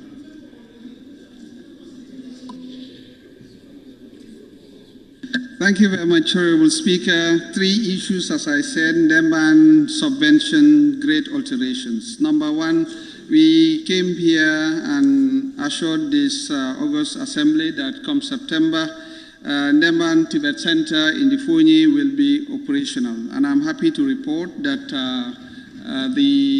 so far they have some days ago orientation and over 100 Gambian youths were admitted, and all of them are given full scholarship paid by the Gambian government. And they will be doing auto mechanic, carpentry, construction, welding and fabrication, and plumbing, and so on and so forth. These skills that we really need. So throughout their stay, it will be under subvention, they will receive a scholarship, full scholarship. And there is dormitories there. That one they will have to take care of that also. So the capacity for 80 students, the others will use maybe the village and stay there for a while. The second one, subvention, we wrote to Ministry of Finance for the next budget, at least come January, for them to abolish the subvention to our satellite institutions. Because right now they give them subvention, they send it to MOHAS, and then MOHAS distribute what we receive. So we are saying now, let the subvention be abolished, and then let government take care of basic salaries of all the satellite institutions. That is better, number one. Number two, we don't want the money to be sent to MOHAS. It's not meant for MOHAS, should not come to MOHAS. Let it go directly to the institutions that are to benefit from it. And since it's basic, so that they can plan properly. But if you have 1.3 today, tomorrow is 700 or 2 million, you cannot plan with that. But with basic salary, at least you can plan with that, and they can work on that. Then the issue of grade alteration, I've heard some call it sex, whatever. From our end, the reports that came out did not talk about sex. So there's no evidence of that. However, it is confirmed that some 4 staff, 2 lecturers and 2 admin staff, 1 faculty officer, 1 IT director, and so we found wanting, and the governing council reviewed all the entire report and decided to dismiss with immediate effect those 4 people. One of them, in addition to the dismissal, he is also banned from teaching the university for 15 years. And then 60 students were found wanting, 60 students, 27 females and 33 males. So they have their grades changed. So one student collected his certificate but has returned it to management. His certificate will be officially recalled and revoked. 10 students have already collected their attestations but not yet awarded their degree certificates. Their transcripts, attestations will be recalled and revoked. 47 students will have their grades reversed to their original state. 2 students were not found guilty because the alteration of their grades was authorized. The Honorable Speaker, this is as a result of the fact that the University of Gambia has an ERP system. It's online. So any activity you do, you are leaving your traces. So there's a system behind to be able to now make a follow-up. It will indicate who entered into the system, the date that you entered, the changes that you made. From your end, you will not see it. But the backup team will see that. That's what happened. In fact, based on this, next week, all our tertiary and higher education institutions will be written to, for them too, by 1st of January, to have an ERP system and graduate from a manual system and have an online, to really ensure that we have credibility in our institution, because our higher education institutions must be protected. We will not allow anybody to bring it down. Anybody found wanting will deal with you. So that's the message. Thank you very much. Thank you very much, Honorable Minister, Higher Education. Honorable members, we've heard from all honorable members, and we have some ministers who were able to respond because they were brief enough.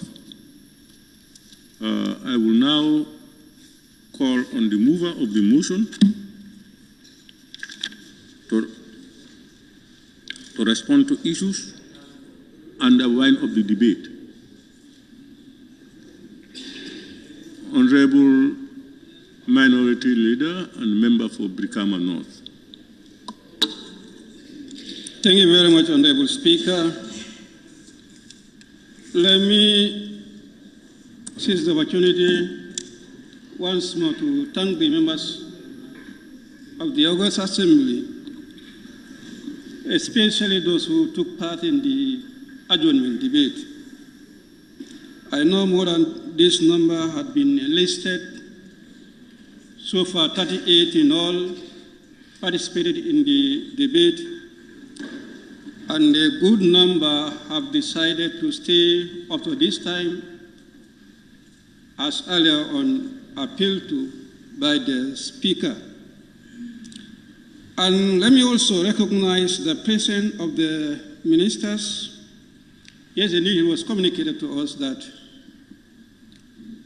they had in the morning cabinet engagement, and the minister responsible for parliamentary matters formally approached the National Assembly on that development, and which we welcome. And there we put to him now, we want that office to be working hand in glove with the National Assembly. We are made to understand there is a minister responsible for National Assembly matters and matters that have to do with the executive. Solely that particular minister should always be aware, so that tomorrow we avert situations that occur during the session where up to 6 agreements or conventions were withdrawn because they were not signed to by the state. If the minister responsible had been engaged with the vast experience in parliamentary affairs, would have advised accordingly.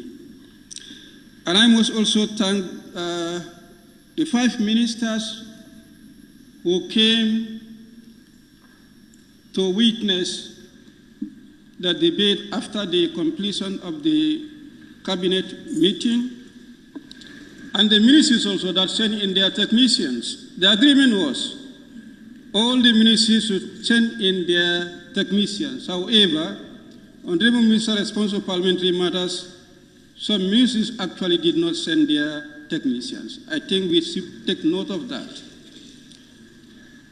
Having said so, honorable members, I cannot take point by point on all the issues that were highlighted by the honorable members.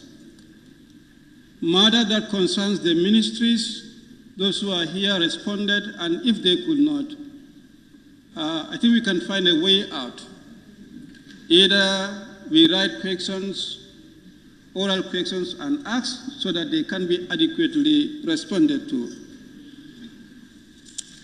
There are issues that were expressed that may not direct concern the honorable ministers. These are general matters. In the first place, all the members expressed condolences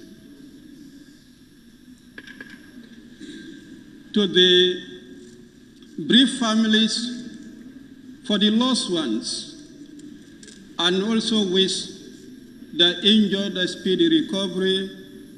Equally, they all condemn the brutal killing of the 2 innocent soldiers. And we continue to pray for the injured for speedy recovery. We hope that event will not reoccur in the Gambia, which we all agree was indeed un-Gambian.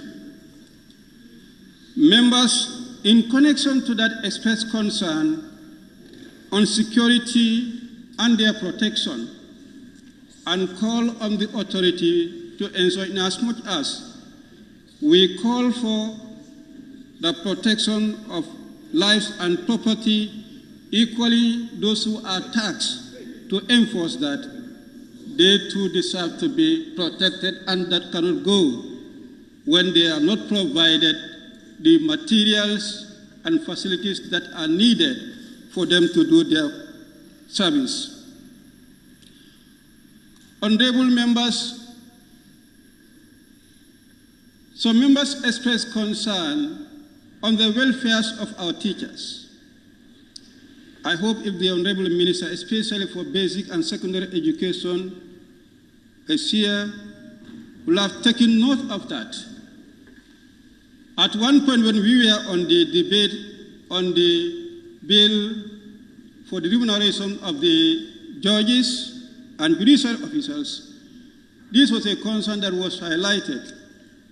Yes, if we are to increase, as some put it, the salaries of the judges, why not the teachers? My point is, the judiciary is a section in the governance, or is a body in the governance. Likewise, the teaching profession. I told a teacher, if we want the welfare of the teachers to be improved, we need what the judiciary have, that is the Judicial Service Commission. And let the teachers also advocate for that Teachers Service Commission, so that we can have a commission that be solely responsible for the welfare of the teachers.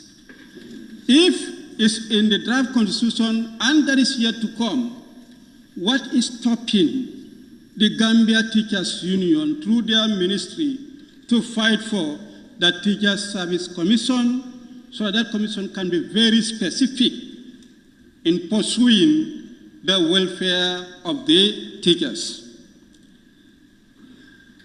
Mass exodus of the youth. We believe when there was change of government, that order could have stopped. A lot of Gambian youth or Gambian youth will be encouraged to stay. However, I have the belief that the exodus of our youth is even worse now than before. There are areas that this is not known to. We believe at first this exodus of youth we can claim are more in what we call the Bolonkono areas or in the Badibu, but now even areas like Fonyi, they are moving to a number that is very alarming. No part of the Gambia is spared. The manner in which our young people are living this country is very alarming and worrying. We need to do something to stop this mass movement of our young people. I have the belief that the trend that the Ministry of Higher Education is taking, promoting TVET education to skill our young people so they can be self-employed, is a way out. But the people have to understand this. I am not saying if you go to Senegal, they are not moving. But go to Senegal, their youth are skilled. That's why most of their products, they have to bring them here to market. Why can't we skill our young people so that they can promote those industries? If they do so, they'll find no cause for them to travel outside. The green pasture is found here. The green pasture is available here. Let's add or try to do more to encourage higher education to venture into this TVET education so that our young people can be trained in skills and they need not to go. That's a way out, I have the belief. Water, a lot of areas talk about the scarcity, clean drinking water. The ministry responsible is working on that and had promised us that they are making every effort to make sure we have clean drinking water in all the places in the Gambia. Electricity. The ministry responsible provided long list of communities that are to be benefiting from the electricity projects. Of course, the list was long, but yet still more need to be considered. My very own place, I provided a long list, but only 5 benefited. I'm still, just like any of you, we are looking for more. Road network, The Ministry for Transport and Works also provided that over 300 kilometers of road project is launched, and then they are working on the modalities, likewise the logistics, and on the contract arrangement so that this project can kickstart, hopefully, by 2024. And I mean this time around is going to be 2024. It will not be like a situation of my July, it will start, and July, it will not start. I hope that situation will be addressed. Agriculture bumper abase, because enough fertilizer is available. Members are calling for the good price to be attacked to the abase. Non-vehicle number plate. Non-vehicle number plate was an issue that was raised. I'm not sure any NAM can be a victim to that. If so, yes, we are honorable. We are the ones who make the law. So we are the one, we may not be enforcing the law, but we should be abiding to the law.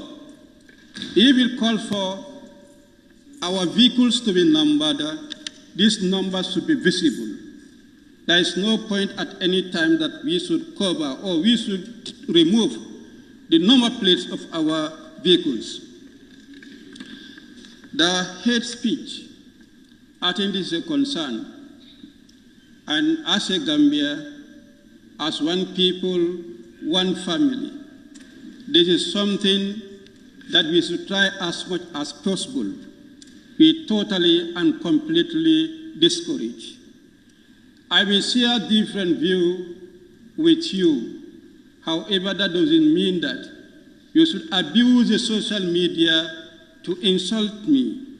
If I do anything as your servant, that doesn't mean that if I share different view with you, you should go to social media, abuse it, and insult. Hate speak is not Gambian. What is known to be Gambian, Gambia, we are brothers and sisters. This is what we should nurture, and this is what we should be encouraging. Review the policy on land and then the drilling of boreholes. The Land Commission was set. I don't know what is wrong with the Land Commission. I think there is a need for the government to ensure that the Land Commission is functional. If that is the case, the issues surrounding the land policy will be addressed. Yes, the honorable member is right. The manner in which boreholes are drilled, they are not even guided by the ministry responsible.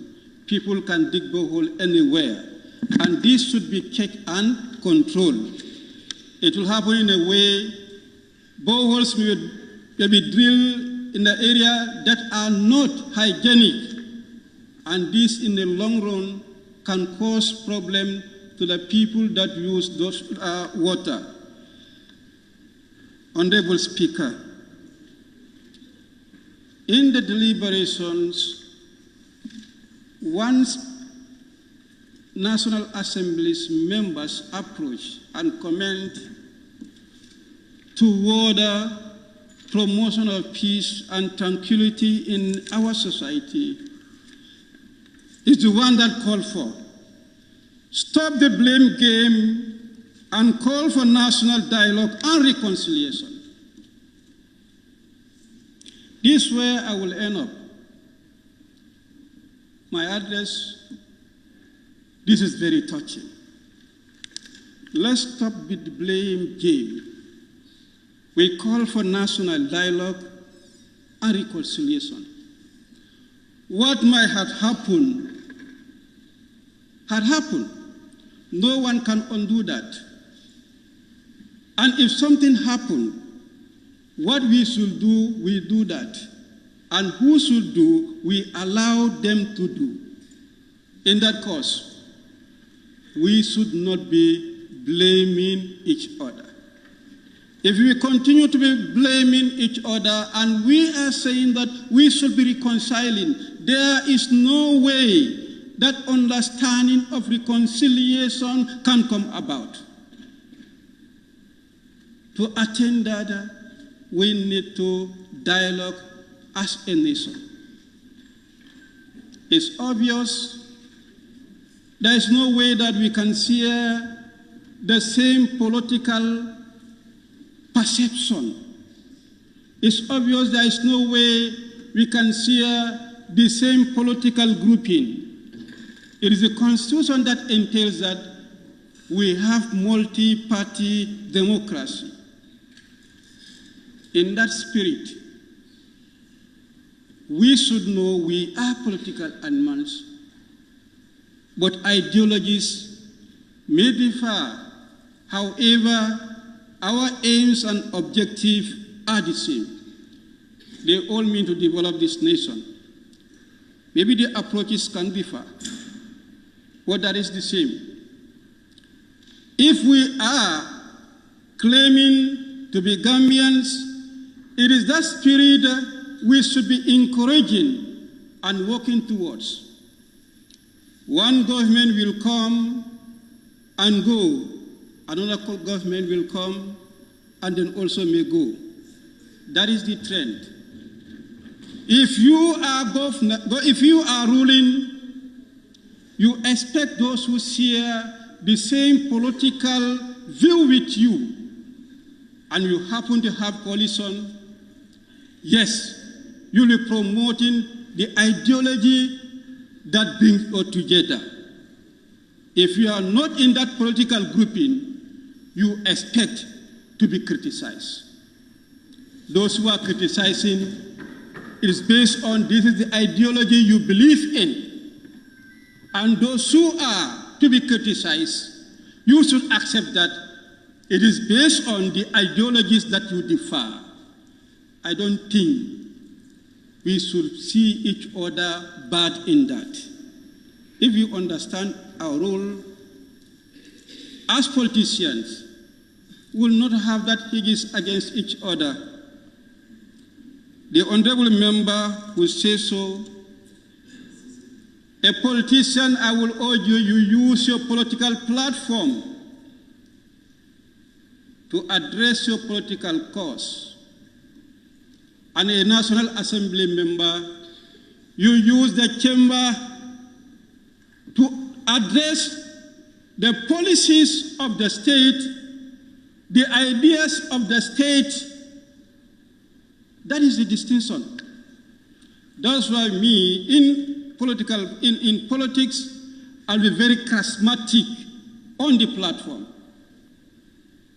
And in the National Assembly, I'll be very critical on issues and policies.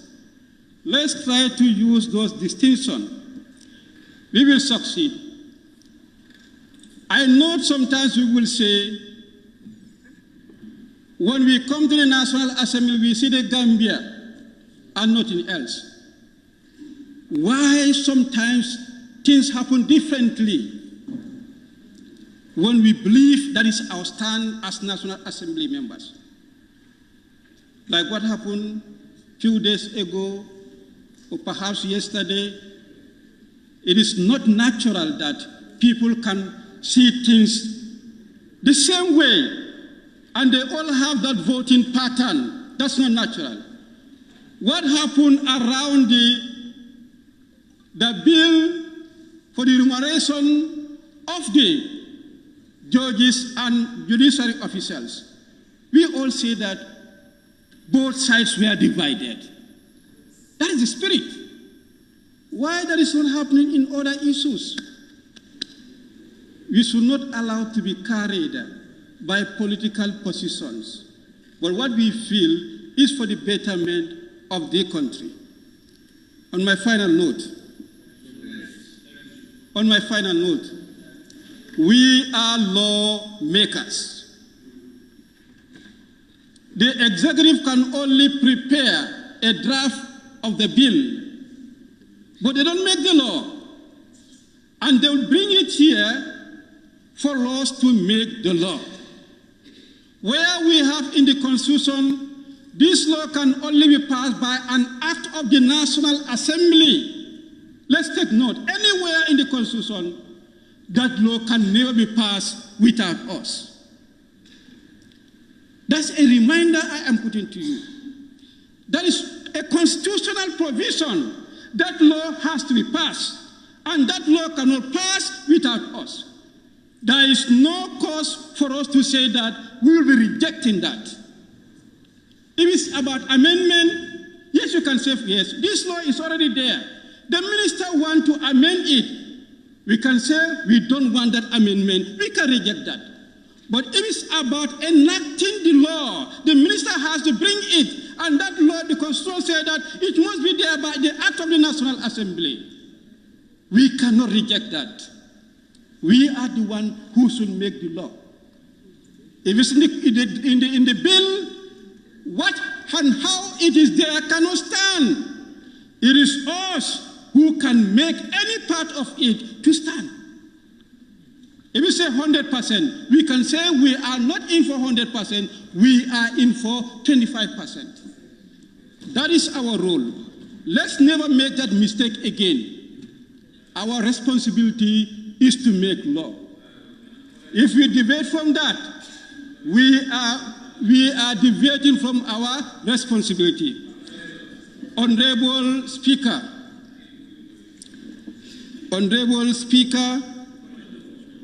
on the final note, I want to take this opportunity to thank the clerk, office of the clerk, and the staff of the National Assembly, the manner in which they supported the National Assembly during the course of this session. It has been a very progressive session, and I hope so. We'll continue to be very progressive with their support, and as much as the support that you also give as the Speaker, let me say the issue surrounding the female circumcision.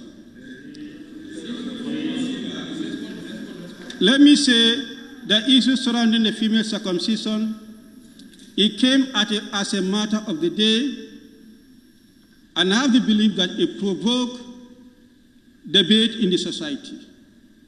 That is the essence. What that entails or calls for is national dialogue over that matter. A law that is enforceable is a law, but a law that is finding very difficult to be enforced is a law that needs to be looked into. What I'm saying, we all attest to in the manner in which we are finding the implementation of the law. That's a clear testimony. The law needs to be looked into. If we are to do so, I am saying, "Nyo kana so far, so kana nyo far." I thank you all.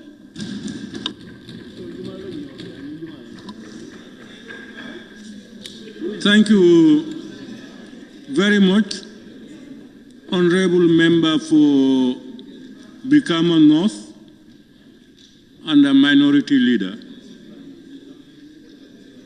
for ably winding up the debate and responding to issues and concerns raised. Honorable members, this brings us to the end of this ordinary session. But I know the committee oversight continues. But before I put the question, honorable members,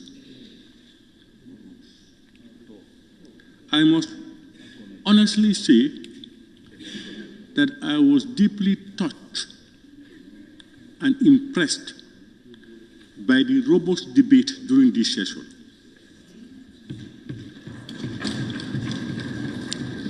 Especially during this particular adjournment debate.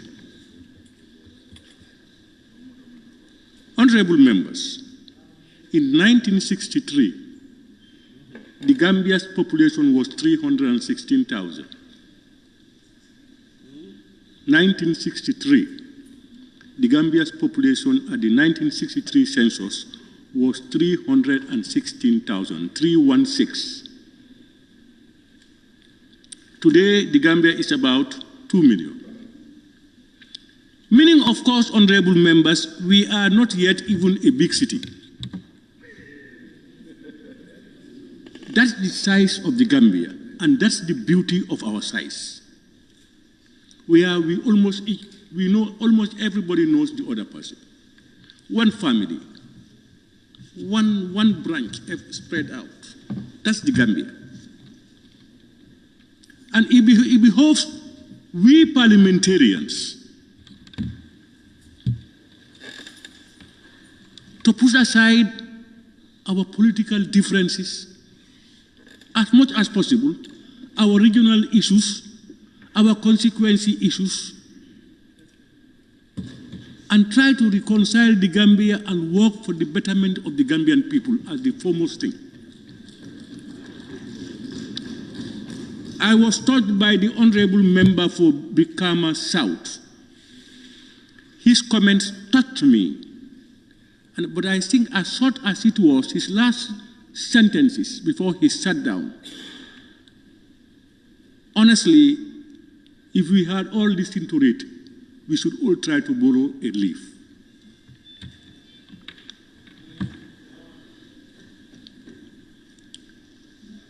I want to appeal to parliamentarians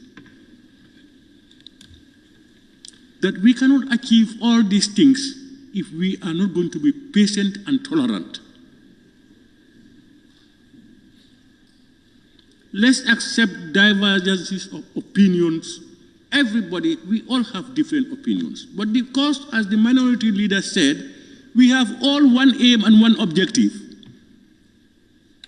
to ensure peace and stability, and also to improve the livelihoods of the citizenry. So that much is what seems to me to be a little bit missing. And I think we can do better. The other thing, honorable members, before I put the question, is that I have observed that during sessions, adherence to standing orders provisions is usually a challenge. Some probably they may not know, but some I want to believe is deliberate. To the extent that I felt it necessary that there are one or two clauses that I want to make reference to so that we can always remember those ones. Because those usually are the main problems within the chambers. I want to refer you all to section 26(1), 3, and 6. Clause 26(1), 3, and 6. 26(1) reads, "No member, except the Speaker or chairperson, may speak unless called upon to do so by the Speaker or chairperson in deciding who should be called upon, who should be called. The Speaker or chairperson shall have regard to the nature of the business under consideration." Honorable members, no member except the Speaker or the chairperson of a committee, by our own standing orders. And 3 reads, when the Speaker or chairperson intervenes during proceedings in the Assembly or in committee of the whole Assembly, every other member shall be seated. And 6, people will always be doing that. If 2 or more members indicate at the same time that they wish to speak, the member called upon by the Speaker or the chairperson shall be entitled to speak. These are our own laws I was quoting. And if you look at 2020, that's the final one, clause 20 reads, the Speaker in the Assembly and the chairperson in any committee shall be responsible for the observance of the rules of order in the Assembly and committee respectively. And in his or her decision upon any point of order shall not be open to appeal and shall not be reviewed by the Assembly except on a substantive motion made after notice. Honorable members, it's me who is sitting here. Somebody may be sitting here tomorrow. But these are the laws we have made ourselves. It's not necessary for us to be crying over these things every time. It applies to everybody, including myself. And I will not read, but I will want members to read section 21 and 22 of the standing orders. I will not read those ones. Just want to remind you about those ones.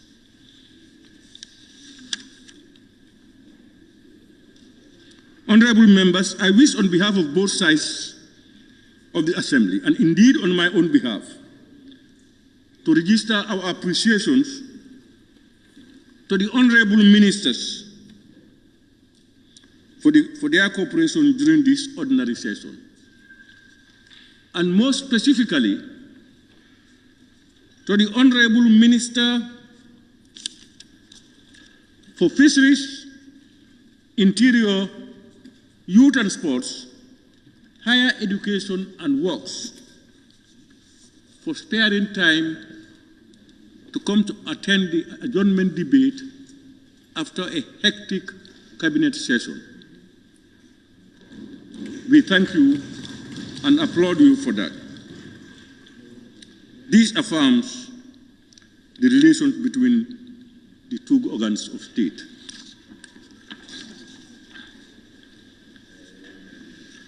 I also want to thank and appreciate the media fraternity. They are our friends. They are the medium through which the work of this Assembly and its committees reaches our people. Your cooperation and partnership is always cherished, and we hope it will continue. We are once again indebted to the clerk and staff of the National Assembly Service for their continued and invaluable support that makes our work easy.